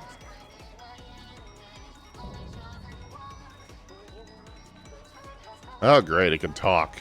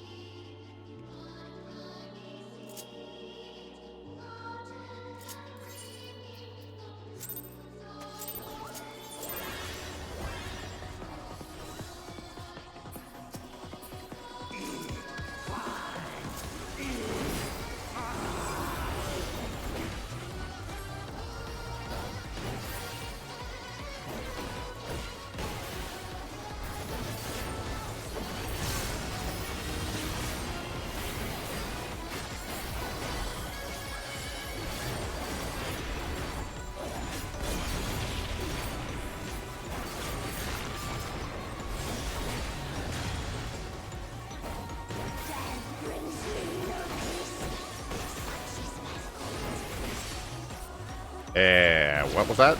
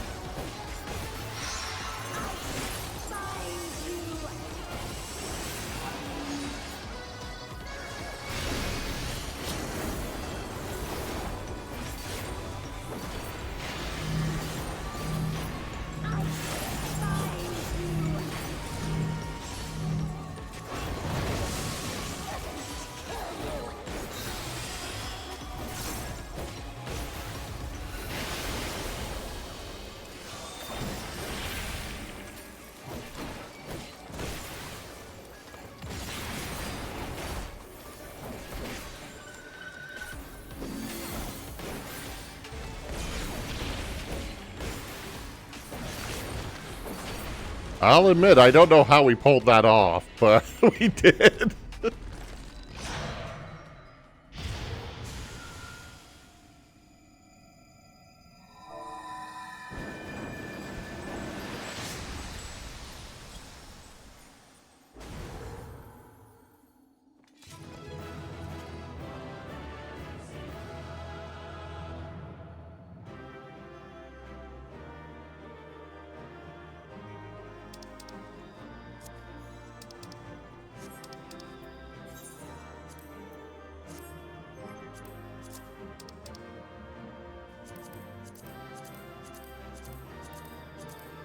Just gonna grab whatever.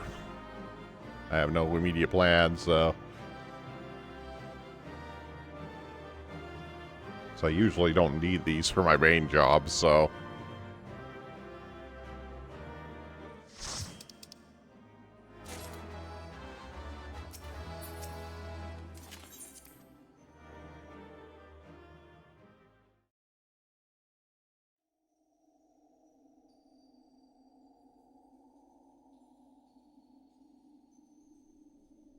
Impressive work, Kari.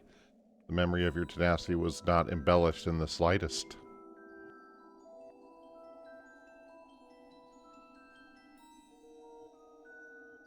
Uh-oh. That old thing. Do not be alarmed. A proper introduction will set your mind at ease.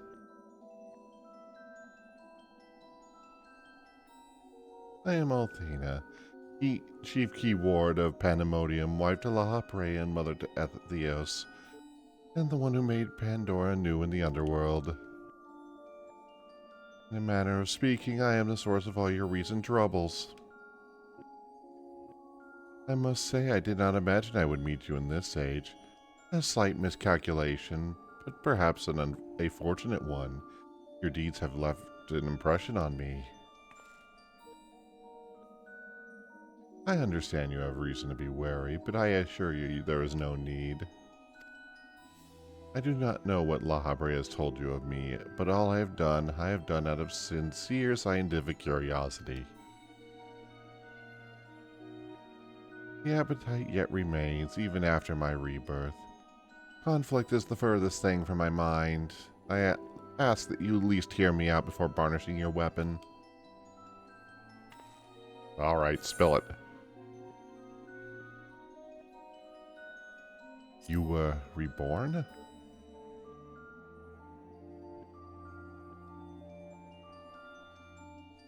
In a sense, yes. 'Twas the only way I could see my research complete. The myriad of souls floating in the Imperial Sea provided me all the raw materials I required, and your Professor Claudine was a most welcome surprise. Worry not, for I treat all my tools with care, especially with those with which I will grasp godhood.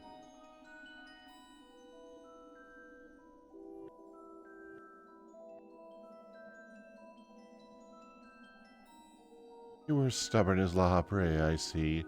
Though I speak in earnest, you refuse to hear the meaning of my words. Perhaps you would be better served by a different teacher.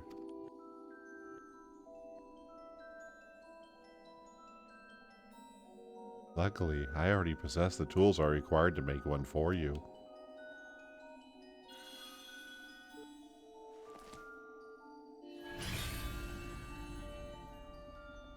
Yes, that crystal teems with memories. Memories of two souls you know quite well, Lahapre and Theos. What? I shall stitch them into the fabric of two arrayed souls, and with your help you may come to see clearly.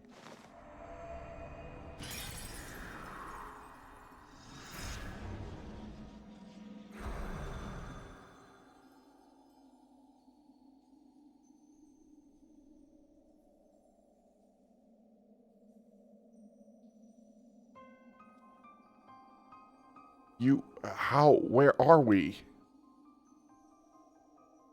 Surely these two have much to tell you of me, but I would have you listen.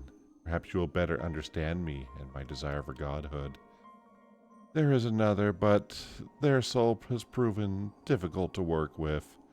However, with these memories, I have very well managed to weave something together presentable. You have a place in my plans, and I hope you do time come to realize your cooperation is the best path forward. Yeah, I kind of agree with Kari there. I'm like, what the f is going on?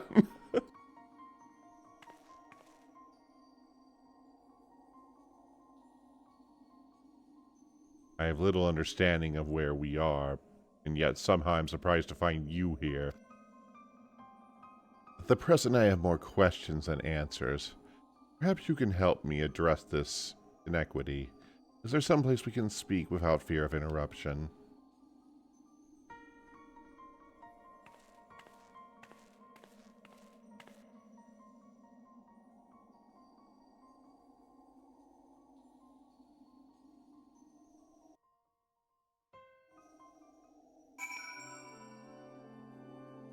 Okay. So my food has actually been sitting out there for a few minutes, so we're going to go ahead and take a quick break here so that I can eat, and then we'll continue on with the rest of Pandemonium. Alright, we are now back.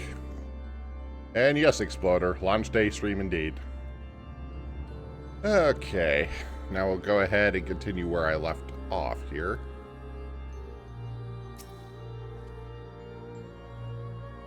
Some hints I can glean from the surroundings, but I would prefer if you simply cut through these knots of questions.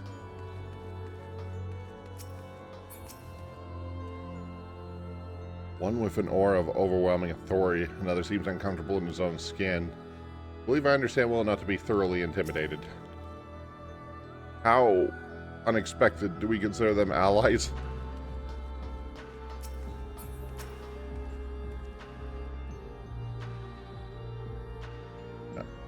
I don't know how long it's been, Kari, but it's good to see your face. Though, would it be under more conventional circumstances? Just where are we? What events have led to this unexpected reunion?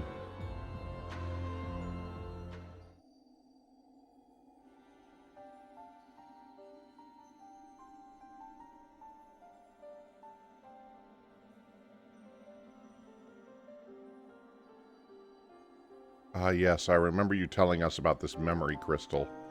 I think it contained our memories.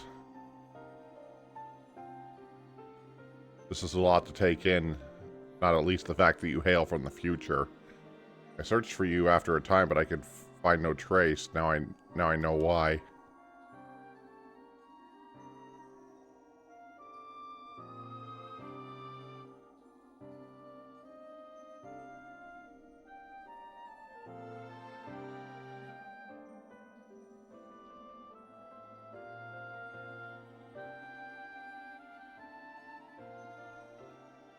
Our age had its share of surprises, but if my memories are to be believed, the supposed world-ending final days came upon us, yet here we are in the future where you at least exist. Did we overcome the despair to find us? Did we find a way to live on?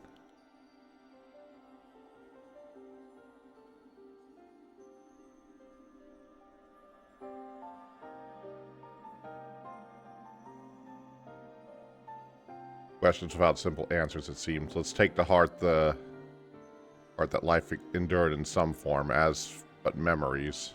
We may never have the luxury of the larger picture. Regardless, now that it has come to pass, this future must be protected from Althena's scheming. Let this conviction guide our very actions.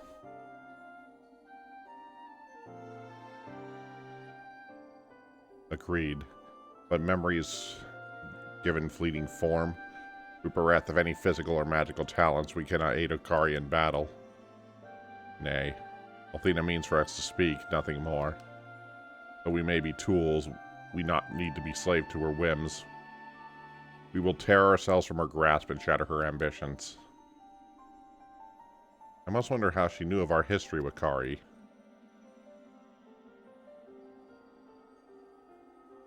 Likely she possessed some means to observe events within Pandemonium, either while they were occurring or after the fact. Regardless, her knowledge far exceeds our own, a shortcoming we must remedy at once.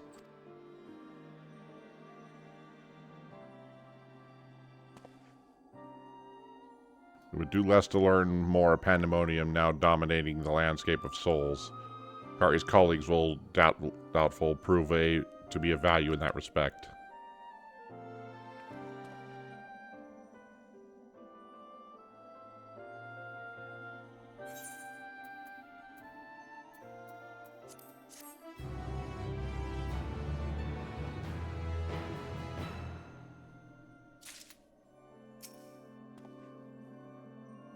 Those two are researchers from this era, then we must share what we know at once so that we may piece together this vexing puzzle. Pandemonium awakens.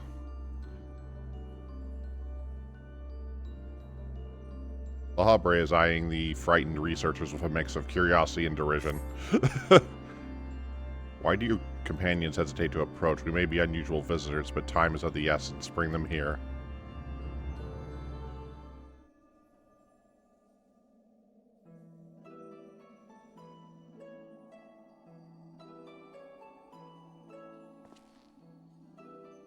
Although you may be a confluence of memories, it's an honor to meet the personage I've only read in Kari's reports. As a researcher, this is far exciting. I admit no small measure of fear as well. I know what you mean. I can't stop my legs from shaking. We're powerless to do aught but speak, so I see no reason why you should be afraid. It isn't my life I fear for. Only the fear of not having asked all the questions burning a hole in my mind. We stand between two of the ancients who held priceless knowledge beyond the kin of our peers. But what purpose does fear serve if not to be confronted and conquered? To that end, we shall share you our records. Perhaps we can come to a thread which will safely lead us out of this conundrum. Information shall be our most precious resource, for that is the only weapon we can wield in these forms. Our memories are at your complete disposal. We'll start with Althena, whose discovery would see all life consumed. Her desires haven't changed. She still seeks to transcend her mortal existence, that she may unravel the mysteries of life. She would become a god. A nebulous concept. But Althena had her own ideas on what divinity entailed. In her mind, a god creates souls at will. Thus she chose the underworld, or the ethereal sea, as it is known for this state in this age. As a staging ground for her final experiments, here lies a particularly bottomless well of ether. Even if she means stemming the flow of life itself, she intends to continue her work. She thinks of nothing else. We caught a glimpse of Althena as we came into this world. Her smile, her voice, they were just as I remembered.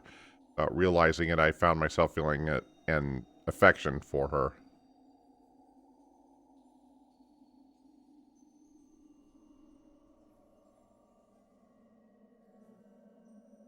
Don't look at me like I've gone mad. I'm not asking you to join her side, but I know the real Dalios would never want that, but these emotions remain in memory, if nothing else. That's quite an expression change. We shall remain here to comply what information we can. You must infiltrate Pandemonium and seek out Althena. I would ask you that you leave the memory crystal with us. It may hold secrets that yet to be unveiled.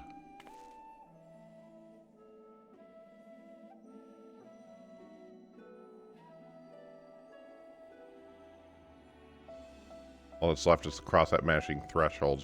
Shall we take a closer look?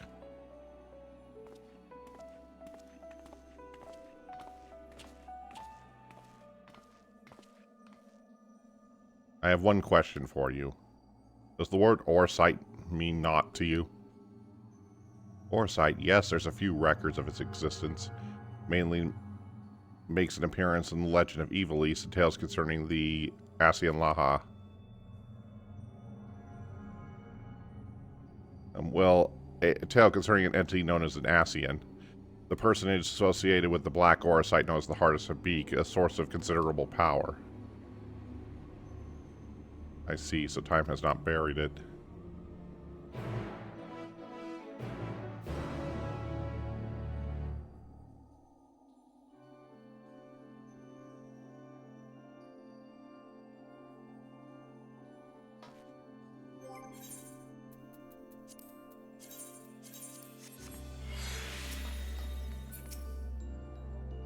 I must think. Leave me while you tend to your task. I've read the ancients were much larger than the people in our era. Perhaps Althena endeavored to make them less imposing. Lahabrea did ask me about Oricite, and yet he hasn't said a word since he heard the answer. Did I say something wrong? He's quite intimidating in his silence.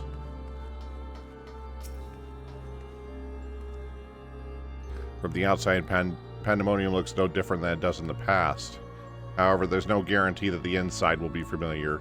You would do well to secure the area near the entrance first. Once that has been cleared of threats, Lahabrea and I can approach. We shall begin our exploration of the interior.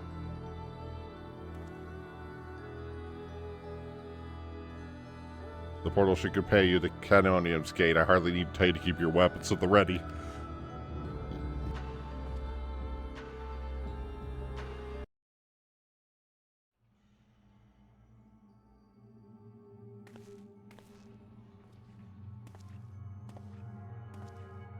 I knew you would come.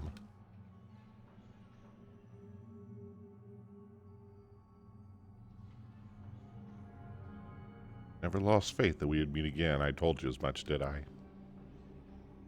I understand you may be confused. I was too at first. You see, I'm not the true Themist. I was made by Althena, molded from one of the many souls at her disposal. I'm an illusion built for memory, no more real than Lahabrea or Etheladeus. Even so, I believe I have a grasp on the situation. This is the distant future. A future where Althena lives once more, although the means of her rebirth are yet beyond me. You're here to stop her. I have the right of it so far? Very good. I would be disappointed if you didn't rise to her challenge. Although I'm sorry to say I cannot aid you. My creator has tampered with my existence, and I'm oddly inclined to act in her interests.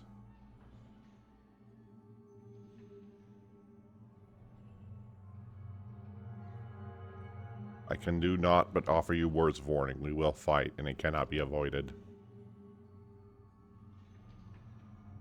There's no need for the pain expression. Remember, I am an illusion, nothing worth shedding tears over.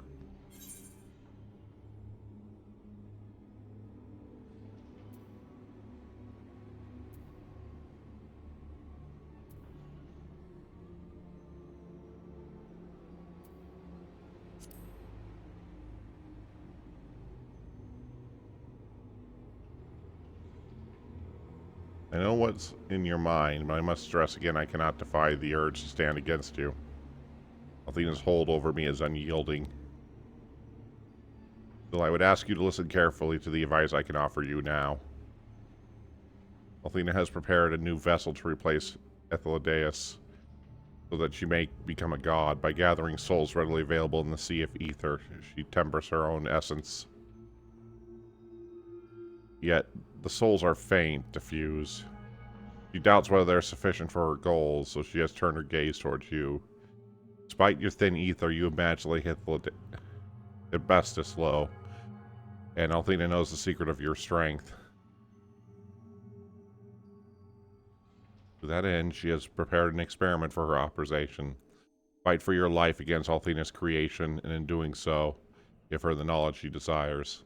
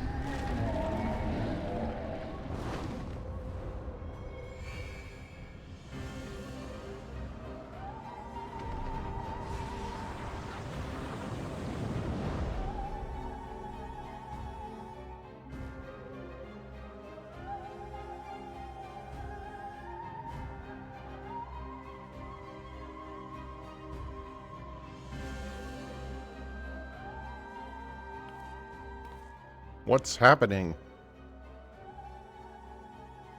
Althena has made her move. We must find a way to reach her or all is lost. Do little, but hope for Kari's success.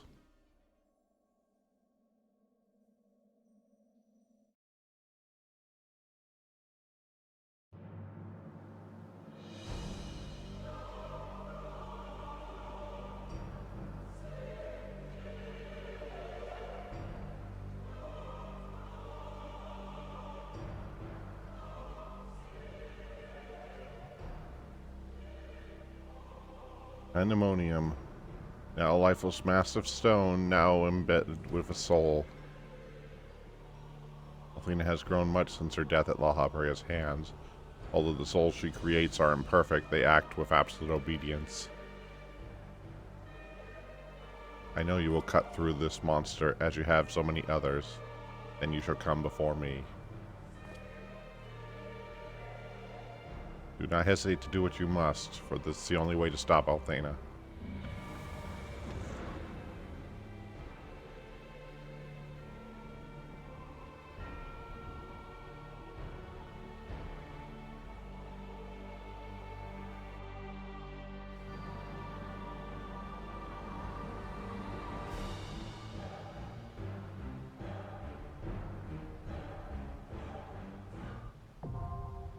Tenth circle is now accessible.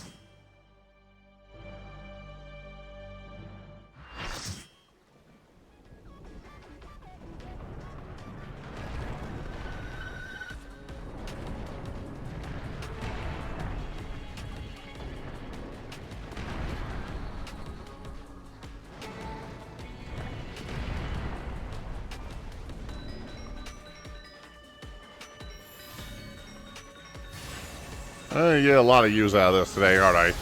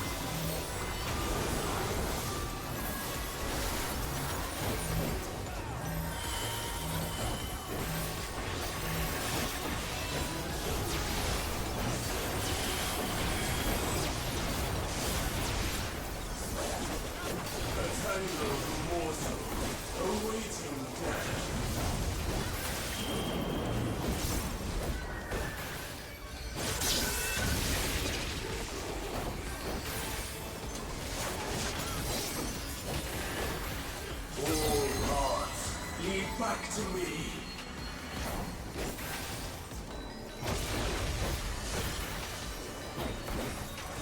These bars are unbreakable.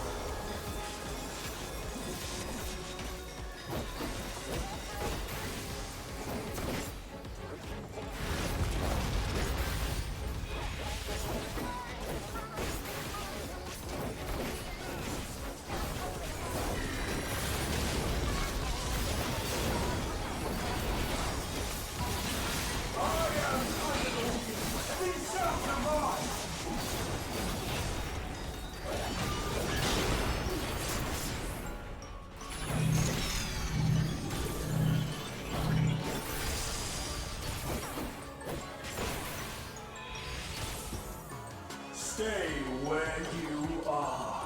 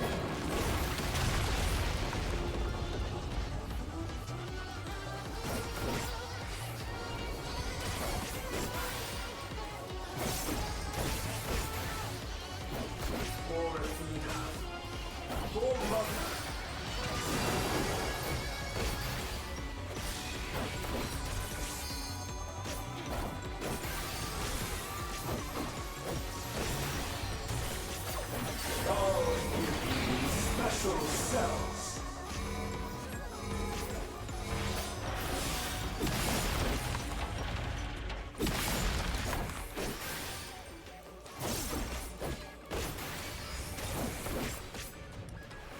Your soul screams.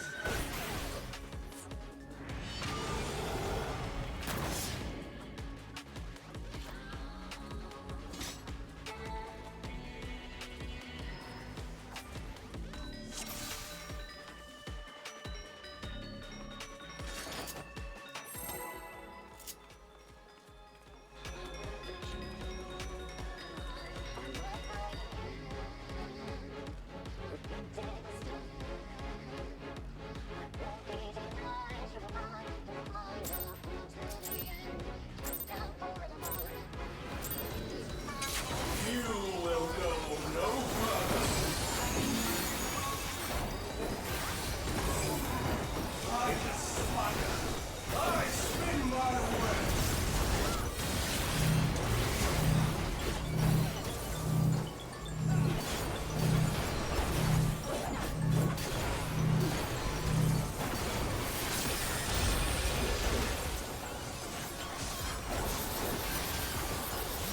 This prison offers no escape.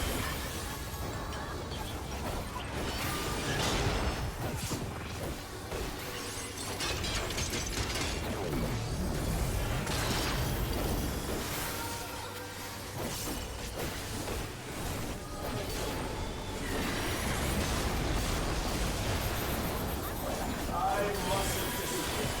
Lady Hypnea.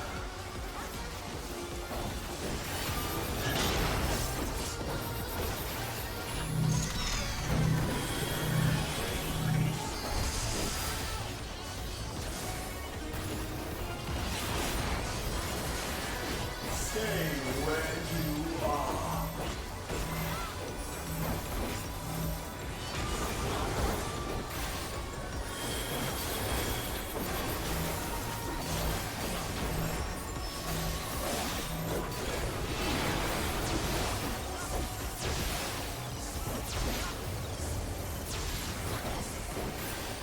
When like unto chains.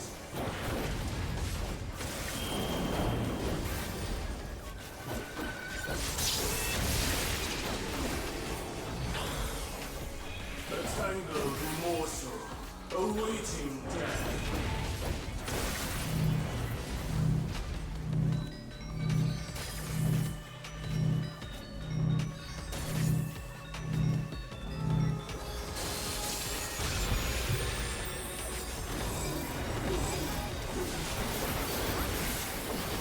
All hearts lead back to me.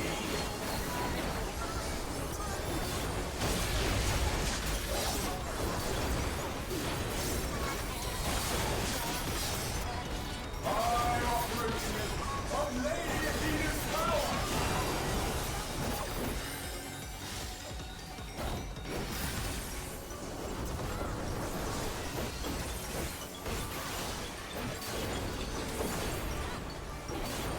Stay where you are.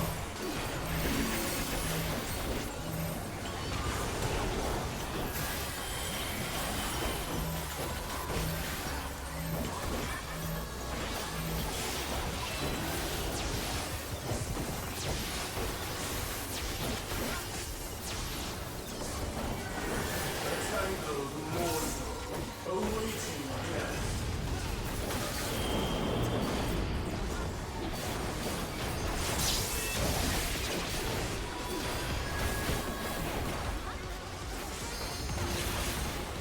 All hearts lead back to me.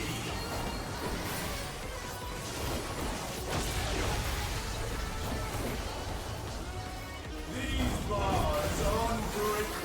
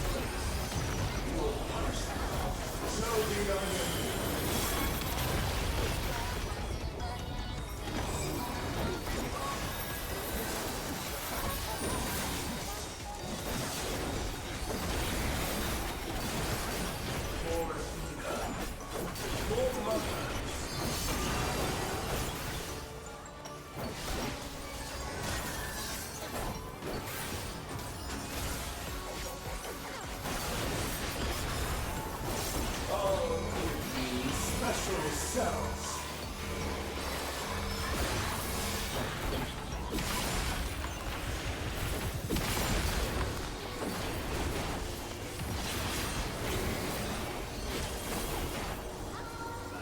Your soul is free.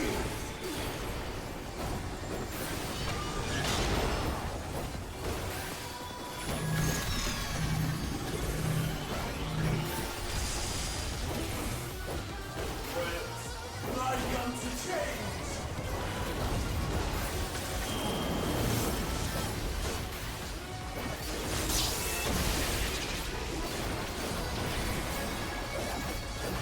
These bars are unbreakable.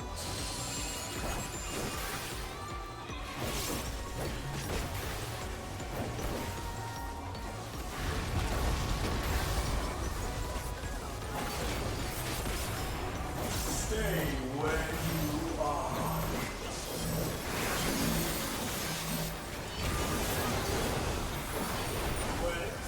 Like unto chains.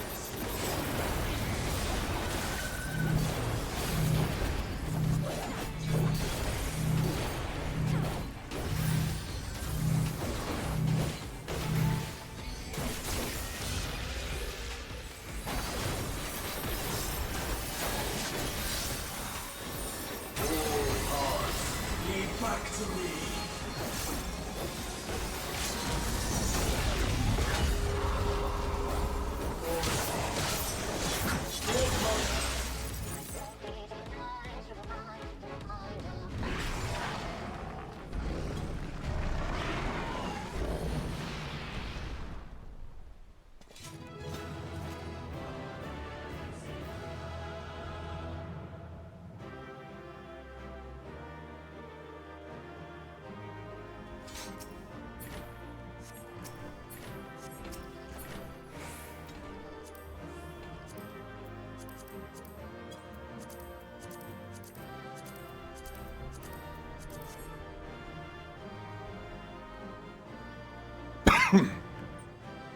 Sorry. Okay, so at this time I'm going to go ahead and wrap up this stream for now. I know I hate to stop in the middle of the raid tier, but I'm feeling a little bit fatigued here, and it's probably going to be easier for me to continue the rest of the day without the stream going, just because I'm also not feeling as great as I was earlier. So we'll be back this evening, though, as my raid group will be returning to do Pandemonium again. So if you want to see us stream the rest of that, feel free to join us tonight. Otherwise, we will see you next time. Thank you for joining me today.